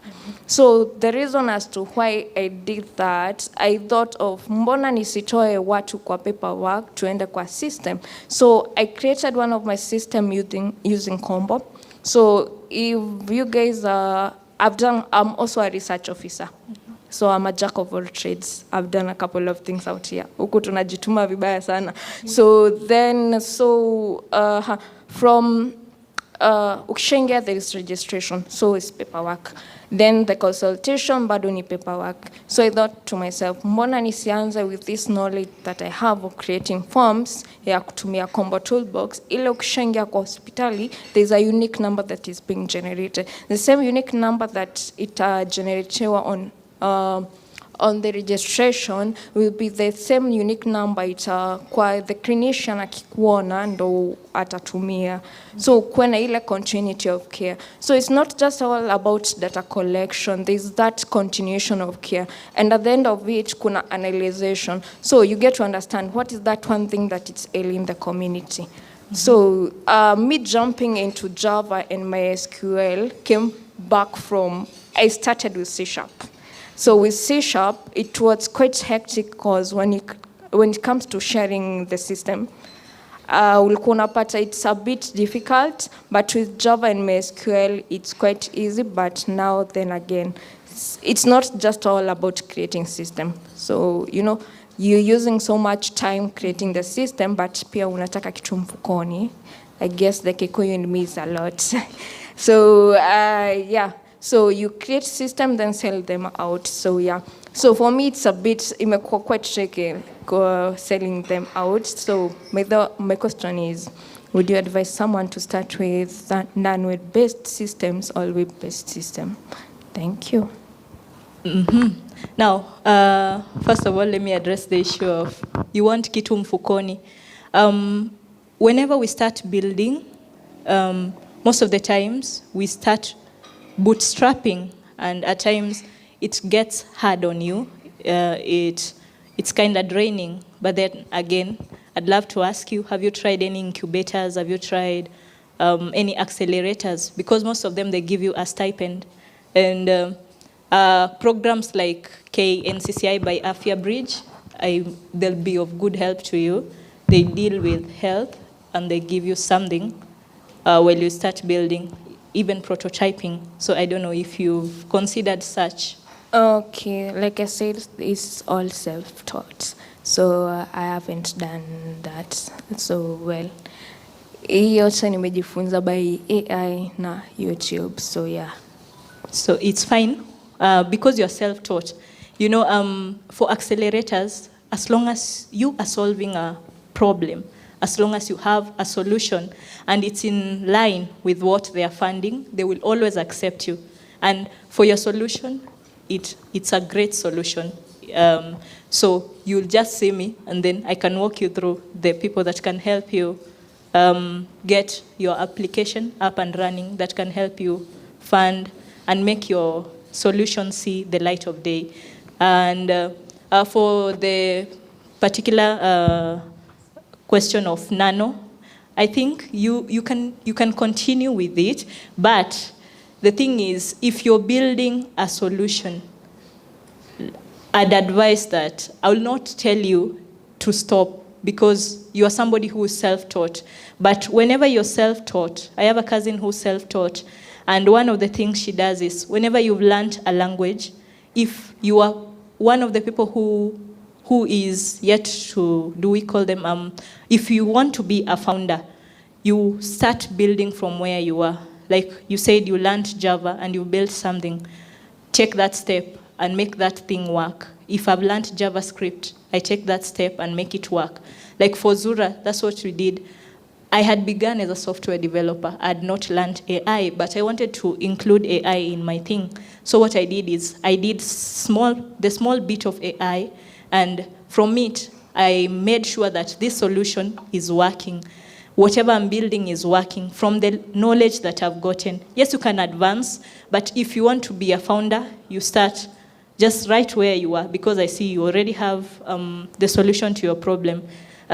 make sure that it's working. If you are the type who's a career woman, ensure that you apply. There are so many, do I say remote spaces, like we have in Kenya, Tana, that I've been working with. They take people who are self-taught. If you want to launch into career, wherever you are, you don't have to go further, but as long as you have the basic understandings, and I see you are actually quite advanced, which is so good, so you can start from there. Yeah, thank you. Can we give her another round of applause? Brilliant, brilliant, brilliant women. Thank you so much for your questions. Thank you for the presentations. And just before we head out for lunch, I wanted to gift the ladies, and I'd like to ask Revi and Mudhoni to come and gift them. And Revi, if you want to say something also, you can, but no pressure. Oh, you do have a notebook. Yes. All right. Let me share some good news. So Revi is our great, great friend and a lover of women empowerment and communities. She's also an advisor to Afchix. She's in our international advisory panel. She has a long history working with women and supporting women. So I'll let her say a little bit about her work and her passion. She's very passionate. And we are very lucky that she's in Nairobi for a few days. Actually, maybe 2 months, I think. Yeah, so doing some work. And yeah, we are very glad to have her here. I know she's very excited about some of the things that we have discussed. We will also gift you together. Thank you, Muthoni, so much. This is the woman that makes it all happen with Afchix. I was inspired by Muthoni even before I met her. That was the reputation of her and Afchix from several people I knew in the States and Canada who were like, you need to work with them, you need to partner with Afchix, and they were all 100% correct. My name's Revi. I run digital inclusion programming at CARE. CARE is a large women and girls NGO. It's been around like 80 years. It's that NGO, just like the one that Diana was discussing, that so many NGOs go in with good intention and that's it, and everything fails and fails and fails. But to me, women and technology are the two most magnificent, empowering forces in the world. That's how I just see the world. And for so often and so long, they've been working cross-purpose. And so to be in a room of people that have them on the same track, that's the real empowerment. And I'm blown away by today. I mean, I knew it would be a great day. And Barbara was like, you got to come. And I'm like, yeah, I'm going to try my best. And then I canceled a bunch of meetings so I could come stay longer. But I just want to do a huge call out. I mean, thank you to Barbara and Muthoni and the whole Afchix crew for this amazing day. And I know some of the people still aren't here, but I mean, what I've learned today, from Martha, the power of the micro moment, and trusting yourself. And I just thought, wow, there was a boldness there that I was really, inspired by, and Pauline, just really, what an accessible, fun instructor. No wonder she's 13 times over certified in this and that. And she answered a lot of my questions. And I was just I didn't bring my laptop, but I was sort of, co-coding over there, and we were having a good time. And then for the lightning talks, Rachel, starting with scratch and showing, basically just showing that, I don't know where you are, you're somewhere in here, and showing that you can't die from intimidation. Just go do it. Just go do it. The worst that can happen is you fail and you pick yourself back up. And failure's not even that terrifying. I fail all the time. And Mary, I just thought it was amazing that you showed such an incredible, integration of your passions and how they can feed each other, both professionally and personally. I thought that was just so cool, and I really need a hobby so badly, but you're a pro at both, so that's an aspiration. And then Deanna, of course, you were really close to my heart with what you were talking about with inclusivity, and it's really true. The road to hell is paved with good intentions. We do all these things all the time. I know what this person wants, and I've spent my career being like, no, that person needs to co-design. I started coming to Kenya in 2000, working on my PhD project, which was a communications device in Ukambani. And I was always so surprised at how these women, it was kind of pre-smartphone, pre-cell phone. And I was building a device that let chamas talk to each other.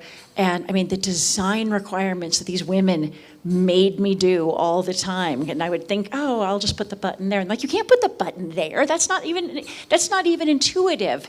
And I was just like, wow. I just got such a great education on if we are not in the business of designing for our consumer, our customer, then we treat people as charity cases, and then dignity goes right out the window. And I'm just blown away. I'm going to be quiet, but what an amazing, incredible day. And thanks so much for letting me hang out and hog the mic for a bit. Thank you so much, Trevi. We hope to, get to do more work together as we continue. And now it's our pleasure to gift our kind speakers. I must tell you that I know we have 3, but we received amazing proposals for lightning talks. I mean, it's the first time we're running this part in our program, and I can assure you it's been one of the most amazing ways to add value to this program for the summit. Like I said, we've run this event since 2017, and we just want it to be better and better and better. So thank you so much. Please come to the front. Our speakers, I'm looking for everybody. I think I lost track of where they were sitting. Please come along. Yes, we would like to just give you some gifts.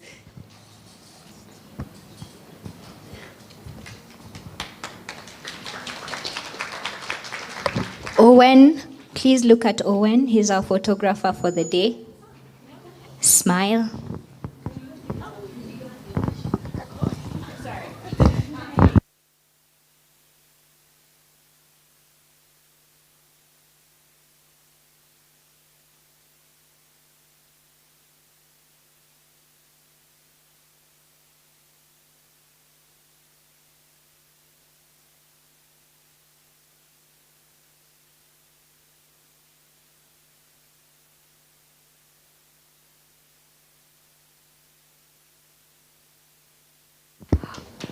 Can we all have a photo together there in the front?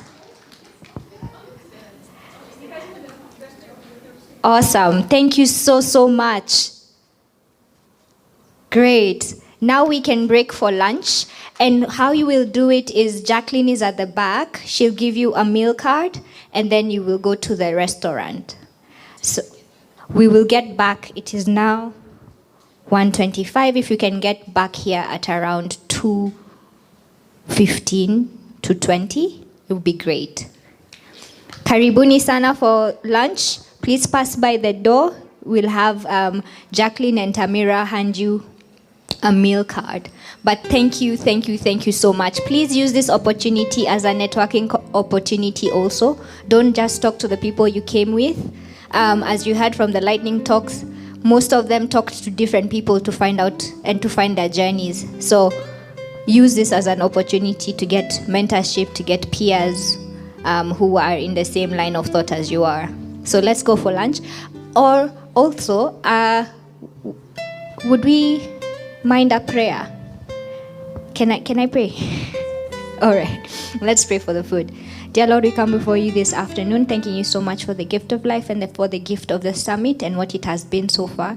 As we go and have our lunch, I pray that it may nourish our bodies and give us energy to come back for the next amazing session in the afternoon.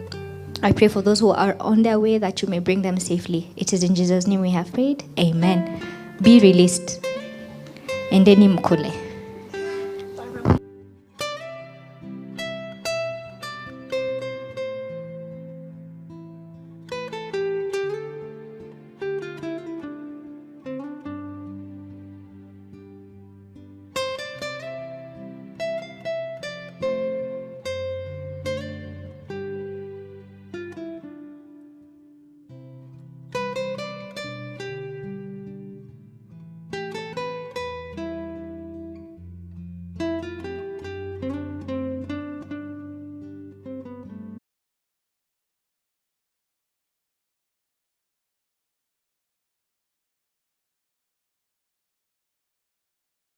software engineering, and women in technology empowerment. I do 3 things, so that's why I said many things, but you're allowed to say just perhaps. My name is Diana Achola. I am a computer science student at the University of Nairobi, and currently I work with the judiciary, teaching them how to chips. And you find it different when these days it's whatever you're studying. These days it's whatever you're studying plus tech, IT, and that's the way to go. And so we're here in this space to learn, and that's the way to go. And so we're here in this space to learn, to be able to. I'm a student, but I've completed my studies waiting graduation of Daystar. Good afternoon, everyone. My name is Millicent Choiru. I'm a jack of all trades. My name is Millicent Choiru. I'm a jack of all trades. I'm a research officer. I'm a transcriber. I'm a trainer, but what I love doing is tech and also wellness, literally detaching from your love to mentor. So if you're looking to get into the field of cloud, I'll be more than happy to be here for you. Having transitioned from one left field to another, it can be quite lonely and confusing. So do reach out. Hi, everyone. Hi. My name is Sophia Ayako. I'm an agricultural and biosystems engineer, but I'm currently doing my specialty in soil and water engineering. I'm also a founder of renewable energy in the green hydrogen space and just trying to transform Africa to a renewable solution. So that is what I do. But aside from that, I'm just a girl. Good afternoon, everyone. My name is Daki Tulo. I am a founder at Try Secure Solution. We teach kids how to code and robotics, and we are also training on cyber security awareness for communities and organizations. Currently, I work at a pharmaceutical called Green Life as an information security officer. Thank you.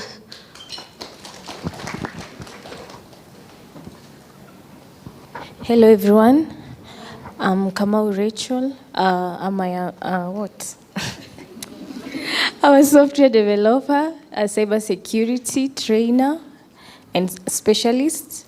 And also, I am a platform engineer at Jubilee.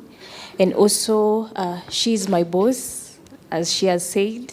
Yes, I work also at TriSecure as a cybersecurity trainer and also as a software developer at TriSec. Yes. So if you need any assistance transitioning from any career, you can just connect. Thank you. Hi, everyone. My name is Mombi Moita. I am a student at the University of Nairobi, pursuing a degree in mathematics. I'm also a full-stack developer and a cybersecurity specialist. And I'm currently working at AFF Kenya as the lead IT officer, and I'm privileged to be here. Hello, everyone. Hi, everyone. My name is Masi Musyoka. I'm not studying right now, but I'm awaiting graduation from GQuat. I was pursuing business, information technology, and I'm also not transitioning, but I've done data science and data analysis, and I'm also looking for a mentor and willing to connect and network with people or professionals in their field. If you are looking for an intern, thank you.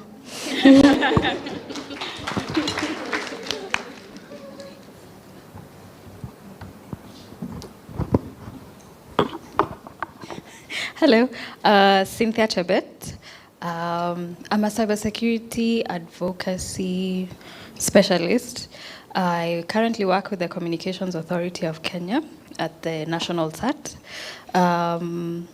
What do I do? National cybersecurity awareness, capacity building, and stakeholder engagement. I am also very passionate about mentorship.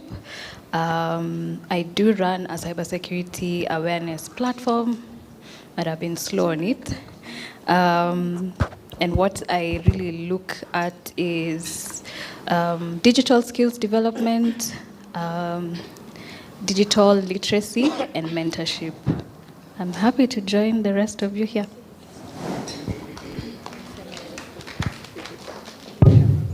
Hello, everyone. My name is Remian. I recently finished high school and I just started at ZTech University. I'm taking my bachelor's in software engineering and I'm really excited to get to know a lot of you women. And I'm just shy, so yes, thank you for this opportunity and yeah.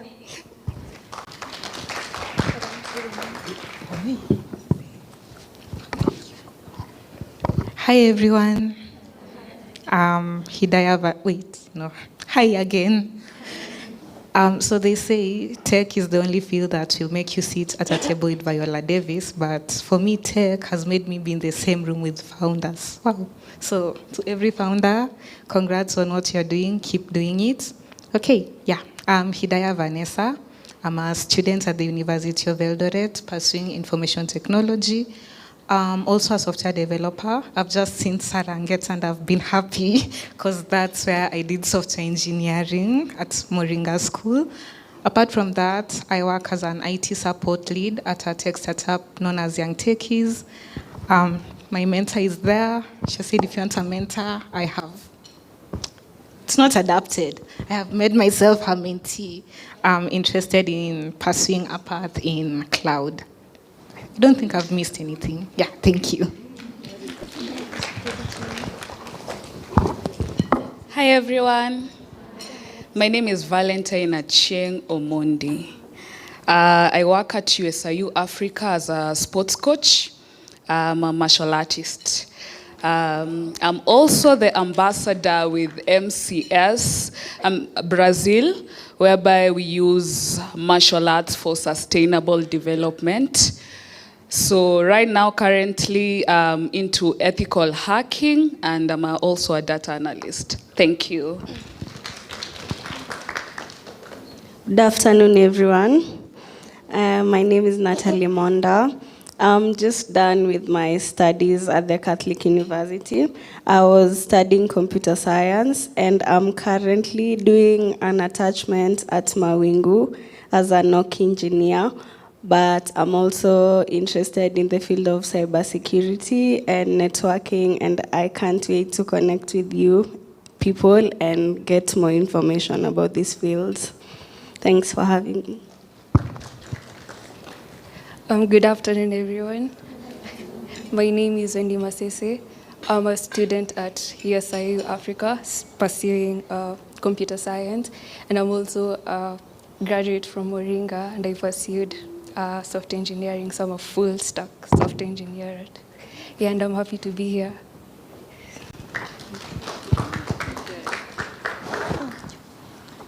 Good afternoon. So my name is Michelle Jabet.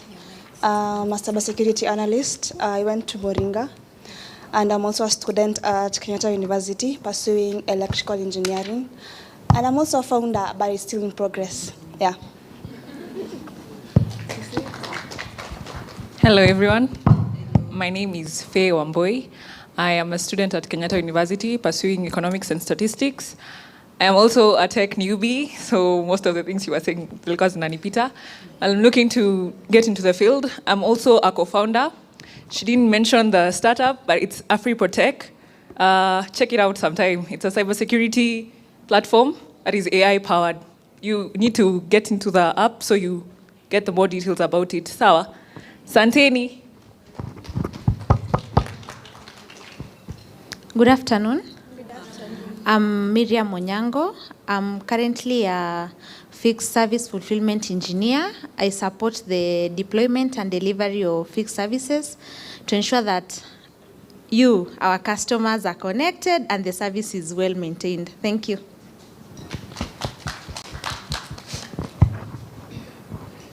Good afternoon, everyone. My name is Karine. I am a virtual assistant and a full-stack web developer. I'm also one of those people who did a 360 in their career, so did something completely different in uni, and then ventured into tech. So I'm looking forward to connecting with everyone here. Thank you.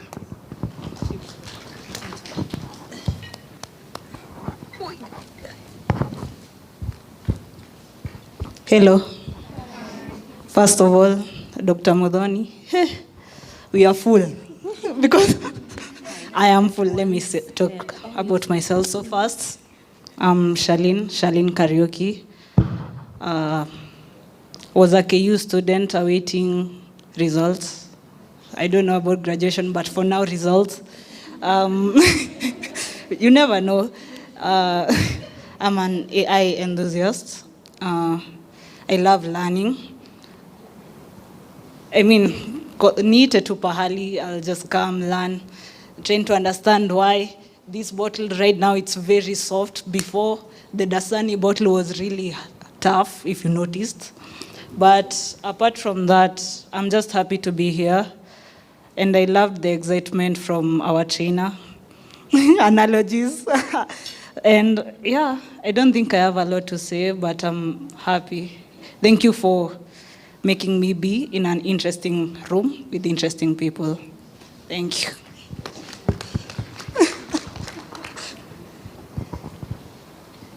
Good afternoon. My name is Tiffany Kosgei. I'm a Kamilimu alumnus.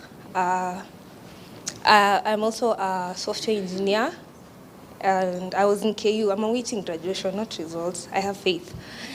I am a co-founder and lead developer of Creator Connect. It's a platform where we help creators meet partners and build and innovate and also network with people.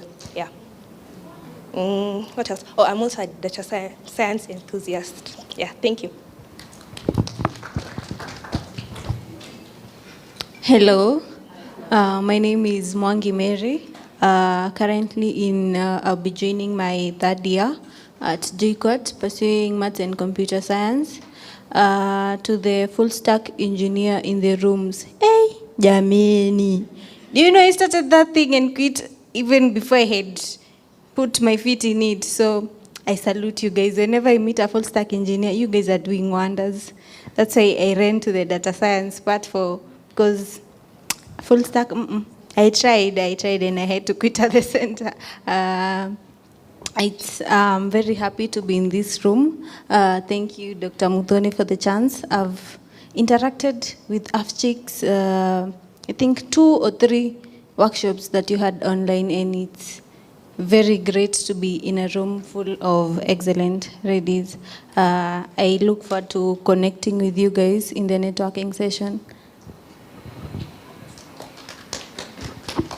Hello, I'm Diana Gadegi, and I also want to thank Dr. Muthoni for such an opportunity to not only speak, but to be here in a room full of powerful women and founders. I'm also an alumni of Moringa, and it has taught me a lot. I think you should try it sometime. Yeah, thank you. Hi, everyone. I'm Olive, a procurement officer, and currently transitioning into tech. Thank you. Hi, everyone. I'm Faith, a nurse, a AI trainer, and a travel consultant, currently transitioning to tech. Thank you.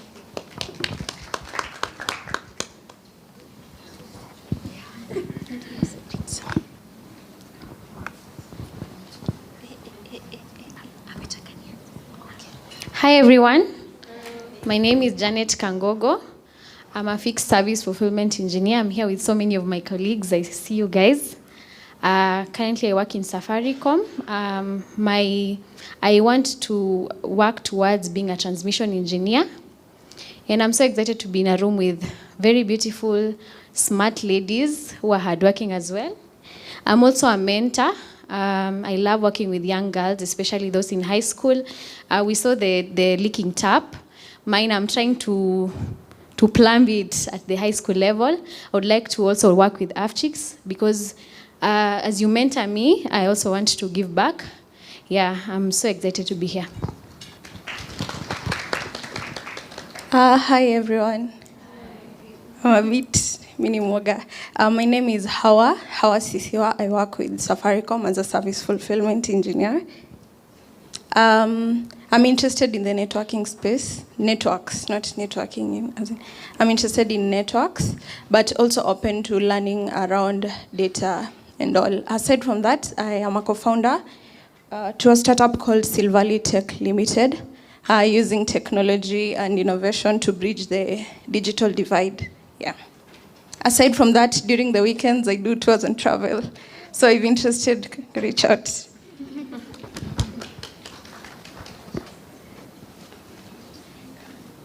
Hi everyone, my name is Wincy Stacy Akinyi-Odera. I am a fourth-year student at Jomo Kenyatta doing my bachelor's in science in clinical medicine and community health.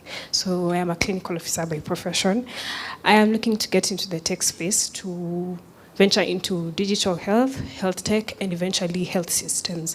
So if you are into health, reach out. Also, I am a co-founder of 2 startups. The first one is Therabot AI. We started in, I think around 2 years ago, yeah, because I was in 4th year, 2024, yeah. So Therabot AI uses AI to bridge the mental health service gap. And I also have just joined another startup, which is Talent Graph. We're looking to position our Kenyan athletes better so that they get the exposure that they need. Otherwise, thank you to the organizers. I've had such a lovely time. Usually when I go to tech events, I leave and be like, okay, should I go and get this computer science degree? But today I have felt included and considered. Thank you. Hi, my name is Elsie Chumba, a cybersecurity intern at Manage IT Africa. Thank you. Good afternoon, everyone. My name is Abigail Momanyi Mora. I'm a software engineer. I'm a full stack developer and quality assurance engineer. Thank you.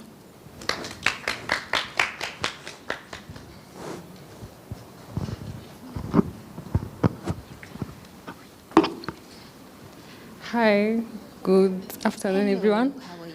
Hi. My name is Anastasia Ngure from Mount Kenya University, currently pursuing Bachelor's of Business Information Technology and aspiring DevSecOps engineer. And I like being around innovative and brilliant ladies like you all, and it was a pleasure meeting you all.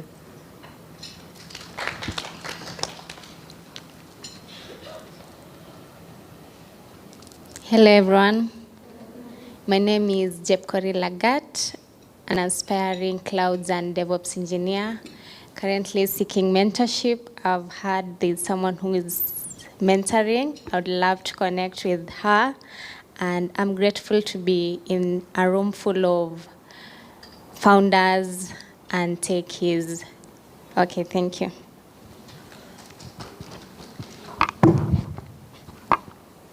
Yo, good afternoon.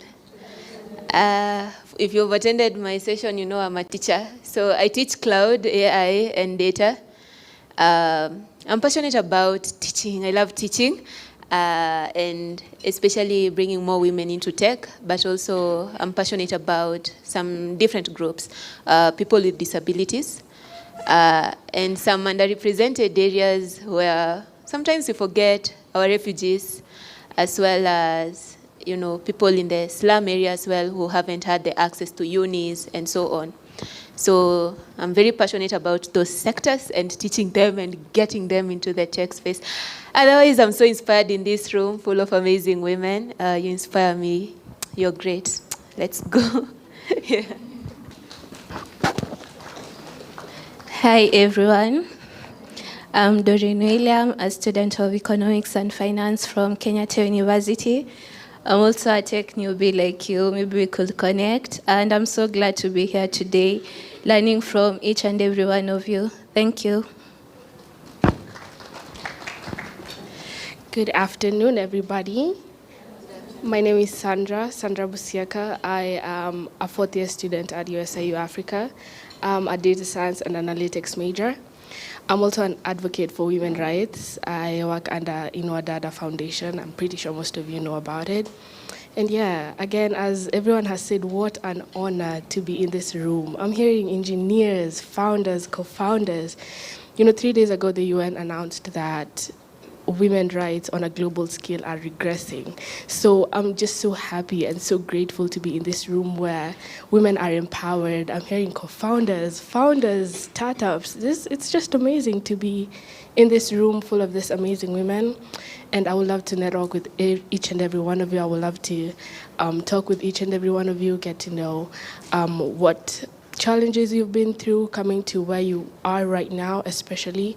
So yeah, I'm grateful to be here. Thank you, Dr. Muthoni, as well. Yeah.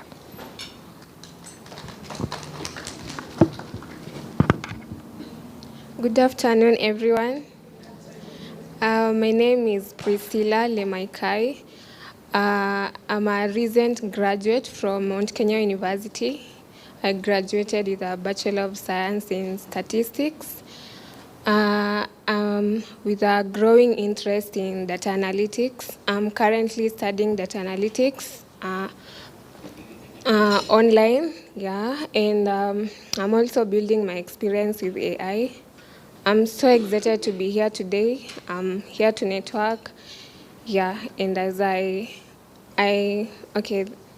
I'm currently wanting to know the kind of data I want to deal with because there are a lot of data, yeah, and I'm currently trying to figure out what kind of data to deal with, yeah, and I'm so excited to be here. Thank you.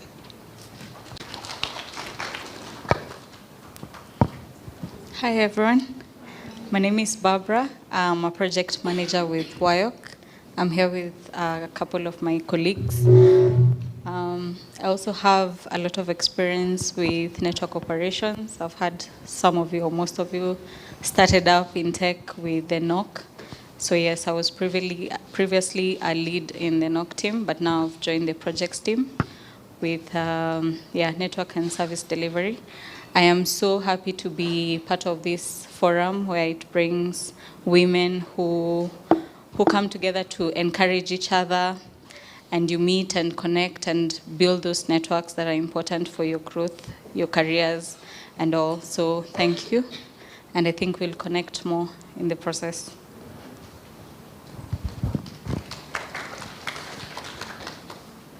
Good afternoon, everyone.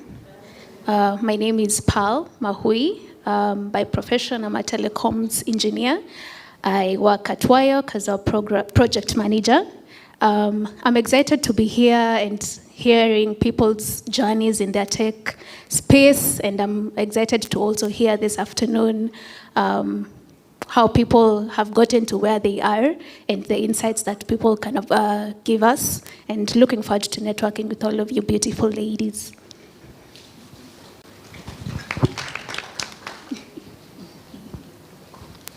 Hi everyone, my name is Pauline Kanyi and I'm a mobile developer. I'm glad to be in such a space and I'm looking forward to interacting and knowing each of you. Thank you.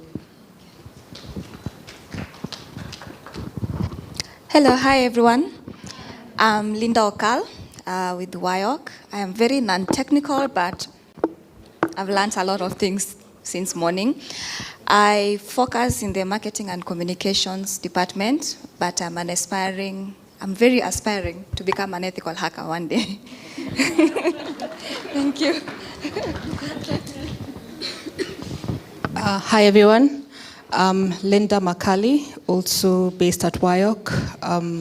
I have a telecommunications engineering background, did a bit of engineering here and there for a couple of years, and then I've stumbled into sales, which I love. Happy to be here with all of you. Good afternoon, everyone. My name is Lilian Onyango. I work with WIOC as a procurement operations manager supporting procurement across the group with a background in IT, but yeah, finished my degree in IT, found myself in an IT company, started off as an admin, entered into procurement, and then yeah, I'm now in procurement. I'm glad to connect with the team here and looking forward to connect. Thank you.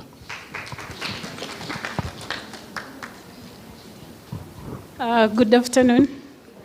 My name is Edith Njero. I'm a telecommunications engineer by virtue of having done electrical engineering from the University of Nairobi. I'm the founder of Rossi Telecom Limited. I offer solutions in security like CCTV, alarms, and such. Before that, I was in KBC. So if you come from somewhere in the country, chances are that the transmitter that is there, I was the project engineer. I also do training at Afchix. Those who are in the regulator space, I do a lot of training on satellite, wireless, ICT policy, broadcast content, broadcast compliance. And I'm also the research and technical manager for ISOC, the Internet Society. So I've had a lot of aspirations from you. I aspire to be in the internet governance space, especially charting the way forward for 5G and those technologies that are coming up. I've worked with the Afchix director, Muthoni, and I would like to laud you so much for this. Those days when you were in the universities would be 1 or 2 in a class, and if you called a meeting those days in the 90s, you'd find mostly men and maybe 2 ladies from the technical department. So this is a very good achievement.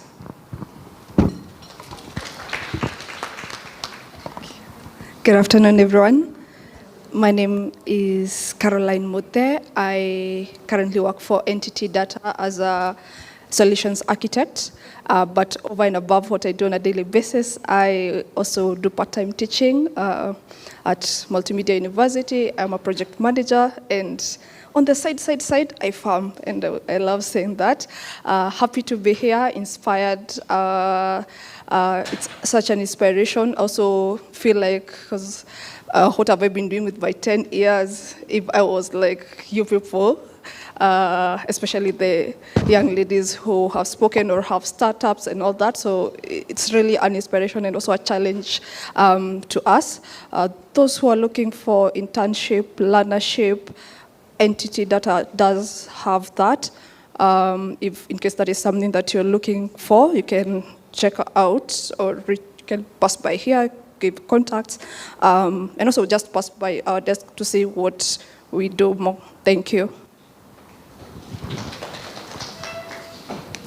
Good afternoon, everyone. I see mmekula lunch. Good afternoon, everyone. Much better. My name is Carol Kiende. My colleague here, I'll double tap on that part of internship and passing by our desk later. I am client services manager at NTT Data in the DNS digital network services. So, sorry, we are used to using the acronyms. I had forgotten that bit. Not everyone here knows what it means. So yeah, we have a wide range of services apart from internet services. So we'll pass by here for more details. And I'm also an artist, like the other presenter said. So when it comes to connecting tech and art,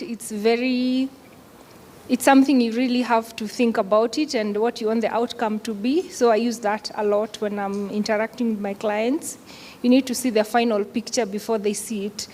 So, and I'm so glad to see so many ladies who've come up in tech.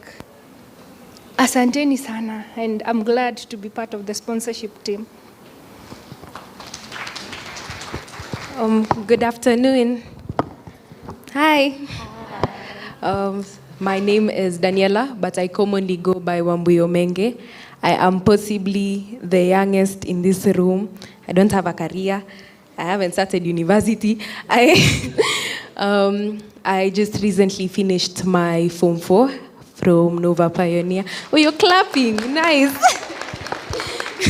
Currently, I'm doing a lot of nothing yet something. Yeah.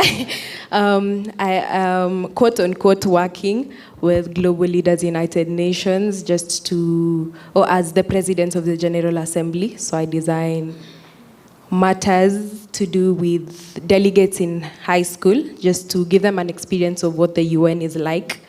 I was also working with African. It is a youth-led organization that is teaching leadership and tech to high school students.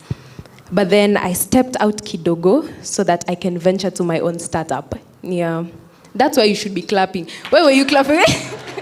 That's the part, yeah. I'm just really honored to be in this room. I've learned a lot. I'm seeing a lot of amazing young ladies who have a lot of competency in fields that I don't, and that's so fascinating.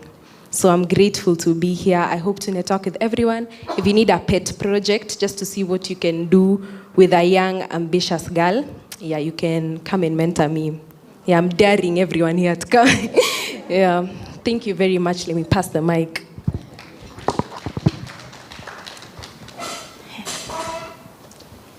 Hello, good afternoon, everybody. Hamjamboni. Nancy Ikumilu here, coming from Wayok. I'm so delighted and honored to be among these leading ladies seated here. I'm happy to see a lot of ambition, people who are eager to learn, people who are already learning, and others who are aggressive and looking at where are we going in the next 2, 3, 5 years. So I come from tech background, although I'm no longer techie per se, but I joined WIOC 14 years ago as a NOC engineer. So I've walked through those spaces of operations. I appreciate and understand where most of you, I think I've mentioned, operating in a very, high-paced environment in Network Operations Center. But with time, we've grown through the paths, through project management, solution architecting, and leadership. So we will be able to speak more, I think, later and get to know each other. Thank you so much. Hi, everyone. I think the last and the least, my name is Dr. Magdalene Kamande. I lead health tech at the Nairobi Hospital as the Director of ICT and Transformation Services. I am really delighted to be among you. I really feel like, ouchie, we are not accomplished, but it's good to be in your space, seeing what we were and telling you this is possible. You're gonna get there. One thing I've learned about this room, confidence is everything. Just say what you need at the moment, and who knows, somebody's gonna pick your story and run with it. So looking forward to that interaction in the afternoon session. And I hope you're gonna have energy. You all look like you're in a food coma. So wake up, okay?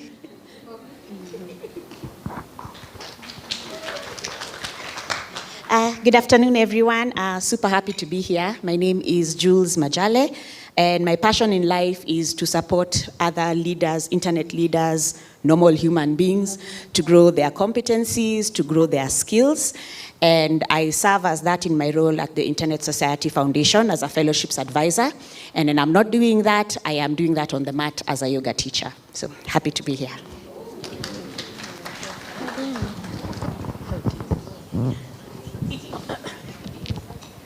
Good afternoon, everybody. My name is Esther. It's so interesting to hear all of you introducing yourselves. I want to say that I have been working in this space for the last 36 years. I'm currently the Senior Director, Training and E-Learning at the Internet Society. And if it is technology that you are looking for, yes, you have found it, especially in the internet space. Let me say, like what everybody else has said, my background is engineering and also education technology, but I don't want to run through all of those. 36 years of work, I will make you tired. But I want to say to all of you young ladies that the planet, the world, the globe is your platform. And as a young lady, it's up to you. it is your stage. It all depends on how you want to catwalk. Thank you very much.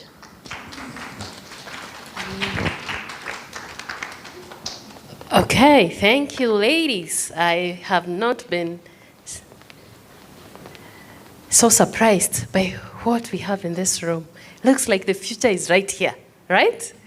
So I'm very glad that we are all here. And yes, we are ready to kick off our afternoon session, but we decided to actually do this by self-discovery, all right? So we have a session this afternoon to discuss how to own your space in tech.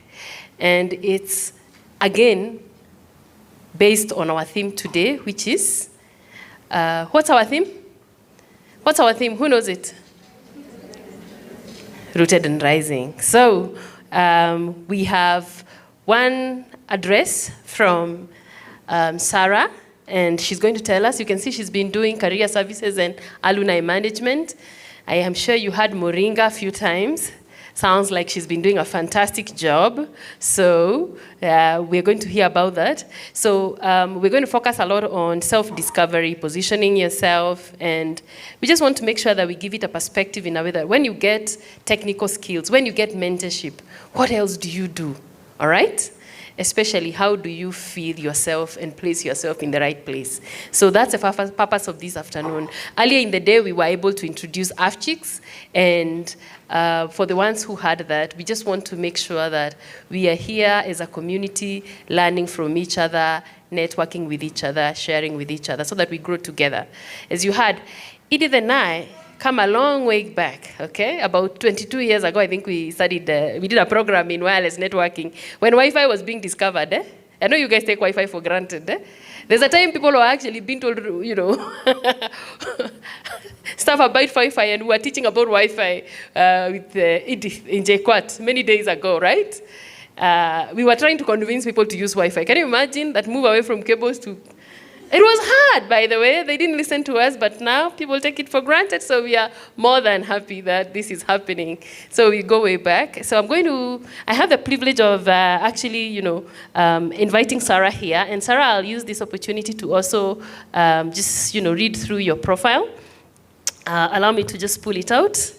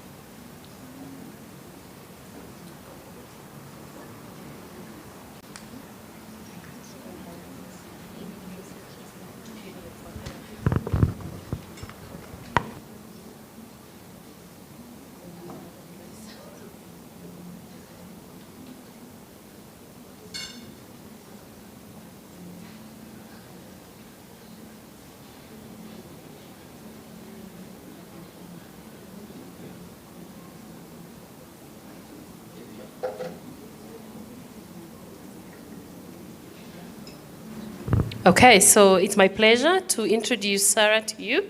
Sarah Ngetha. She's a workforce development and youth employability strategist with 13 years experience connecting education, talent, and economic opportunity. She holds an MSc in executive organizational development from USIU, and she's built her career around closing the gap between the skills institutions cultivate, and the competencies employers demand. And at Moringa School, where she leads the initiatives that strengthen graduate employability, her employer partnerships, and she builds employer partnerships and supports meaningful transitions into the labor market through career development, professional skills training, mentorship, industry exposure, entrepreneurship support, and alumni management. She's passionate about the future of work, and Sarah actively participates and contributes to conversations on workforce transformation, youth employment, digital labor markets, skills development, and economic inclusion, with a focus on equipping African youth for meaningful, sustainable work and creating human-centered, future-ready systems through strong links between education and industry. So it's our pleasure, Sarah. Please have the floor, have the mic, and engage us. Thank you very much. Asante sana Muthoni. Yes. No, I don't need that. It's my machine. Do you need to put it up? No.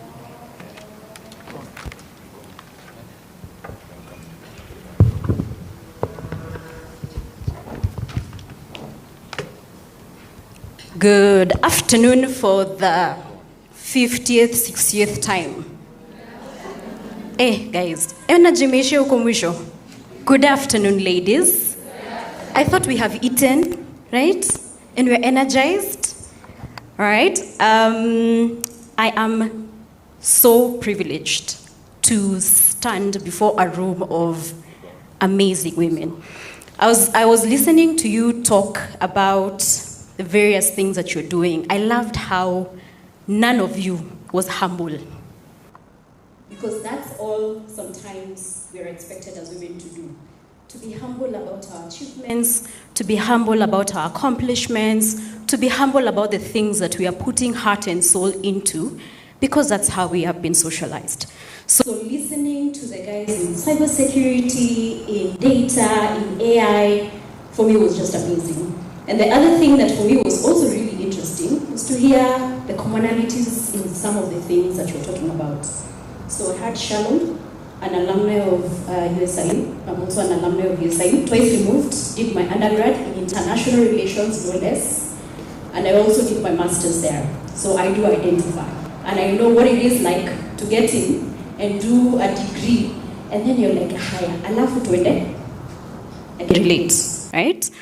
I also worked at Nova, love it, love to hear it, and I'm loving to see that we are consistently moving and pushing boundaries. So for me, it is an absolute privilege to stand before you and give this keynote.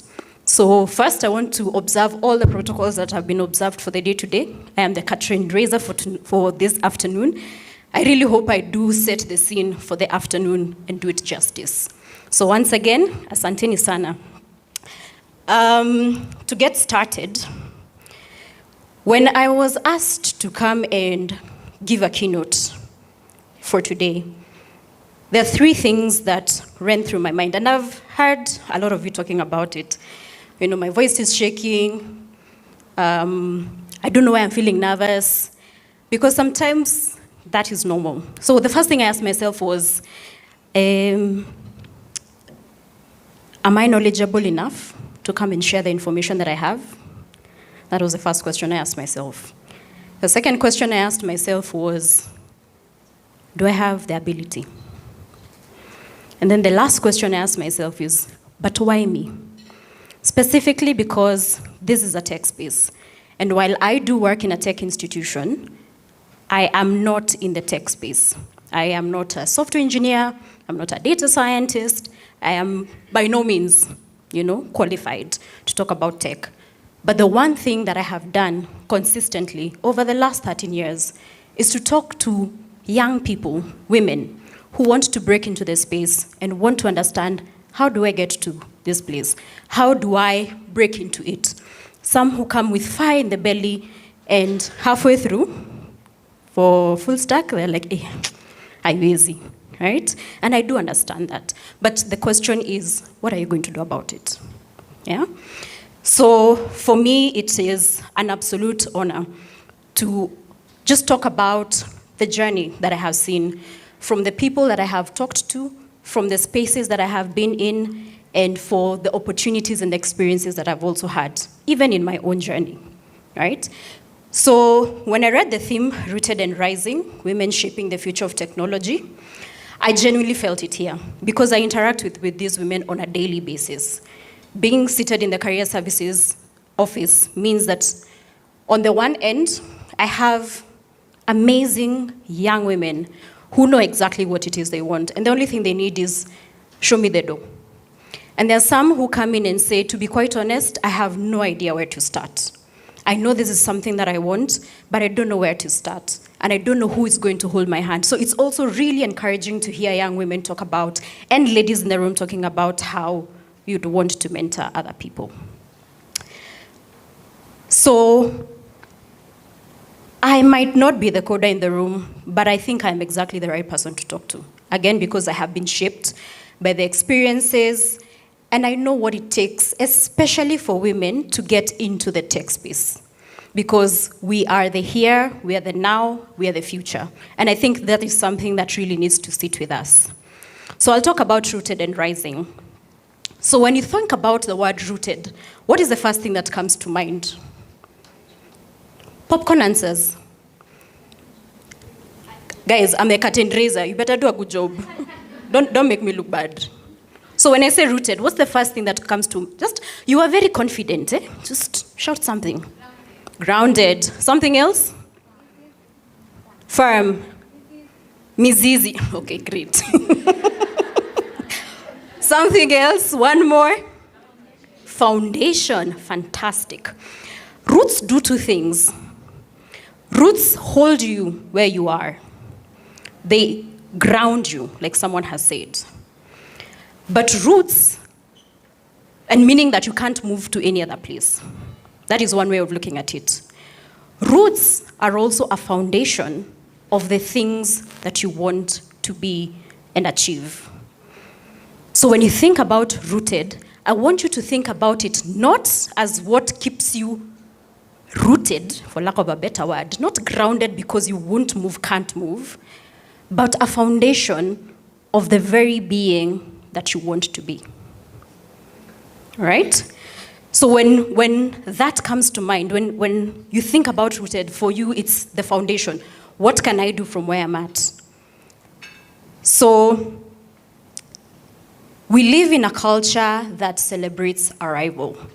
When Modoni was reading what I have been, what I have done, it sounds nice, it sounds rosy, but I can tell you for sure, 100%, when I was graduating from USIU with a degree in international relations, if you told me this is where I would be, with the kind of title that I have, I could tell you for sure it was not going to. I would have thought you're crazy. First of all, me in a tech institution. By the way, I did a diploma in IT. Like you, I did not stop halfway. I just it's not going to work at all. Not because I didn't have the ability, but because it genuinely was not an interest for me. So that is the first thing that we think about, arrival, for the titles that you have, for the offices that we hold, and we don't dummy that down, we don't water it down. When you look at the woman on the stage, you look at the woman on the magazine cover, the top 40 under 40, the woman in the boardroom, and we must celebrate her for sure, because she fought hard. It's not easy. She fought hard to be there. But the question that we really need to ask is what made her believe she could?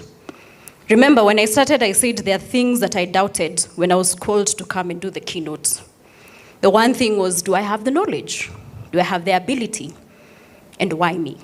And most of the times, if you think about it, when you want to really cut out into something, those are the questions you ask yourself in one way or another. Because when you ask is, do I have the knowledge, am I actually able to get information and churn it out to people in a way that they get it and understand it, right? When you think about, do I have the ability? It's thinking about me as a person and my abilities. What am I capable of as an individual? And then why me is because, to be quite honest, why me? So think about it. Again, the question is, why not you, right? So I want us to think about the women who raised us, the women who have gone before us, the trailblazers, and ask yourself, can I go further? What can I challenge? What barriers can I break? And who can I bring along in this journey? So when I was studying organizational development, the reason why I did this was basically to get into project management.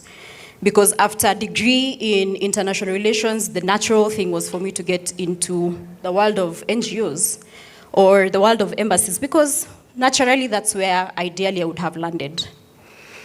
But a deeper thing came in because I wondered, the essence of every organization is the human resource aspect of it. So if organizations are struggling consistently, and you keep hearing it, when organizations talk about we can't find the talent, we can't find the right people, and the young people are saying, hey, where are the jobs? There's definitely a mismatch, and that's what sparked my curiosity.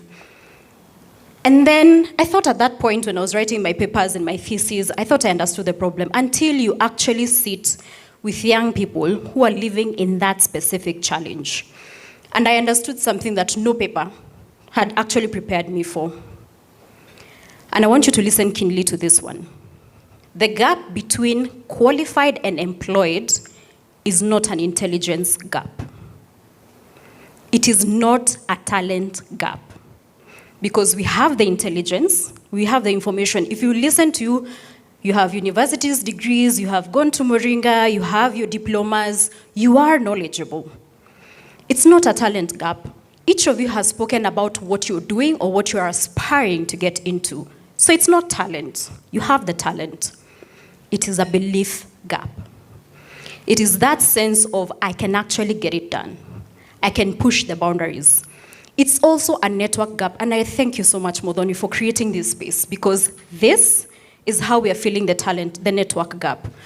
When you look at any woman around you, seated next to you, that is a network that will build your net worth. And I know we keep saying it as a cliche, but it's very important for us to internalize it. It is a nobody who looks like me, an African girl child, has done this before, gap. That's the gap that we're looking at. And if you think about it, that gap costs women more than it costs anyone else. I want us to think about your brothers, your uncles, your fathers. What do men call each other when they want to hype each other up? Sorry? Popcorn answers again? Champes, Another one? Nani? Mkuu. Another one? Boss. Another one? Bro, Another one? Mdosi. Mshaisikia engineer? Daktari. Wakili. Chief. Mkuu. You hear those words, right? They're power words. To be quite honest, if you hear people talk about wakili, a quick one, do you think about a woman or you think about a man? Genuinely, the first thing that comes to your head is not a woman. So what words do we use to hype each other up?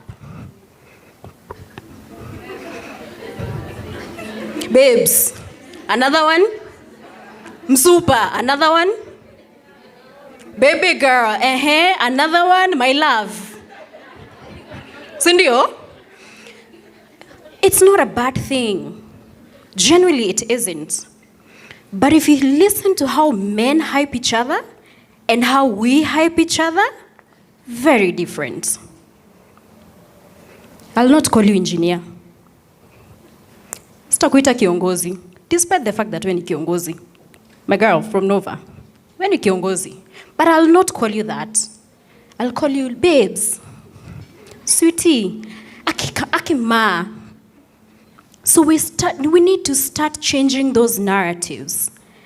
And hyping each other is not rocket science. It is attributing your abilities and your strengths to the person next to you. Ukia kwa mtu wako mwambie engineer. Mkuu. Bossy. Chief.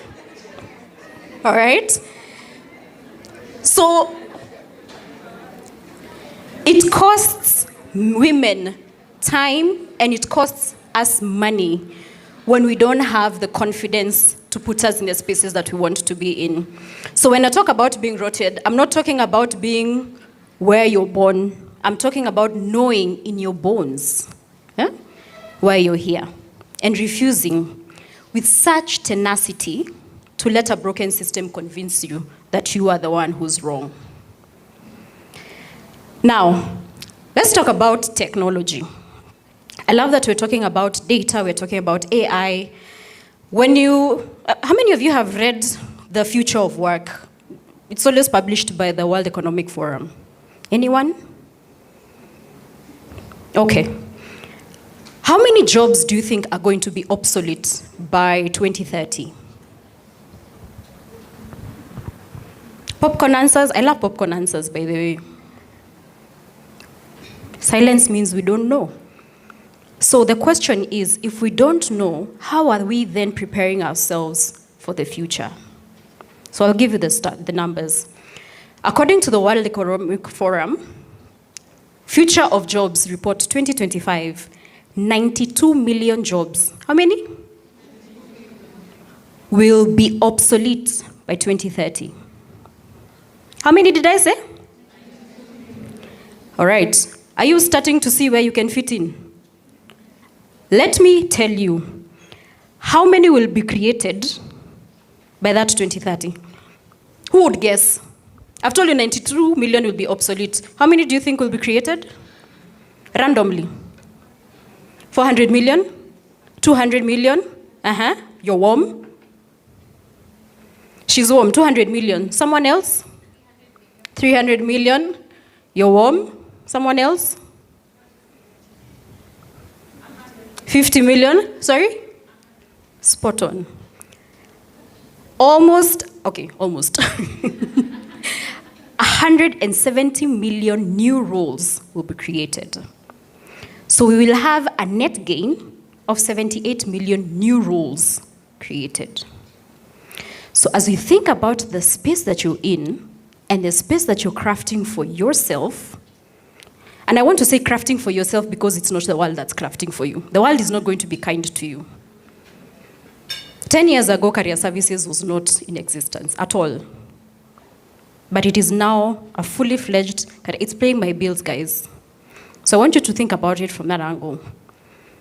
The world owes you nothing, but you have 170 million jobs you can fit into. Either as a founder, as a creator, as an employee, as an entrepreneur, as whatever it is that you're envisioning this space. The beauty about it is that technology is fast-tracking that process. So the question is, again, what are you going to do about it? So the world of work as you know it is being dismantled and being rebuilt in real time. AI is just not a trend, and it's not a buzzword for conference panels. Have you seen those memes where people come and say, AI, AI, AI, people clap and we sit down? It's not a buzzword. It's actually there. It is infrastructure. Just like roads, just like electricity, like mobile money was for Kenya, this is what is reshaping the world. And the question is, not really will AI affect my career, because the truth of the matter is that it will. The question is, what am I going to do about it? How will you shape technology moving forward? From all the classes you've had, from all the lessons you've had, what are you going to do about it? So Africa is not behind in this story. Africa is definitely not the footnote, and Africa is not playing catch-up. Africa is at the beginning of the story, and that is not a consolation prize. It's actually a competitive advantage. We remain the youngest continent in the world. By 2050, we will have the youngest people in the world. What that means is that the rest of the world will be looking at us, looking to us for innovation, for creation, for job opportunities, everything, talent. The question is, again, what is the question? What are we going to do about it? All right, so what I want us to think about is the young woman here, all the founders, every creator that has been here. that are building solutions for markets that don't have credit histories, because that's where we are. Silicon Valley can't copy that. We are the ones with the data. We are the ones who know that these markets don't have credit history. They don't have the context, they don't have the insight, and they definitely do not have that woman. The woman in Lagos designing health platforms for communities that don't have hospitals. That knowledge cannot be imported. Why? Because those things don't exist in the rest of the world. They are here. The woman in Kigali or Accra, in Kampala, in Dar, she's not a late arrival in the tech revolution. She's the reason the revolution actually matters. And so this is the work that I also have had the privilege of doing at Moringa. We're building a generation of Africans who get to decide what technology is for and who it serves. And I hope you're asking the same questions to yourself as you sit in such fora, as you have these conversations. What technology, what are you building? What are you using that technology for? And who are you building it for? And what problem is it solving? Because that is how innovation occurs, that you're actually actively solving a challenge, a problem, and giving it a solid solution. Then when you look at rising from the theme is rooted and rising. So when you look at rising, I'm thinking about the woman, the young lady who is still in school, who's still making a decision, who's still wondering what career you want to take, what direction do you want to take. That's the person I'm looking at. Because when you think about the rising, it's what am I going to pour into this pot that is going to get me to that next level, that is going to allow me to actually carve a niche for myself. And I want to talk about something that we all experience in one way or another, the imposter syndrome. And imposter syndrome is not evidence of your inadequacy. I want to repeat that again. Imposter syndrome, you can write. Imposter syndrome is not evidence of your inadequacy. It is evidence of your awareness. Because it actually means you understand the weight of what you carry and what you're trying to do. I will repeat again like your pastor. Imposter syndrome is not evidence of your inadequacy. It is evidence of your awareness. Because it means you understand the weight of what you carry in terms of talent and intelligence, and what you're trying to do in terms of problem solving. And the women who understand the weight, those are the women that the world needs. The ones who feel nothing, sometimes that's confidence. It's just being cocky, but it helps. And rising, truly rising, is not about one day waking up and feeling fearless. I can tell you for free. It doesn't matter how many times I stand in front of a crowd. It doesn't matter how many times I do keynotes or speeches, or every single moment is a new moment for me because it's a different audience, different people. The fear never really goes. And that day is not coming. That day where you don't feel fearful, that day where one day your fear has gone, it doesn't exist. But it is also understanding what to do with that fear. Rising is learning to move with the fear. But how? To carry it like a bag behind you. Not those two nice sling bags you carry at the front. The ones that you carry at the back. A backpack. Not in front of you blocking the road, but on your back where it belongs. Rising is the woman who raises her hand in the room. And I have seen so many of you do that. I loved the energy. I loved how well-spoken and articulate each of you are. Even in your moments of fear, you still stood up and spoke. And that's something, right? Even when you're the youngest person in the room, even when your voice is shaking, I'm sorry, I took note of that. Rising is the woman who sends the application for the opportunity she's not sure about. And let me tell you, sitting in career services has allowed me to see that with such, and I carry it with such a broken heart, because my role also means that I'm talking to organizations and getting the opportunities and sharing them with my community in Moringa. And it saddens me when I see the number of young men who are not qualified at all, don't have the experience, applying with such confidence.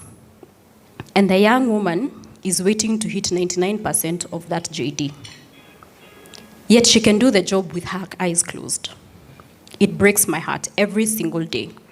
And that is not, again, an issue of intelligence or talent.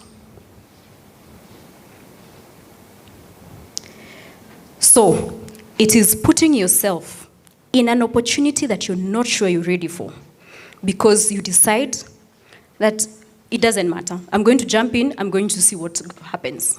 So that, the fact that you're a founder, the fact that you need funding, the fact that you need people to rally around you, and I can tell you even for Modoni, having this was not easy.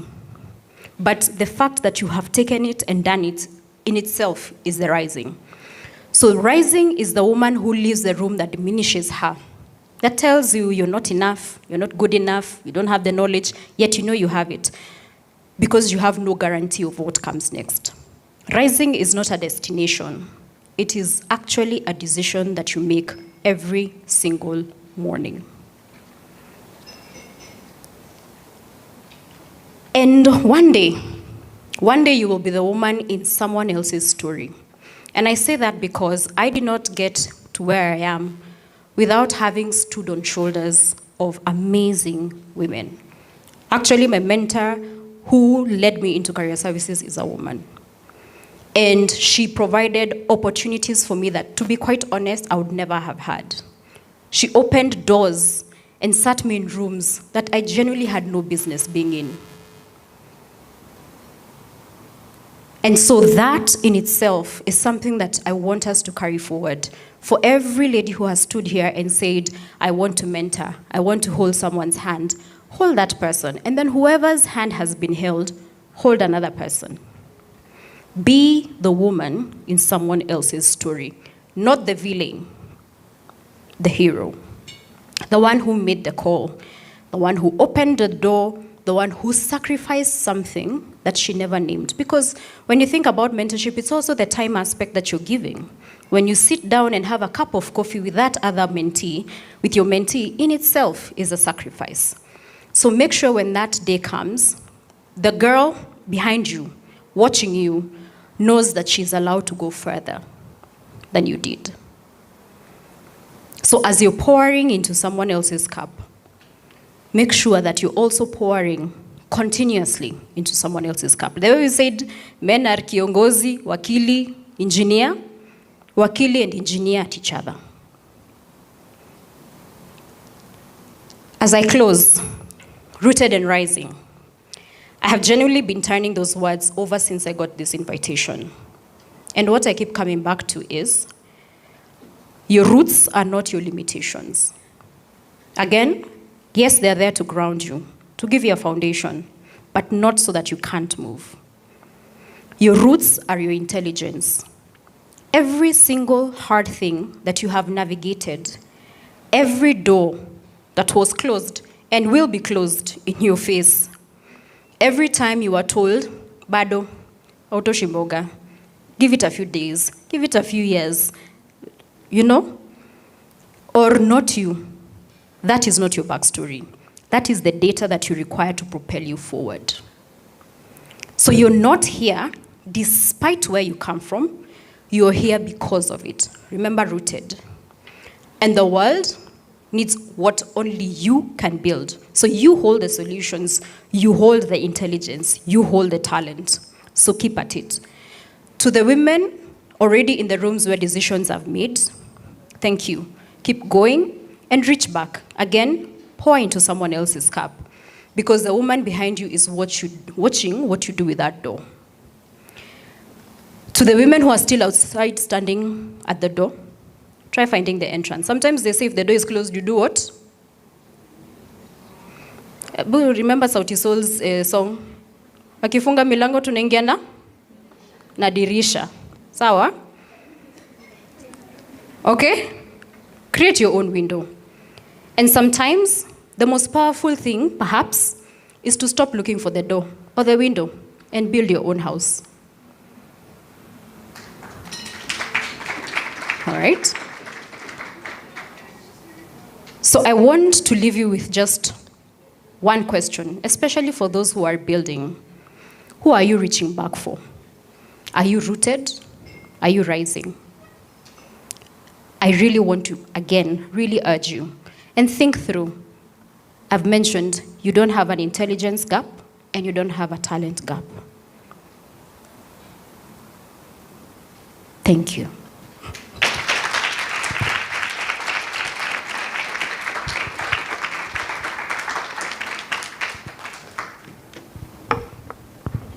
Thank you, thank you, thank you. Thank you so much, Sarah. That was wonderful, right? He spoke to each one of us, isn't it? And any questions for Sarah? Anybody who has a burning question for Sarah? Burning. Burning. Okay, there's one burning one.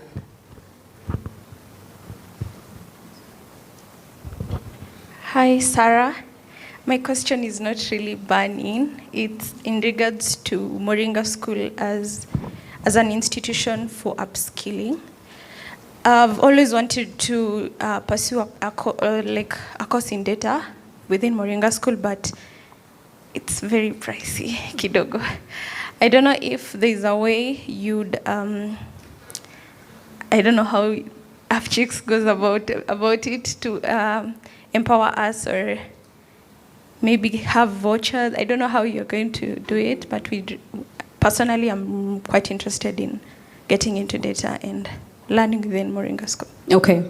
So we have had a history of offering scholarships to students who are interested and cannot be able to raise the fees. I would urge you to just see me on the side, but it's something that we can work out. We have organizations that we work with that provide funding and scholarships. So that's also something that we can talk about. Yeah. Any other question? Mm-hmm.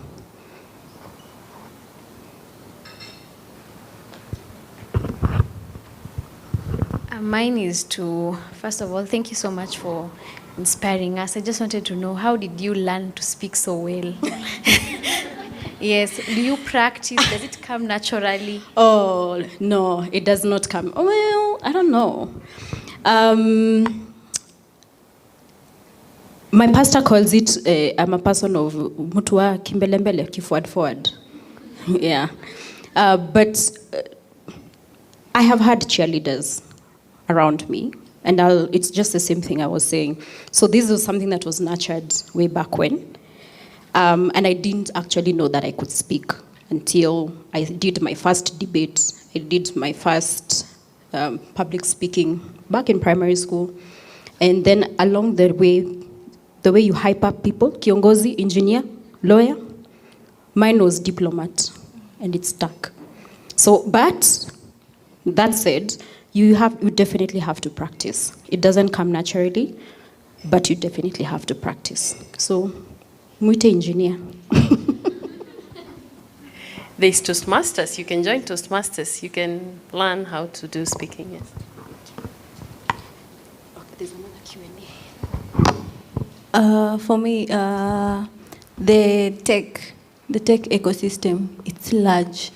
Yeah, right now there are some what are they called? Careers that were not there like 1 year ago. Hata tuendi mbali 1 year ago.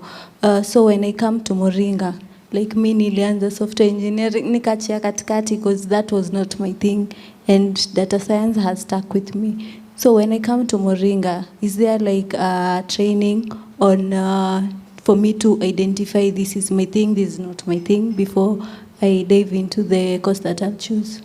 Yeah, so what we try to do as much as possible is to have conversations with us from the career services side. sometimes the blocker that you have is just your mind. It's not that you can't get it done. It's, again, just breaking through that, do I have an intelligence gap? Not really. It's just thinking through what are you hoping to do, what are you hoping to achieve, and then work backwards from there. Yeah? And then the beauty about it is that we also have a mentorship program. And so we can connect you to industry mentors who walk the journey with you. So that's possible. Yeah. Mm-hmm. Wait, okay.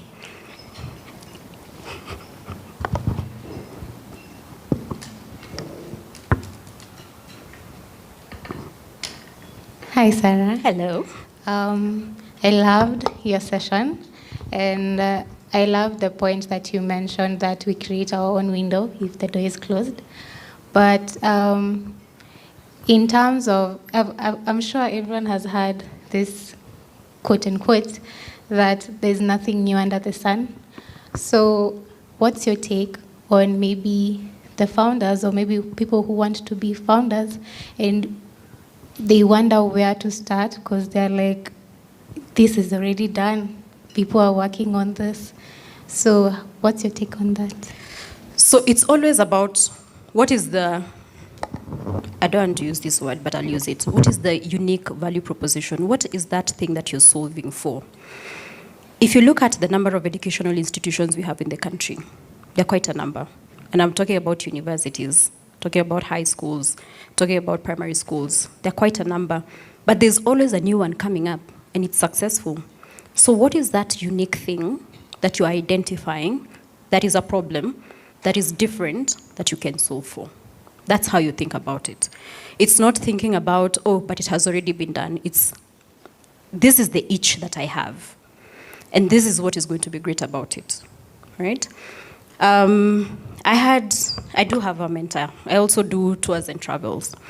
And one of my business mentors told me, you always have a market to sell a product, dependent on how you position yourself for that market, and dependent on the problem that you're solving for that specific market.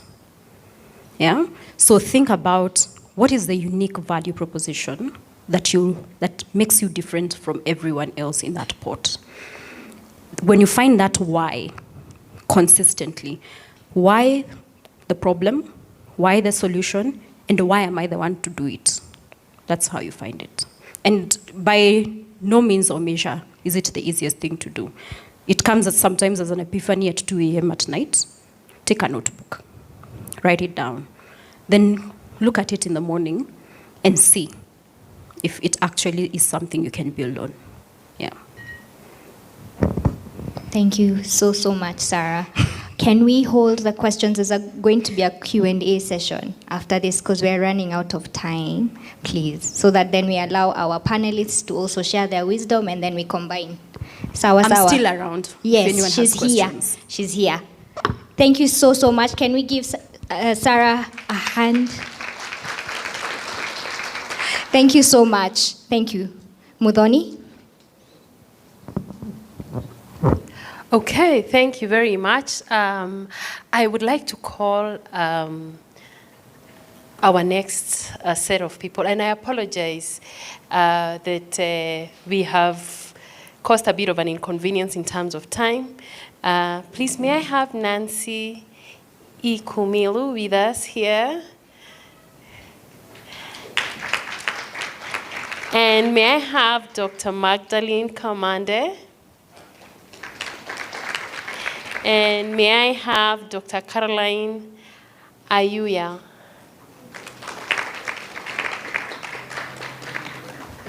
Thank you so much, my ladies. We are so privileged. As you know, these topics are very hard to control, but we are going to try our best, right, to manage time.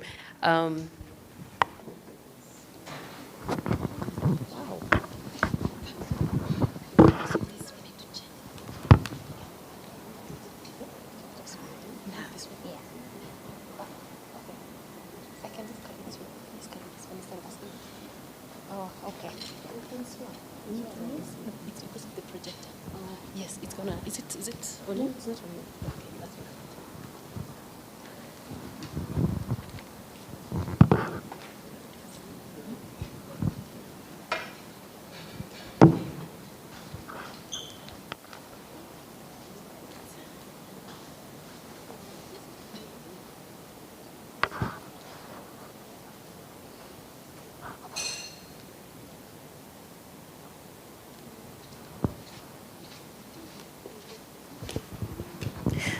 Okay, so we have the privilege of having very accomplished ladies here who've been through it all in many ways and in different ways.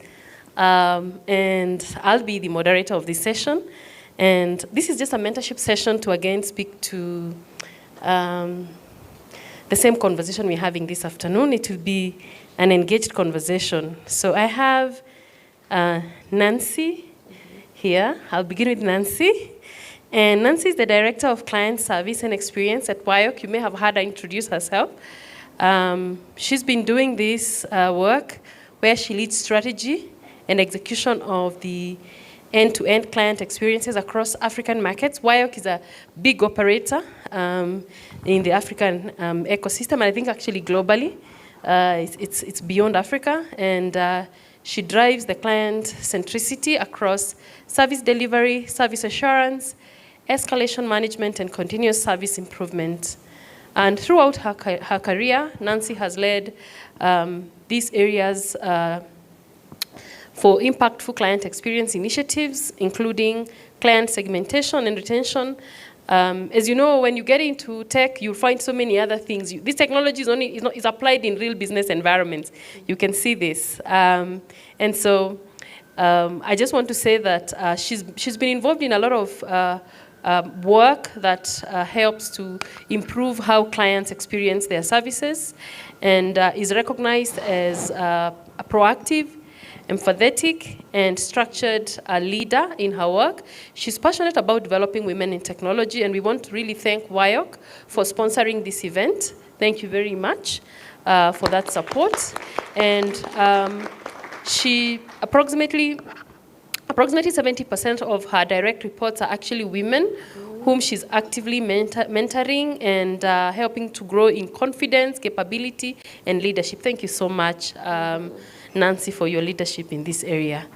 I also want to welcome Dr. Magdalene Kamande. It's a pleasure for me to meet her because one day I read her profile. I'll tell you that story another way. And Dr. Magdalene Kamande is the Director of ICT and Transformational Services at the Nairobi Hospital. I was just getting a very good review of the hospital. I believe technology was part of the experience. And she leads the organization's digital transformation roadmap by integrating innovative technologies to enhance the operational efficiency and improve the delivery of healthcare in the facility. We all know that it's one of our leading hospitals in the African region. With her over 13 years industry experience, she's worked in leading research and development environments across Europe, Asia, and Africa. She holds a first-class degree and a PhD in computer engineering from St. Petersburg. Yeah, she studied in Russia. This is how I got to know about you. I was doing some research, yes. And yeah, so I can only imagine how much mathematics you've touched at this point. Specializing in scaling optimization for blockchain problems, as well as she did her she got a first class in her master's degree in computer systems, in engineering and informatics. And she's also a GovStack certified professional through the International Telecommunications Union. She's been with GIZ and Digital Impact Alliance, and has actually been involved also in Estonia. Right? This is the bio that has been put together, you know? And this just tells you how much the road you have walked is great, and this is amazing. She's also the CEO and lead digital transformation consultant at Accelerating Digital Transformation Limited, where she guides the implementation of end-to-end solutions. And previously, she was a lead engineer at Huawei Technologies in Moscow, and she enhanced cloud storage technologies using AI and data-driven reduction algorithms. I like these things because, like we said earlier, people are not comfortable with discovering who they are. And you know, we don't get here. It's a journey, right? Yeah, so I'm gonna, you know, make sure that, you know, we feel comfortable in this skin. This is it. Because we want others to actually walk this journey. So I'm really proud of the panelists that we have here. And then we have Dr. Caroline Ayuya here, who is developing engineers, and at DESTA, am I right? Yeah. So she's a clinical psychologist, a very, very important area of profession as far as I know in the current societies. The way we live, we really need them. With extensive experience with assessment, diagnosis, and treatment of mental disorders, as well as administration, supervision, teaching, and organizational leadership. She has a very strong sense of purpose, professionalism, and commitment in basic human rights. Beyond her clinical work, Dr. Ayuya has contributed significantly to community development through partnerships with Schools Farms Africa, and helps to transform the lives of school-going children in Kibera by attracting grants for classrooms. So thank you so much. Administration blocks, toilets, working for the people who really need our help out there so that we don't forget the other people who are in our societies who need our interventions. Sure. She's a member of the Kenya Professional Association of Trainers, PTAC. She's one of the people who are involved in professional development across our corporate sector. That's what it means. Yeah, and Kenya Counseling and Psychological Association, and is widely recognized in her work on leadership, mentorship, and commitment to social impact. Thank you so much. As you know, we have a very strong theme, rooted and rising, and Sarah did justice in just helping us think through that from our perspective. So we're going to have some very interactive questions to our panelists, and I'll begin with the first one.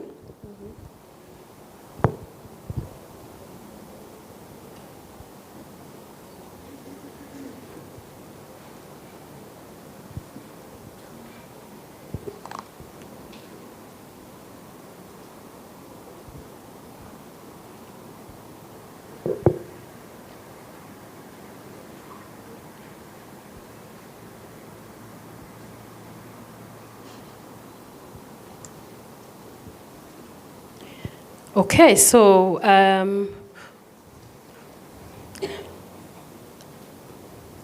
let me see who will start.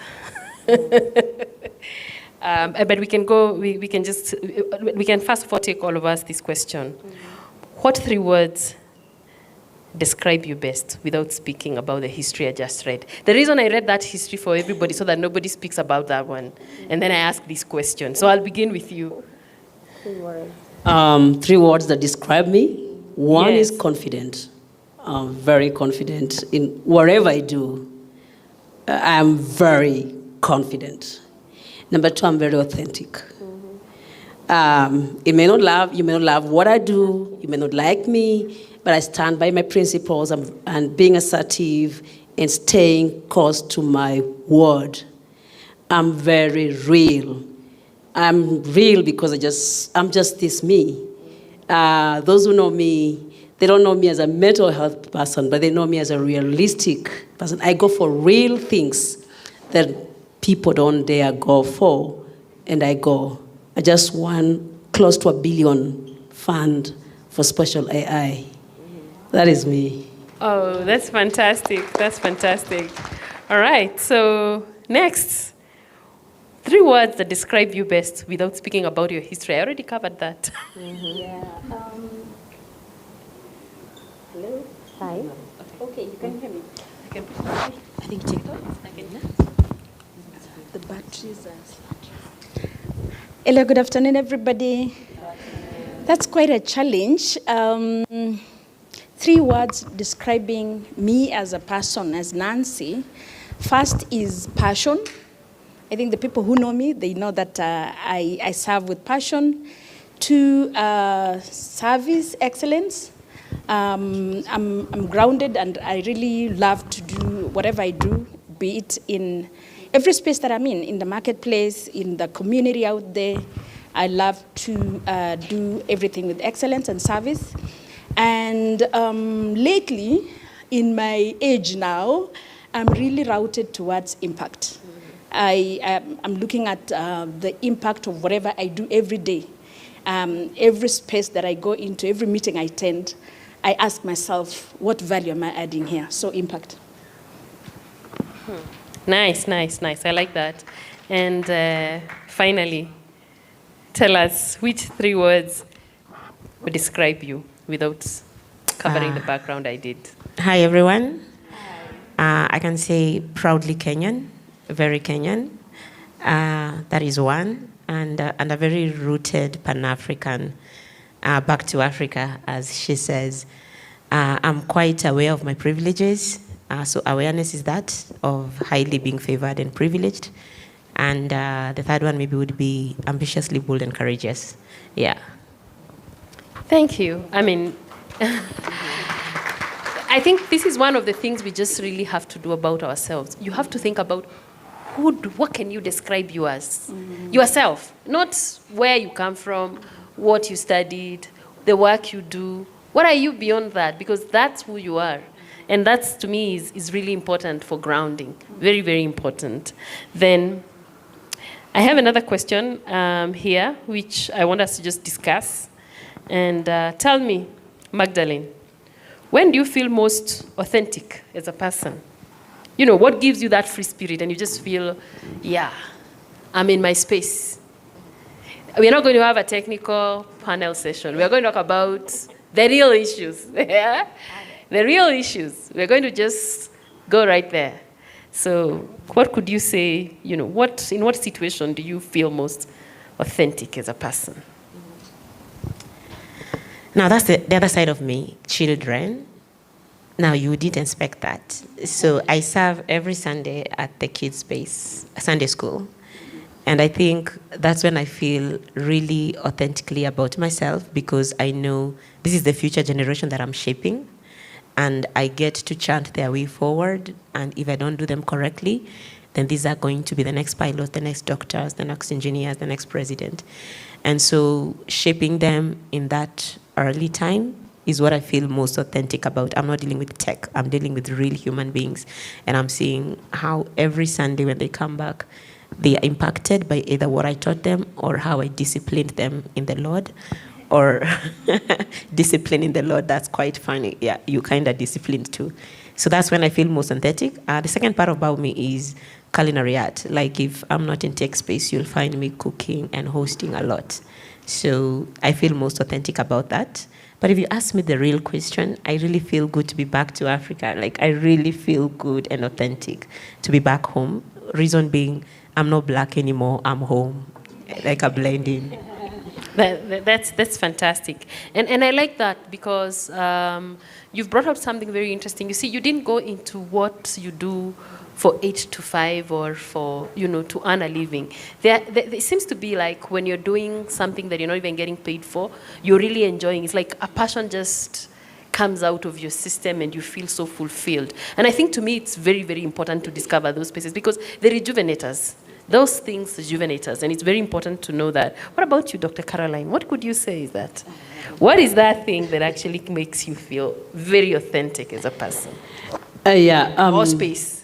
I'm generally very truthful about what I do, what I go for, and everybody around me makes it easier for me because they trust and believe what I'm doing. Whether in the community, as I said, I serve in the community of children in Kibera, in Kajiado. During COVID, people were afraid to interact with people. Probably among the few people who every month ended up giving folks in Kibera without masks, without anything, food for around 450 families after applying for a fund of 6 million to feed them for 4 months. So didn't care who is going to receive, but just that. But then really, I'm always truthful, I'm always realistic, but I'm always interacting so much with the community that I can support in any way. So going out of my way and being me and just giving out my best, and then people love you and always come for you, even when you don't go for them. That is me. Wow, that's nice. What about Lucy? What is this thing that makes you feel most authentic? That's something that just opens up and you just feel a free spirit in yourself. I think a time and a position where I really feel free and being myself and authentic is when both my personal life, my family life, my workspace are aligned to my calling and my purpose in life. So when I'm doing both, it doesn't look like I have to struggle. I'm not feeling the pressure that I have to attend to my child's parents' day or I have to attend to an irate client. But whenever I'm solving a problem, be it a client who is calling and there's a huge escalation, and I have to step out of a parents' meeting, I have to attend to this client, come back, attend to this child, play games, go back at home, shower, and sit down and do a report. It's me doing it. I'm free and I feel, I find joy, and I know there's a reason behind that, because I know my calling is to serve, and to serve the people in my space. Wow, so everything you do, you try to put service in your mind as part of it. That's really nice. Yes, but cautiously, I've had to be aware, mentally aware that I can't put so much pressure. You know, the way sometimes you have so much workload and it has pressure on you. No, you just have to find a way of integrating and balancing, yet you're living within your purpose and your goal and meeting your objectives. Okay, very good. The reason I said that is that a lot of us are just going about our 24 hours a day doing what we have to do, but not feeling it. You understand? You know, you can be working and actually feel more energetic than you were even before you started, because you're finding yourself in your soft spots. Yeah. And this is really important, because I find that, you have to find spaces when you feel authentic with yourself. You just feel at peace. And this is really important for our fulfillment. I don't know what, Dr. Caroline, you have to say about that as a clinical psychologist, and just how much we struggle as people to find even what we call work-life balance, and just speaking to what Lucy has raised. What could you say that from, a professional perspective? That space that look at work-life balance, I realized actually it's very difficult to even talk about it. Being authentic, again, is very important for you. Consistency in your character, behavior. You can be good and you can be bad. You can only be good or you are just good. And if you're bad, you're just bad. And therefore, being authentic is being real, being that. But the work balance life is what what we've always known. But with practice, I realized you need some imbalances to be able to make it. I'm sure these ladies sitting here, if I have to ask them how much they have sacrificed beyond what they need to do, there's certain imbalance that must come in your life to be able to achieve a goal.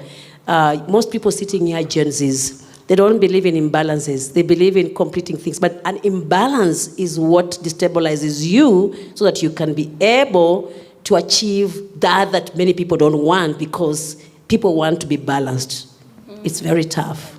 I love that. Yeah, we have to get pushed out of our comfort zones, or what we feel might be the ideal space to be in, right? Because life, I used to say that we are all kind of, trained to think that life is a straight line, and it's not, right? It actually never is. And how do you accept that, apart from accepting that once in a while you find yourself out of balance? But by discovering that, then you start to navigate towards what will give you a more balanced space at that stage in your life. So the other question that I have is, what are you deeply grateful for based on the journey of life, based on the journey that life has taken you? I just want you to reflect right now, because I think the other thing we don't do enough is just... We talk about gratitude, but as a word. But how many times do we reflect deeply? I know many people have been asked to do, gratitude journals, maybe in the morning. I don't know how many have time to do that. But I just want us to discuss about, what could you really say based on your life journey? What could you say you are purely and feel strongly that you are grateful for that? And it's a strong pillar in terms of gratitude in your life. I just want us to take stock of that. You want to start, Magdalene? Yes, I can start. First of all is family. Family is a very good place to bounce back to. And the more you get wings to fly, the more you appreciate family and what it gives to you. It makes you feel like even if you go out there and you become a loser, you can always go back and you'll have your position in the family. I'm the firstborn, I'm the secondborn, you know. Nobody takes it away from you. It's an unchallenged position. That is good. So one of the things that we take for granted that we should be really appreciative is our families, especially if we come from a good family background where we were invested into, we were given love, we were given a lot of assurance that we can always come back even if we fail. Take that as your root. As she said, mizizi, your foundation, never lose it. Second is your education. It's unfortunate, it's until you leave the country, that's when you understand that your education is really good. Kenyan education is really good. Take it seriously when they invest in you. Maybe if you have brothers and sisters who are still in their preschool and at school, just tell them to take that education seriously. That's the foundation of which you lay your higher education. And last but not least is people who say no to you. The naysayers, we don't appreciate them so much. But if you take every no seriously and say, wow, that's a good, why did they say no? Where did they see the gaps? How can I bridge these gaps? In fact, those naysayers, they see you and they're like, I'm impressed. You finally made it. So don't take for granted all those things, but also take time to take stock of those things that push you beyond your limit. As she has said, life has no balance. Different stages of your life, different seasons of your life, you'll have different priorities. It is not, this is my priority at the moment. It depends with the season. Oh, thank you. What about you? Lucy? You have to add something there about, what you're truly grateful for. What do you feel from where you sit, from your experience in your own journey? Okay, Nancy is the name. Oh, sorry, yes, sorry, Nancy. Yes, thank you. I'd say, I'd echo what my sister said. Of course, we have to be thankful for the journeys that we have walked through, especially your career, life, family, the grounding. Can you hear me now? Yes. Okay. So I was saying that in adding to what Maggie has said, aside from family and the strong foundation that we have, the pillar in the family, we have to be cognizant that there are those values that really help to ground you. And one of those, personally, in my own journey, is my faith-based journey. So I'm grounded in strong faith beliefs, in integrity, in discipline, and those foundations have laid a path to how I've grown. And again, I think I would be one of those examples of those people who worked in one company for so long. I'm also appreciating those journeys. For 14 years, I've worked in 5 departments. And growing from the operational technical space, I really truly appreciate the 2-3 years I worked as a NOC engineer, because that's when I started the basics of career, learning discipline, learning to follow processes, to adhere to the rules and guidance. But again, as I grew and moved into other touch points with clients, you realize that there's so much than processes and standards. You understand? There's a human part of the business, understanding the solution, understanding what do the clients want, what do people want when they look for internet connectivity, when they come to look for internet solutions, what do they really want? So the moment I started interacting with clients at those spaces, you realize that actually the work that I was doing at the NOC, the solutions that are working to resolve the faults, is actually life impacting. A business goes down, and many people in the hospital, Nairobi Hospital, the doctor cannot diagnose or cannot send the diagnosis to the pharmacy because the system is down. Do you get the point? So you really try to understand now, interpret those. So every path and every move that I have made, again, I've worked in projects, I mastered in project management. I appreciate the delays in the process, the importance of critical path, and how do we really deliver what we promise. And ultimately, where I am now in leadership, it helps me to bridge that gap of understanding the importance of processes. But now, I'm also happy to say, these processes cannot work in isolation. In WIOC, we provide digital solutions, and we know that we run a huge network. But without people and without soft skills, you cannot run the business or the organization without those. So marrying both the technical and the soft skills and understanding the requirements of the clients and the end users really would give you that big picture I talked about, impact. That every activity, every work you do, every inactivity, every item or task that you miss to do has an overall impact by the end of the day. So those are the values that I'm appreciating, and what I'm getting from you is we have to appreciate our journeys.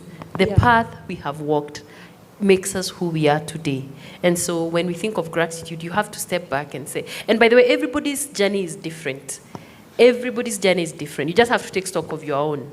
Even up to where you are now, it doesn't matter. It's not about 20 years of experience. It's about where you are today. Just look back and just be grateful for the journey. It's very important to take stock. And I think to me that's really important. What about for you? Opportunities for me. Today you are here, I'm sure some of you don't know, like I know I've seen my students here. They have no idea how to go to a process to procure a vehicle to bring them here. And not that, I wish I could bring the whole university here, but we are only able to bring the 5 students from Daystar. Whenever you get an opportunity, lady, take advantage of it. It will never come again. And whenever you get an opportunity, do just exactly what we're telling you. Because for us, we never got certain times. You are in a different age group and age generation.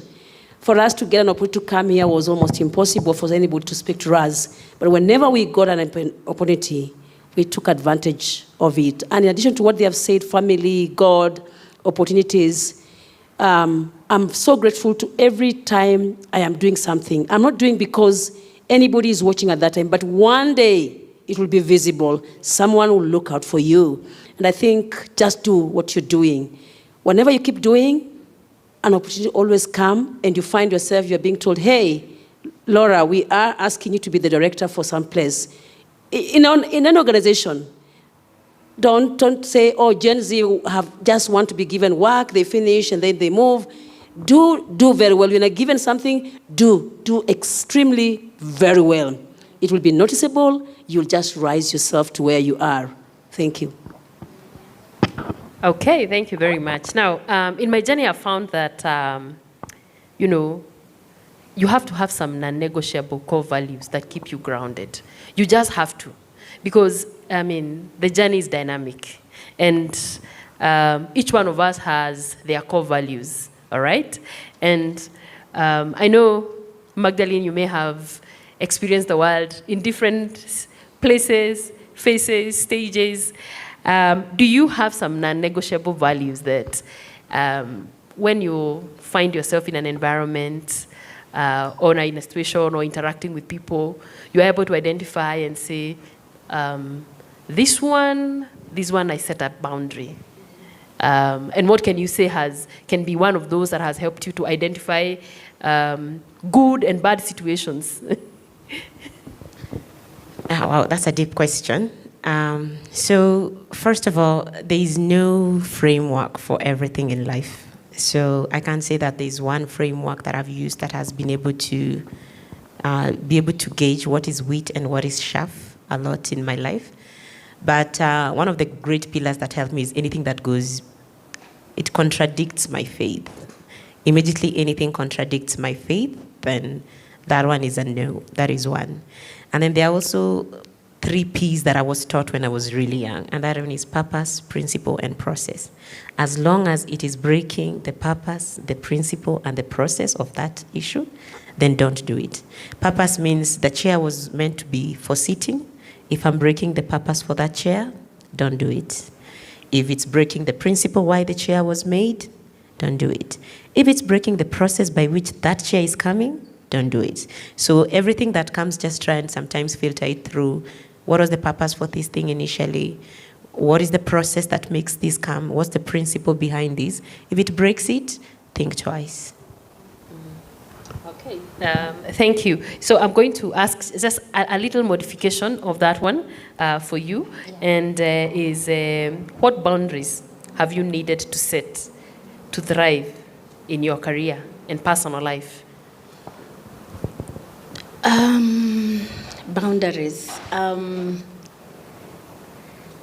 First of all, is to what our sister mentioned, Martha, earlier, is to be self-aware. You know, that awareness of who you are and where you're going. So you have to have a personal path or a personal objective of where you want to be as a person or even in the organization, the role that you're playing. And when you do that, you have to set boundaries and know that you cannot do everything on your own. You have to learn. I think what I've learned is there's power in delegation. Always learn to ask for help. Seek advice from your colleagues or your other team members, and you know, learn from each other. Have partnership. Collaboration is very, very critical for you to create that boundary to help you thrive. So I think that's what comes at the top of my mind. Okay, I get that. So. For you, I just want again to just modify that question a bit and ask, you know, what makes you feel truly alive to be highly productive in the work that you're doing or in your personal spaces where, you know, you're still productive? Not everything is work, but you're still being productive. So what do you really feel makes you to feel truly alive to whatever you're doing? I think the impact, for me, the impact, whether Daystar University or whether the community in Kibera or whether the community in Kajiado, in Kiserian, the impact, you receive so many tons, and that is really, really makes me productive every other day. Just the impact that I'm able to do, it's really bad that nobody feels you. People must feel you. They must feel you so much that they need you always, that whenever time you're given to speak, to go somewhere, everybody wants you to be near them, or they want you to say something, or they want to choose you to be. Either you are owning or you're part of the establishment of that particular institution. I'm here because I must have done something that has caused me to be here. I don't think I knew them. So do something, and it can't be on TikTok. It can be only be seen by people talking about it and saying, hey, that lady did it, and she's made us. So the impact for me, whether in the family, school, work, community, that's what I do. I always want that, and that's making me productive every other day. And also trusting that, look, I've seen colleagues today, we are well, tomorrow there's a tumor on the spinal cord. They can't wake up. When you're still strong and energetic, do as much as you can do, because you never know what tomorrow holds. And therefore, people will always remember you and be there for you. So for me, what makes me also very productive other day is the life that I have, the strength that I have. I'm very energetic. I am very, people don't know, they ask me whether I have 48 hours. But I also asked, does my Vice Chancellor have 72? Because I think he works more than I do work. Oh, that's really nice. So over time, you start to discover, you know, your unique skills and the things that you just truly feel that you possess. And all of us feel that, you know, when I was listening to the introductions, I could hear people speaking to what they have chosen to do or what they are pursuing, and it was really speaking to what they believe they are good at or they could be good at. And to me, this is really important. And I always, you know, like to ask people to count that, because it tends somehow to give you the grounding that you need to be able to pursue what you want, because you're starting from a point of confidence. And so I will just again now do just another round and say, you know, when you look back or at your journey, what could you say you could identify as that unique skill that has given you, every time you move forward, you realize that's what was my stepping stone again. And I don't know whether we've actually spent time doing that, but I just want to provoke that thought right now and say, you know, for you, what do you feel has been that unique skill that people identify and say, and call you into a space, or that makes you step into a space? Yeah. Who wants to start? Now you're free. I can start. I think it always starts from the right, going to the left. I think one thing that has made me feel like every time it's a stepping stone to the other is that I watch something in someone, I aspire to be them, I think how effortlessly they're doing it. And then when I go talk to them, they always tell me it's the work you put when nobody is seeing you that make it so effortlessly. Like you're saying, how do you speak so well, Sarah? It's because the pastor told me. No. She's done a lot of work behind that. So if you want to actually aspire to be something, as she said, do the work, do the effort before, and then it will effortlessly come out in public. And then another thing that really helped me in my career is to understand every time I'm sending a CV. A CV would mean what? Curriculum vitae, right? It will always just question me, what competence am I sending out there? The competence is the C. What competence am I sending out? And the V, what visibility do I have when they go check me out? They will know I'm worth it. When I came today, I was just talking to Nancy and I was saying, I don't even know if they know who I am. Let me just say I'm Maggie. And I say, they didn't even ask for my bio. So I'm going to just keep it low. But you see, there's the competence and there's the visibility. They had my bio before I came. So every time you're trying to achieve something, just know that you're creating a CV, competence and visibility. And be loud about what you've done. Say it. Show it, let people see it, so that by the time they are coming to see you on the desk, they have already known your visibility. That creates a bias. They will take you. Okay. I think for me, again, reflecting on my journey, what sets me apart, and I mentioned earlier, is the passion. And perhaps maybe I can give this, citing a story that helps. When I got employed, I had not finished my degree, but I had done my certification. You know, the CCNA, diploma and all that. So we did the interviews, second round, and the final decision maker said, you have done well at your level. However, we needed graduate engineers. Do you get what I'm saying? So I told him, okay, that's fine. However, would you mind giving me an opportunity, as much as you're employing those people who have qualified, for me to come and serve as an intern?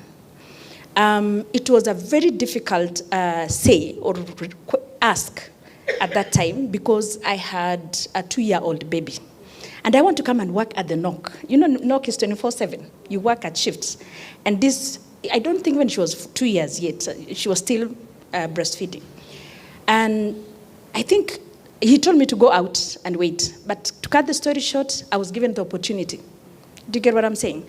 So when we talk about appreciating, or, you know, what name did you call it? The question was what you can call a unique skill that you've been leveraging. Yes. So you have to have that go-getting spirit. Do you get what I'm saying? And as she mentioned, do not accept those saboteurs, those small voices telling you you cannot do it or you are not qualified. And by the way, I was the only lady in that NOC shift that was taken. Hello? Are you feeling what I'm saying? And then I got into this job, and WIOC was still new. We didn't have a network. Okay, we had a fiber system from Durban to Djibouti all the way to France, but we didn't have clients. We had just onboarded one client in South Africa, not even here in Kenya. So we were just monitoring one client in case there's an issue. So what am I saying? There was no work as per se. And people were, you know, these are young people, they're watching movies, at night. But I got an opportunity to study and to read. What is fiber? What are these alarms? You know, those things I've never studied.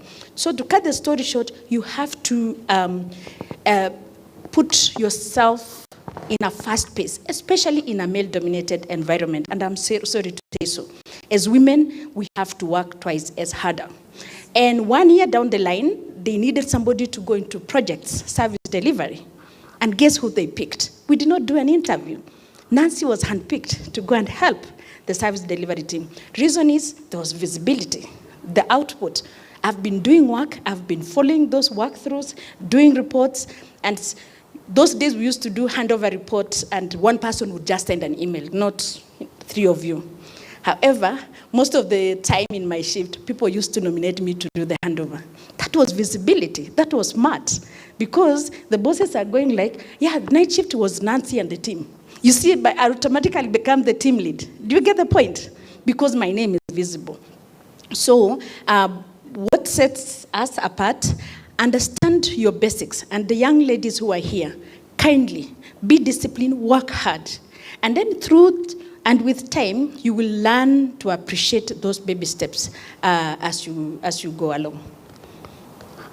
I like that. I've just learned about the power of asking, you know. In that particular situation, even if it didn't look like the real opportunity was not there, you asked for something that gave you entry. And I think to me, that's really outstanding. And I guess maybe that could be one of the things that maybe you do more often. And somehow, it might be actually you volunteer somehow, but it actually sets you to becomes a stepping stone to the next step. And to me, I think it's one of the things, whether you're running a startup, whether you want to kind of, be selected in the 5 group that's going to be, sent to a trip like this in the university, is that part of showing up, volunteering, and just asking, that really pays. And sometimes we take it for granted, but it's really important. Yes, for you, what would you say has been your unique skills? I think aspiring to be, every other time I want to become. I want to become that person. So I am not comfortable every other day when I'm given an opportunity to serve, for example, in a directorate or in a position. I really have to exceed the expectations until everybody thinks, no, this is too small for you. We need you now some other place. I think I have begun as a lecturer, and then I have seen myself being picked out because I taught well during COVID, and they wrote an email to students say, we want that lady to train the whole university.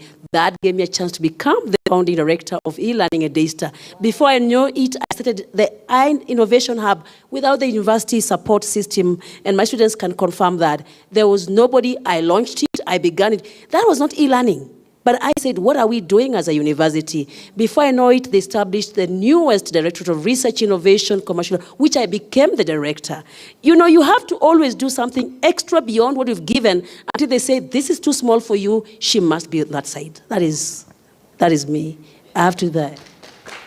Thank you, thank you, thank you. Now I have my closing questions. They're unique for each one of us. I think I will allow anybody to pick. I'll read the first question, and if you want to take it, you can take it. What would you do if fear disappeared? Just fear disappeared. Even today, I had somebody saying, I could see the tremors. People like, okay, you're introducing yourself, but you're shaking, And imagine if that fear had disappeared, or the nature of the fear that you feel today.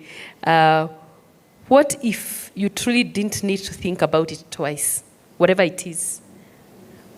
And what I mean by that is, that situation, what is that you would do if you are not fearing at all? Who wants to take that? From where you sit. Because many things that, we talked about the imposter syndrome, right? Which we were told is a chance to actually realize, oh, you are aware of something. But I am spinning that all together and saying, okay, so that fear has disappeared. Now you know. You're not afraid, you're aware. So what would you do? Yeah. As a closing remark. I think it's gone dead because it knows what I want to say. So, if there was no fear, if the grounds were neutral for all of us, I'll become the first female president of Kenya.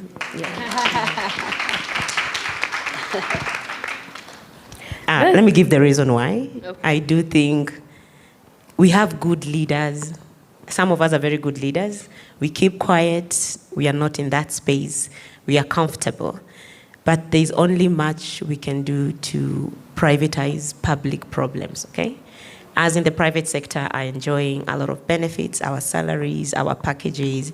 At the end of the day, there's only much I can privatize. If I have kids, I can take them to a private school. If I'm sick, I'll take you to the Nairobi hospital. I'll fly you to the UK because I have the package too.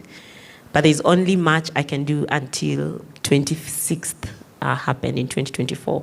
Then you understand there's only much you can privatize in terms of public problems. It's time we step into those places and make the whole country all inclusive, uniform, and be able to be fair and just to everybody.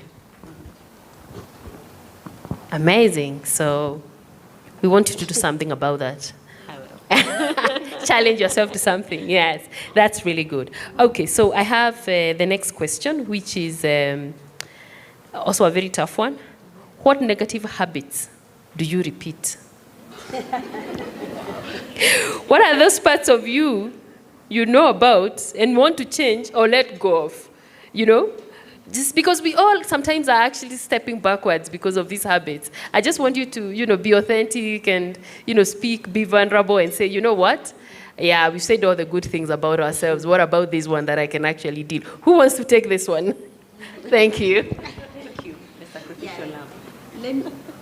Let me take that because, voicing it out, they will tend to come out and get off me, right? One of the first challenge that I keep repeating, and I'm really learning to unlearn and to relearn, is to be perfect. The perfectionist woman, you want to do everything right, it has to be perfect. And sometimes if your colleagues who are of the other sex do the same, then they will just admit, do shoddy job, and it will not even hurt them. But you, as a lady, I hold back, I do a report or I do some task, I ask myself, I wish I could do better. I wish I could do this. I wish this was like this and that. Yet, if you were to compare what I've done with other people, actually you've done so much. So that is one. Two is that I tend to carry so much. I know there's power in delegating, but I think there's a challenge of once you delegate, you still want to monitor and evaluate and check progress. And I know Gen Zs are here. I have 2 Gen Zs in my house. They don't want that. So they just go like, Mom, you want the dishes done? It will be done. Please don't ask us about the process of how. So I need to learn to give people power to find ways of innovating ways of getting work done and appreciate the steps. And finally, under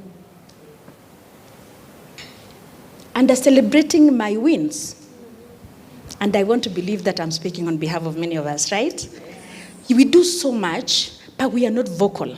We do not document. We do not shout of what we have done. And I think it's really critical and important that we voice out what we do.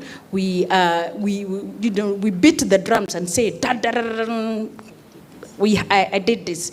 I brought this solution. I gave this innovative idea. You may have not done it yourself, but the thought process, it took time for you to have that dream, to voice it out, share it with somebody, and somebody just ran with it for 2 days and they deliver it and they take the glory. Okay? So let's learn to do that. To celebrate our wins. Yeah, amazing, amazing. Hoots your own horn. So now, every day, every experience teaches us something about ourselves, right? Have you learned something about yourself today as you reflected? Did you do that? So now I just learned something from Sarah, and she said, we need to call each other daktari, wakili. So daktari,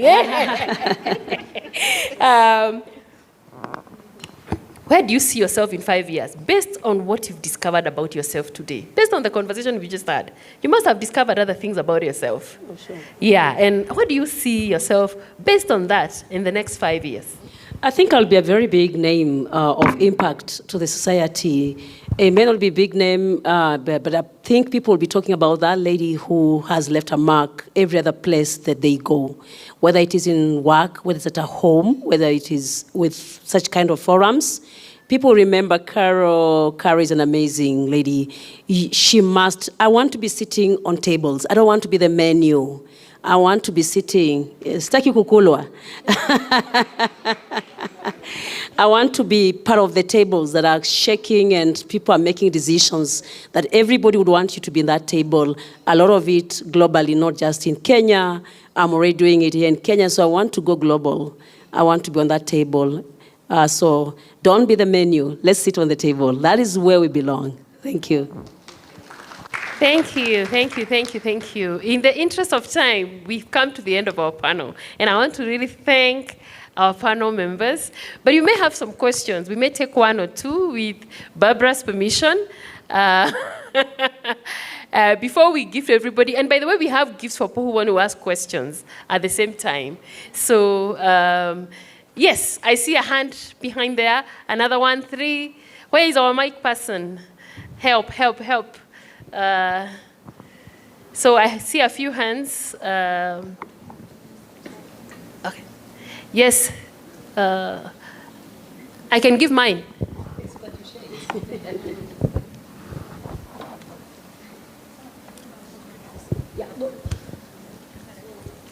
Hi. Oh, she's going first or me? Yeah, she'll go first. Okay, okay. My question is, you can this one. Yeah. Hello. So my question is, ladies have to work. You say, Nancy, ladies have to work twice more than men to earn the same. Not the same. Wait. Let me. Okay. They had written the question before you talked about it. So ladies have to work twice as much than men to earn the same or half the position. All of you are directors, director. Meaning you are holding senior leadership roles in a company. How many times have you had to deal with people who believe you don't belong in that position? And how did you handle it? It's a question for all of you. Okay, maybe I can give from my example. I've really have to work harder to have facts. So you want to ensure that you have data, you have proof that this is what I have done, and this is what is proven. I know they usually don't do that, but unfortunately it's a bias that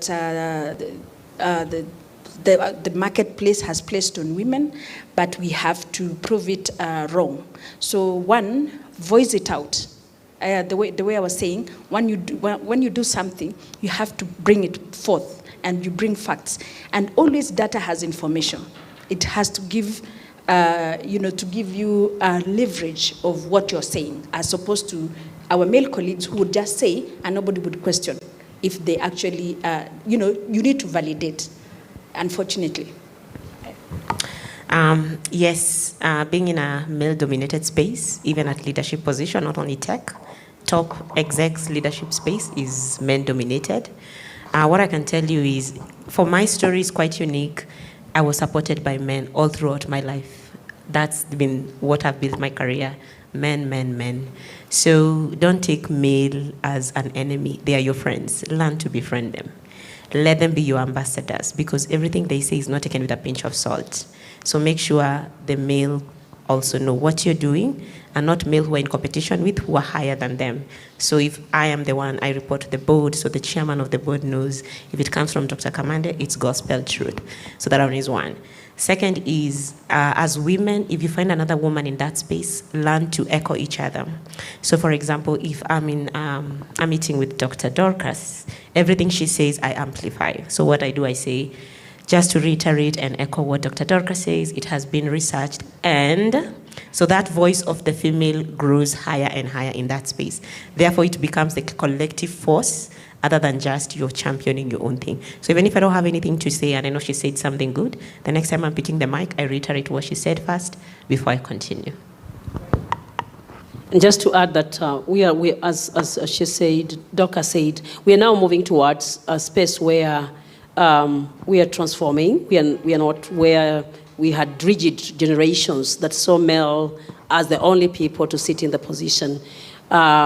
They are now appreciating, and they come to, I think at the Senate is now more females than male.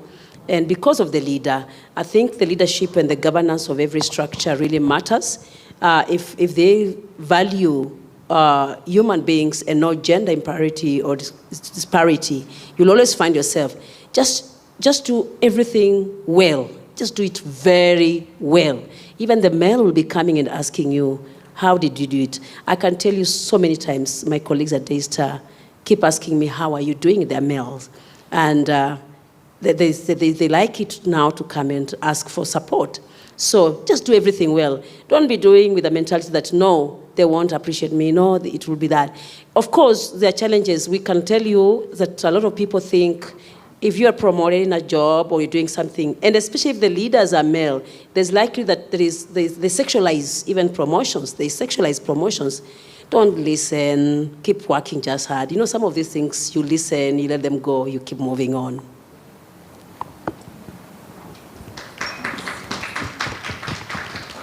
All right, hi.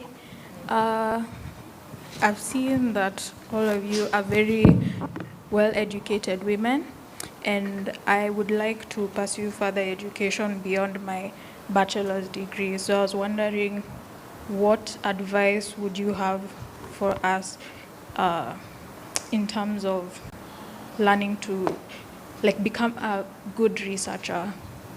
Yeah. Okay, thank you. I think we have 2 researchers in the room. A good researcher, every skill you have can actually cause you to do research. Even at undergraduate level, you can do research. There are many researchers at undergraduate, but if you're furthering your career to a master's, postgraduate, I would say you've now had the basics right now. You've now known exactly what you want to become. At this point, with undergraduate, you are sure of your path. I did education. I moved to clinical psychology, but I do most, you can be sure I do most of my work around research, innovation, diversity. I think flexibility allows you to move. Postgraduate is not where we are sticking you to tell you, move this direction, or this is the only career that is good. No, we say, what do you really, if you want any level of postgraduate allows you to do research. Research is not confined to any discipline. It is it must be embedded in every field. And if you're a social scientist, for example, if you've done hospitality, or you've done marketing, or you've done at undergraduate, it doesn't mean you cannot do administrative job. The only problem we have with students or those who are in the university or finished is thinking that I must get a marketing job. I am a clinical psychologist, yet I'm doing research innovation. I have diversified. So look at around. When they say they are looking for a social scientist, they're not saying they are defined as a marketer or I don't know what. We always want to hear our discipline being mentioned. Then that way you'll never even get where you are. But more importantly, we want you to build jobs for people. If you can, Afchix here, someone started it. It didn't begin from nowhere. If you can create a job out of your own skills and knowledge that you've received, that will be even good because then you'll be employing. But I want all of us to do research because Africa gives a lot of research data, yet the research we produce to be able to support Africa is less than 2%. Yet we are the most people who are used as participants, we are the respondents, we are everything, but then we don't produce solutions to ourselves here in this country or in Africa. So you're on the right track. We'll leave our numbers, let's see what you've done, and then we can help you, guide you in your career. Now, my clinical psychology, now we'll go there. Okay, I'll just add one thing. Make everything time-bound. Be very intentional about your education. If there's something you take seriously about, I don't know what that is, but it's your career. Take it so seriously. Make it time-bound. Say, I don't know, you're in your 20s, I think this is the age we are talking to, but say by 30, I want to have the deepest competence in my field. Whatever field you are, start with competence. If you want to go far, root. Competence, that's your skills. Talent is overrated. You can have the talent. Everybody's born with potential. We're all potentials, right? But now you're kinetic, kindly. You've already grown. This is not potential. So deep in your competence, that is one. After deeping in your competence, make it time-bound. Say by 30, let me have the deepest competence in my field, okay? So it means you're already the deepest you can go. Then you say by 35, I want to go lateral to a managerial position, a HOD or something. Those are skills that are making you. So you know, in that I need a master's. So when you're deep in your competence, now you're adding a master's. Then you say, I want to go to exec. Exec is executive level, directors, exco. You want to do that before your 40s. Then it means you need to do leadership, you need to do masters in MBA, something like that. So make sure everything is time-bound. But don't be in your 40s now wanting to become a HOD. So you're in your 50s, you're becoming an exec. It's not bad, but really make it time-bound. Make it as serious, I don't know what. If it's fitness that you take seriously, that I have to lose 3 kgs by the end of the month, make your career the same way, okay? Mm-hmm. Good. Hi. Yeah. My name is Valentine. Here. Okay. My question is, when people are introducing themselves, most people have their startups and all that. And my friends usually tell me that I need to start something. But in my mind, I'm used to being a follower, not a leader. So I always think that I'm still missing something, that there's something that I need to tap into first before I put myself out there. And I see that the panelists, all of them, like, they have confidence. So my question is this: what are the key important skills that I need to learn or integrate in order to be a trailblazer? Or like, what do I need? What am I missing? Yeah. First of all, I'll tell you, you're not missing anything. Yes. You're being who you are. Yeah. I mean, not everybody needs to be a founder, to be honest. Otherwise, who would be working in the companies if everybody was the founder? Yeah. Let's think about it, right? And by the way, many founders eventually need executives to run those businesses who are not necessarily the founders.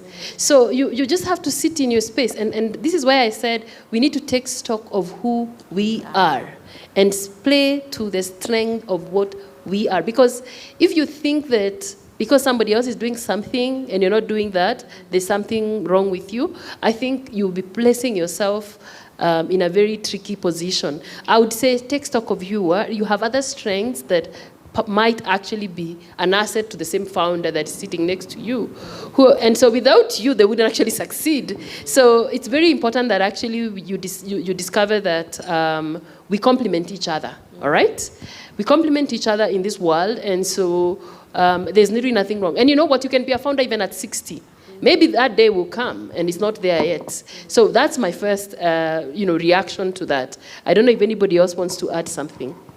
Probably role models. And role models that don't have to be women alone. They can be any. I can tell you, I have been changed so much by Professor Labanayiro, the way he does his work, the way he does, and the way he speaks to people and impact. Then I keep learning. So I can actually publish within 3 months. I can write. So you need to pick the role models so that you can. There are role models for different things. The way you dress, there could be role models. The way you speak, there could be role models. The way you do things, pick those models that are going to you inspire.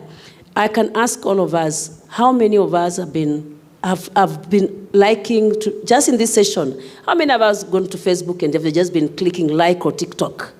You see, you can't get some of those role models there because they are making their own money, they are creating their own spaces. But yours is to go and like an emoji and it is. I'm sure most of us have been doing that here, but not everybody here. See, role models are very important. And our role models keep changing. When we were growing up, you'd say my role model is my mother. And then you realize mother is a role model in certain things like being motherly, being a provider, carer, and supporting children and being there. As you grow in high school, most of us saw it, our role models are teachers. Why? Because they were teaching well, and therefore you start doing the same thing but as you grow in your career, you find probably Mag is going to be your role model because of the science and movement and etc. So keep knowing the role model at the right time and who is impacting and keep following them and being part of them, and then you will become. So there's nothing you're really missing. You just need to know what is your space, what do you want to do, and who will make you move to that place. If it is a colleague, if it is a friend, if it is Carol, if it is a certain person, try to follow up in their lives and their stories. What are they saying that made their lives interesting? Because we can't be here to say everything, but we know that there's nobody who is in the wrong place here. We're just in the right place. You just need to discover who you are. And don't always be the follower still. You leader, you can now lead the leaders, by the way. You can now stand and lead the leaders. There was one more question behind. Okay. Yeah. Hi. My question is in regards to what Mkuu Nancy said. Mkuu. It's a good one. Yeah, regarding being a perfectionist, I relate. Because there was an incident last year, Safaricom was doing something with high school girls, Technovation, and we were working in groups. And you find me being a perfectionist, if things aren't going straight, there were a lot of clashes, clashes within the group. And sometimes I try to work through it, but I don't know. It's inakataa. Nasema tu no, kama si hivi, atufanyi. I just want it to be perfect, ishinde, inini. But it led to a lot of clashes in the group. And I didn't like that because we could have gone further in the competition. We reached semifinals. But since we couldn't communicate properly, and I felt like being a perfectionist and stuff like that, it affected how we could have progressed. So I wanted to ask, how do you work with groups and all that while still maintaining the perfect? Yeah, I would put it. Okay. First of all, you need to, again, consciously know that you are aware that you are a perfectionist, and you always need to look outside your position and say, well, how would other people look at? 2, you have to collaborate. You have to borrow or buy into other people's ideas, and I believe your team members. And then 2, take risks. You know, in life we learn, and it's a continuous path, and we continue learning. Take risk, push through whatever that project was. If you fail, there's something that you failed on, you can quickly learn and relearn and submit again, instead of staying in that cocoon or in that space where you are trapped. Yeah, but Dr. Maggie here wants to add something. Okay, I can add something, and maybe we need to say it all together. So we can say, a group of wolves is called a pack, right? So say a wolf is as strong as a pack. A wolf is as strong as a pack. And the strength of the pack is in the wolf. And the strength of the pack is in the wolf. Yes. It's the wolf, okay? Yeah. So that means, I've just translated that, but that means that you really need to know that your individual strength contributes to a collective genius, okay? There's some things that you're not bringing in and you cannot see. We all have blind spots. You're driving and the left side, you're always hitting something. You know, it's a blind spot. So you have to know that the collective genius is the house is bigger than you, okay? But you're also talented enough to contribute to the collective genius. So when you're really trapped in that, it's like when you're in a ball dance, step out, go on the balcony, look from the top how the people are dancing. Trust me, there's a rhythm. It's just that when you're in it, you really can't see the pattern. Like if I'm so much focusing on this one small circle here, I can't see the whole pattern. But seated above here, there's kind of a genius in how this thing was made. There's a pattern, you know? But if I'm just seated in it, I just find it's chaotic. So always remember that in your team, it's not about your individual competence, it's your collective genius. So try and give people time and space, and that will even help you grow so much to see things in their perspective. And just know you're just as strong as everybody else, but even your strength contributes to the strength of the pack, okay? Good. Mm-hmm. Okay, thank you. We have one question that goes to Sarah, is it? Yes. Okay. I'd like Sarah to answer, and also anyone from the panel. Yes. So one thing I have struggled with since transitioning from the career I did to what I'm doing currently is defining what I want out of life and out of the career that I have chosen. Because there's a quote that keeps ringing in my mind that intelligence, I don't know how true it is, but intelligence is okay, I'll put it lightly because I've forgotten.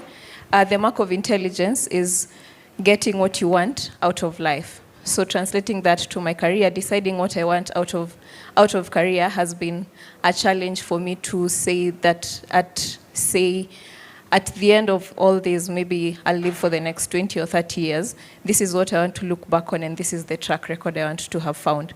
So is there a way you can guide me on that? To you and also to the panelists. Maybe the panel can start. Then I will wrap it up. So if I can just rephrase your question, you're saying that, you want to look ahead and say, what do I want to be in the next 30 years, right? Yes, yes. So deciding that has been a challenge. Do I want to have a business? Do I want to be a CTO? Do I want to be a CEO? You know, there's just a lot. Okay. So for me, I would say,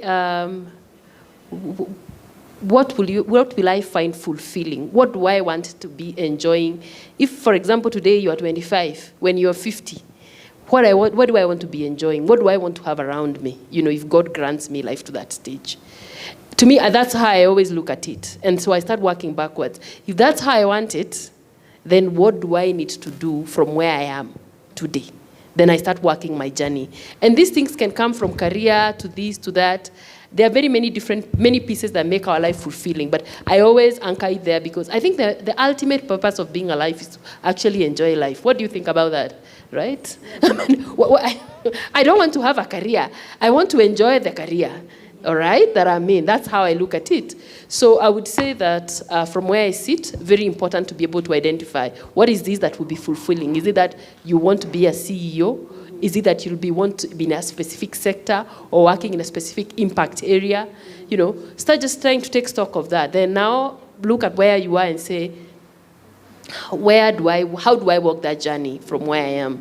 And sometimes you don't need to do this alone, all right? You can have a coach, you can have a mentor, you can have, you know, we call it the, your personal board of directors, which is like some friends of yours who just help you reflect. You don't have to do it alone. So, and I don't think it's easy to actually see the full path. You can only plan it, wish for it, but then again, be realistic as it unfolds, right? So that you can be able to learn from the journey. So that's what I could say from where I sit. Okay, just to add to what Dr. Dorcas has said, I've told you guys always do that. I hope you're learning. Yes, so what I would say is look at your life, audit. How many of you have done audits? Audit your life a little bit. Unajita kamkutano. And then you say, maybe mi najitanga kamkutano every time I have a birthday, which happens to be also 6th of June. So I tell myself, if I'm to die today, what is that thing that I've been doing the whole of this year that I've been really amplifying in the presence of the people, and it will be sustainable in my absence, okay? It's a very good kamkutano. So you say, I've been joking so much with my life that when I'm gone, people will forget about it, people will regret, you know, that I never lived my life to the fullest. So sometimes it's not so much about your career, but it's so much also about your footprint on this earth. We take it so much for granted that this time that we live is so short-lived. It's not career really so much. Career is one of them, how we do things is one of these. But in terms of career, even when you see in terms of technology, it's people first, processes second, technology third, and now culture. So what is that culture that you're amplifying every time in the presence of your family, your friends, and in your absence, it will remain. So if it's negative, you start just changing the course kidogo. If it's positive, you continue sustaining. Career is one of them, but unfortunately, when you're reading your obituary, when you're gone, career doesn't matter. It's the fact that she walked with me, she was there with me, she made me change my ways. So impact on people, impact as she said, impact on people. Yes, and just to back that up, I think sometimes the mistake we make is being very anal about being CEO, being chairman, sitting on the board. It's not a bad thing. But it's just, again, like the ladies have said, what impact do you want to create? There's a time we did an exercise about how, and it was very morbid, but how would you write your eulogy? If you were 100 years old, what would you want your eulogy to read? Because it can have all the accolades and all the titles, but you created no impact. No one felt anything. And if you read about Steve Jobs and whatnot, he said, and if you compare that, I can't remember who said he left the world. He left empty. He was a black American. I can't remember his name. But if you compare those two, Steve Jobs said, I wish I gave more time. I wish I created more impact. I wish I was more humane. I interacted with people more. And there's one who said, I left empty because I fed people information, I poured into people's cups. So stop thinking about a career as a destination and think about it as a journey. What are you building as you go? What are the impacts that you're creating as you go? And just the way Magdalene has said, keep taking stock. What you achieve 1 year from now, even 6 months from now, 1 year from now, 2 years from now. I think the other thing is, again, just do goals. Set goals for, I want to be able to have done X, Y, Z. It could be as simple as a skill that I want to learn in the next 3 months. It could be as simple as I genuinely just need to sit down with coffee with Magdalene. That is it, and learn from her. So be very intentional about the things that you're doing and look at it in totality, because that's what gets you there. Careers these days are no longer a ladder. It's no longer just going up and down. We call it a lattice or a jungle gym. You step here, you gain this knowledge, you step here. If you listen to all these ladies, no one is doing what they learned in school. No one is doing what they thought they would have been doing. I thought I would be in the UN somewhere, but I am not. That's not a mistake. There's a journey that I had to take. There's a pathway that we had to take. It's just being intentional about what impact do you want to create along that journey. I think that is the most important thing. Let's not be very anal about the titles and the accolades. It's just what impact am I creating throughout my journey. Yeah, and sitting in it and really appreciating. And there's something that Nancy said about celebrating yourself. When you do one fantastic thing, celebrate it. We have LinkedIn. And people keep making fun of LinkedIn and how, we are attributing everything to LinkedIn. But the truth of the matter is, it's a place for you to say, I have done a good job, pat yourself on the back, and let people know that you have done a good job. So just keep building on that as you go. And find role models, find mentors. The fact that you're willing to mentor someone, I can tell you, is also going to be a journey for you, a learning journey from you. So go in with the knowledge of, yes, I am pouring into someone else, but I don't even know what I'm going to learn from something. I have Gen Zs on my team. And sometimes we always assume that, I'm the one who's teaching, but there's so many things I have learned from them. And it's crazy, it's mind-boggling how much you learn from even the people that you're pouring into. So approach life with a very open mind. Learn, unlearn, and relearn what you need to learn. Yeah. Thank you very much. We have a comment. We have to wrap up. So I will take your comment and that hand up. Please keep it very short. Oh my gosh. Okay, I don't want to discriminate. Only 3, but we'll keep it short. And I'll take them together. So who has the mic? I'll take the 3 together so that we only respond once.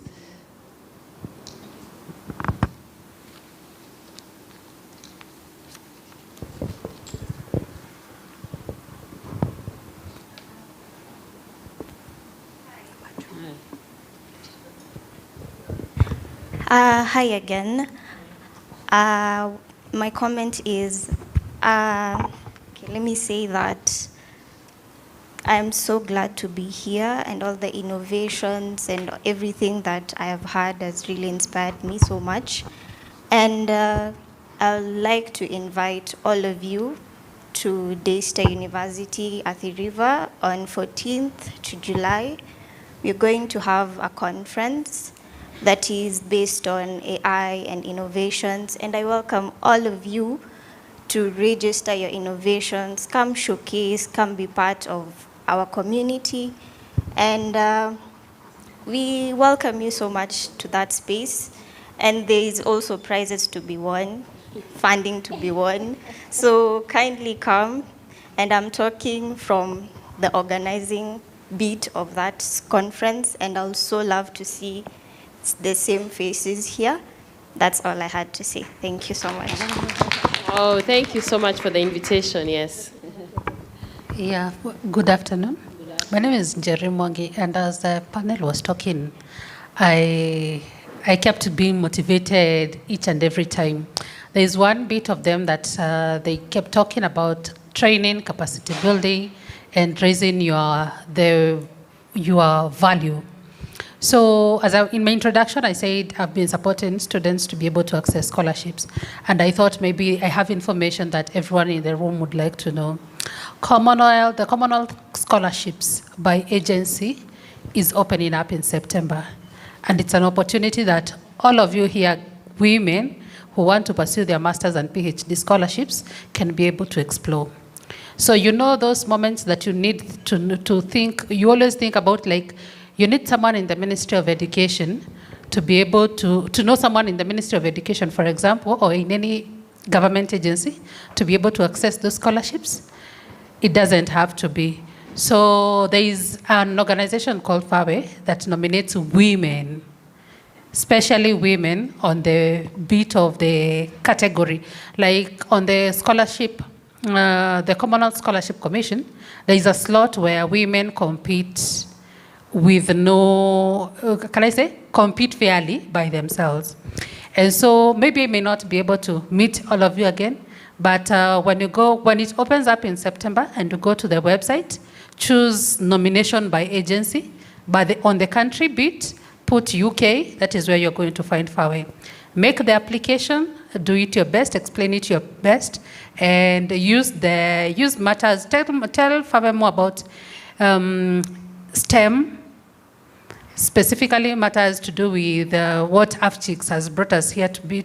And I am sure when you do your best, no application is required, no money is requested, it's just you have to do your best, explain your best, go through the essays like any other scholarship the way it does, and next year by April, wait for their feedback. And all the best to everyone. Asanteni. Thank you. Another opportunity, feel free to share that information with Ivy. She can actually share it with the people who've participated in this. I think we had only one more hand up. Yes, go ahead. My question is, as someone who naturally doesn't speak about their achievements or accomplishments, the one thing that I've picked that the whole panel or all the panelists are talking about is being visible and voicing it out.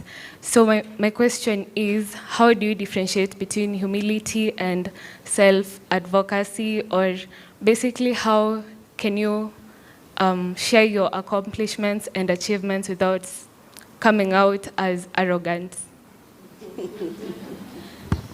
Wow, I like that. However, it's a fact. You did it, right? So say it.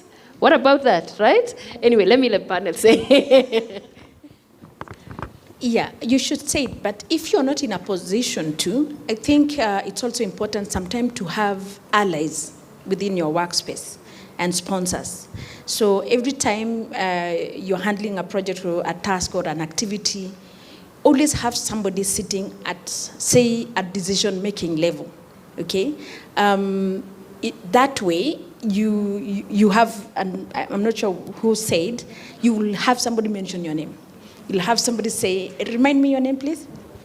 Mumbi. Yeah, you'll have somebody say, by the way, Mumbi developed a certain prototype which we can investigate and da-da-da-da-da. But the point is, they have mentioned your name, right?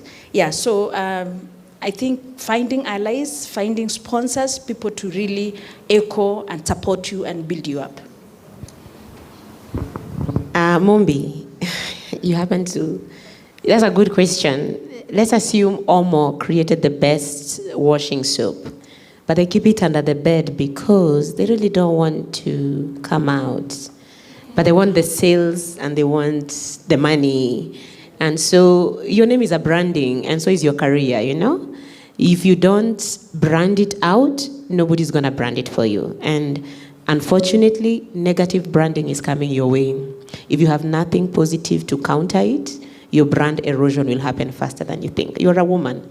Your brand erosion will come faster. So if you think you cannot voice it, the first thing you should say, did I actually do it?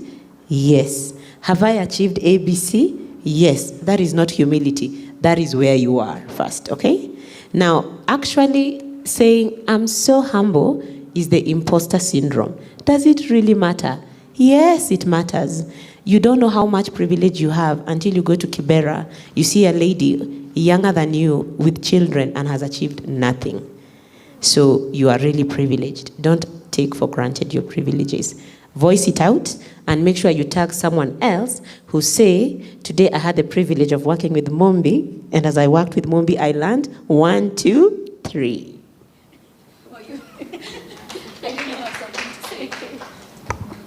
If there's anything that I have learned, it is the gift of audacity. If you think about the lion, do you think the lion is the king of the jungle? He's not smarter. He's not bigger. He's just audacious.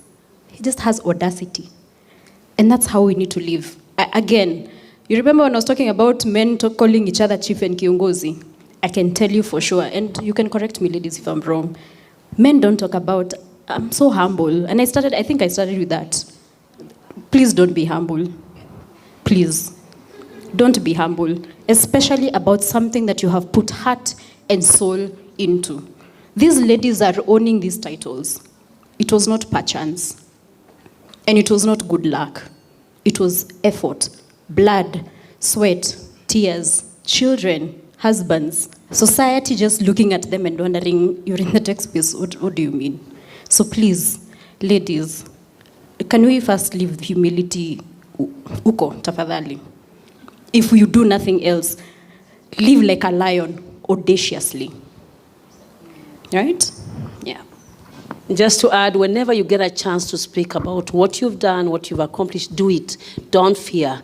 Fear is one of our weakest area. Just talk about it. She has gotten a chance to say about her conference. She's gotten a chance to say about her scholarship. Just say, you see, we didn't know whether she was going to ask a question or not. But they lifted up their hands. We thought they are questions, but they were marketing themselves. Get a chance, say what you've done. Don't be afraid. And then Mumbi, lastly, love and appreciate yourself. You understand? God loves you so much. Like, if God has a plan for you, he already has a good destiny, and he said your future has hope. So don't take those whispers saying, if I speak or if I humble myself, what would people say? The Bible says God has not given us a spirit of fear, but of power, of might, and of a sound mind. So that soundness of mind is being confident and coming out and really raising your head high. So we are giving not only you but all of us here hope that let's be confident, let's voice out ourselves, and let's be proud, and let's sing it and bring it out. Whatever we have done, to see your God sawa.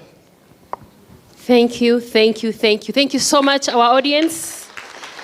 Thank you so much, our speakers. Thank you so much, our team, our providers, for your patience. We've come to the end of our panel. It's not necessarily the end of the program, because we have an MC to control that. But I want to really thank you for your attention and your participation. And in the spirit of saying about what we've done, what about you just share that post right now on your LinkedIn? What are you waiting for? Ivy, what do you think? Shouldn't they do that? Yeah, of course, permission granted. So thank you so much. We are going to close this session, and we will be privileged to gift our speakers here some tokens of appreciation from Afchix and our sponsors. Yeah? Okay, so...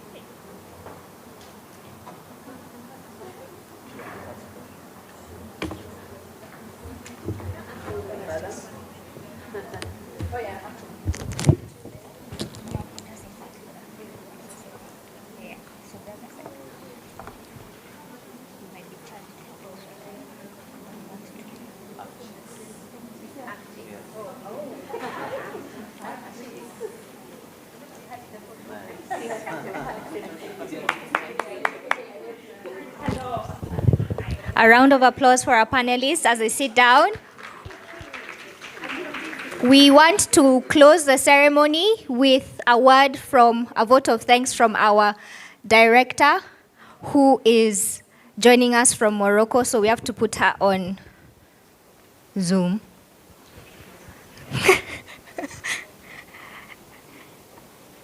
And I would like Ivy to come and put her on so that she can give us the vote of thanks as we wrap up.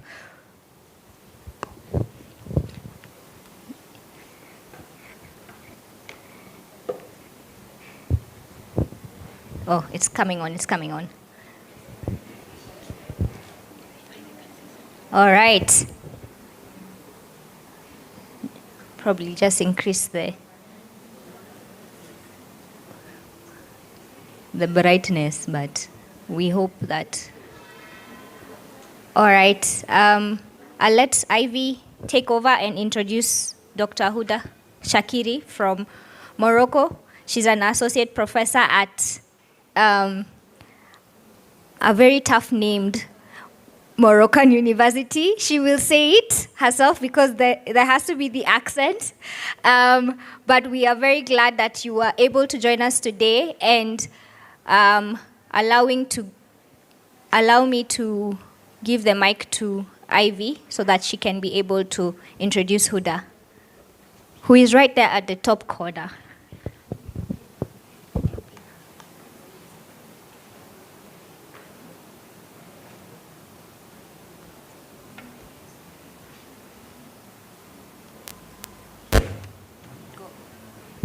A very tough named Moroccan university. She will say it herself because there has to be the accent. But we are very glad that you were able to join us today and allowing to. Okay, let me just sort out the audio meanwhile. Barbara, please help me sort out the audio so that I can. Yeah. Okay, Huda?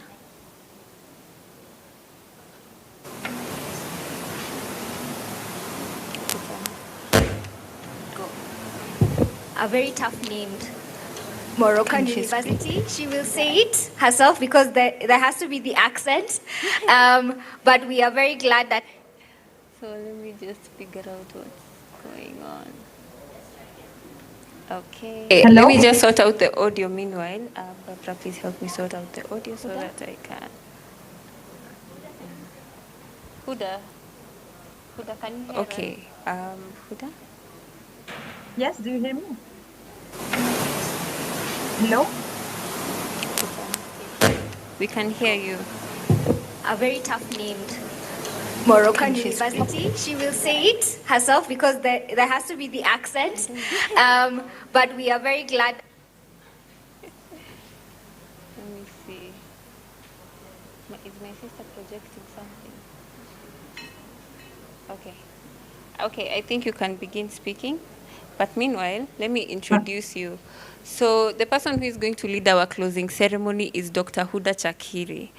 Huda has been part of Afchix since it began, an incredible lecturer at I can't pronounce the university name, so Huda, you'll please excuse me today, but she's part of our board of directors, an incredible woman. She's also volunteered for Afchix so many times. She's part of IEEE. I think there are so many people from Daystar here. It's IEEE. Don't mind me, I'm not part of the engineering field, but I'm absolutely privileged to be listening to her today. And on top of that, I hope you get to listen to her, learn from her. She's been part of our sessions before. I think she was teaching along the lines of how to build she built an incredible startup, and I hope you will get to watch it later. So Huda, over to you. Yeah, thank you very much. Do you hear me? Yeah, excellent. Good afternoon, everyone. Just let me pronounce correctly the university. I'm an assistant professor of computer science at Al Akhawain University in Morocco, and I'm also leading 4 MS programs, computer-based MS programs: the Master of Science in Software Engineering, Master of Science in Big Data Analytics, Master of Science in FinTech, and Master of Science in Cybersecurity. And I'm sending you my warm greetings for this excellent event from Morocco. Although I'm joining you virtually, my heart is with you, of course, in Kenya. I truly wish I could have been there in person. As a member of the Afchix board of directors, I have had the privilege of attending several Afchix summits before, especially before the pandemic, in Uganda, Senegal, and previously in Kenya as well. And it was wonderful. It is wonderful for me to see our community continue to grow. Under the theme Rooted and Rising, Women Shaping the Future of Tech has reminded us of Afchix in such a special community.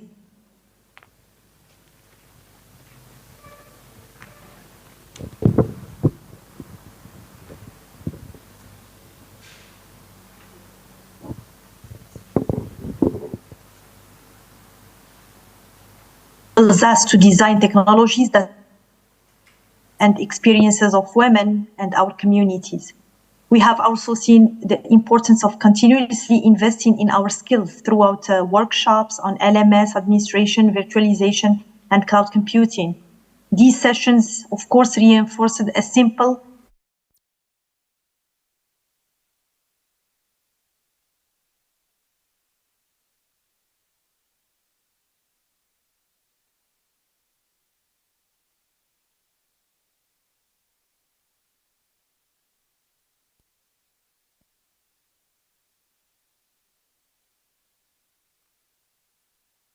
creating digital solutions with communities. Every journey is unique. What matters is having the courage to take the next step. This afternoon, Sarah left us with another important reflection, that being rooted means knowing who we are and why we do what we do. So also she also challenged us to rethink the imposter syndrome, not as a weakness, but as evidence that we care deeply about making a meaningful contribution. If we embrace it with confidence, it can become a source of grit rather than self-doubt. Finally, the mentorship sessions reminded us that success is never achieved alone. The remarkable women who share their personal journeys demonstrated that it is possible to build meaningful careers while remaining true to ourselves, supporting our families, and giving back to our communities. That is the essence of Afchix. As we leave the summit, I encourage each of us to ask ourselves one simple question: what is next? Perhaps what I will do next, perhaps mentoring a young woman, perhaps learning a new technology. Perhaps it is starting a research project or launching a startup or applying for that leadership role that you have been postponing. Whatever that step is, take it because the future of technology in Africa will not be shaped by a single breakthrough. It will be reshaped by thousands of women who decide every day to keep moving forward. Before I conclude, I would like to express my sincere appreciation to our keynote speakers, mentors, workshop facilitators, volunteers, organizing committee, hi Dorcas, Barbara, Ivy, for delivering such a rich and meaningful program. My sincere thanks also go to our partners and sponsors, WIOC Kenya, NTT Data, and of course Internet Society and Daystar University. Your continued support makes it possible for Afchix to empower more women and girls across Africa and strengthen our growing community. Thank you all for making this summit such a success. Although I could not be there with you physically, I live inspired and optimistic about what we can achieve together. Let us remain rooted in our values, rise with confidence, and continue shaping the future of technology across Africa. Thank you. Enjoy the rest of your evening, and I look forward to seeing you in our next Afchix meeting.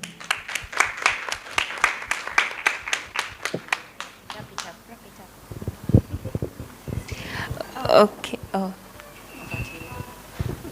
Thank you so much, Huda. Huda is a friend and a colleague in the industry for many years, over 2 decades, and she's a big support to the Arab women in computing in North Africa, and she's also part of our board. So thank you so much, Huda, and I'm sure next time we'll be together in Nairobi or somewhere else in the next event. We have had a fantastic event, and we thank you so much for closing with very, very, very, very wonderful remarks. Thank you. Thank you so much. Thank you. Thank you. All right. So we have finally come to the end of today. The Afchix Summit 2026 has come to end. And this has all been possible because of each and every one of you. So receive my gratitude. Thank you for coming. Thank you for participating. Thank you for sponsoring us. Would not be here, by the way. Thanks, WIOC. Thank you, NTT. Thank you, ISOC Foundation, and thank you, Daystar. And thank you to each and every one of you. I hope to hear from you, like tomorrow, next week. We have a community that Ivy will send you a WhatsApp link to via your email so that then you are able to continue these conversations we've been having. Please remember, all the speakers who've come have talked about community, have talked about women that they have spoken to who have pushed them. Here we are. Make use of us. Yeah? We are all working together to ensure that we all have a seat at the table to make decisions that are important for us as women. We need to be able to sit at the table and teach AI and those models how to respond to women issues. You know, they can't do it without us.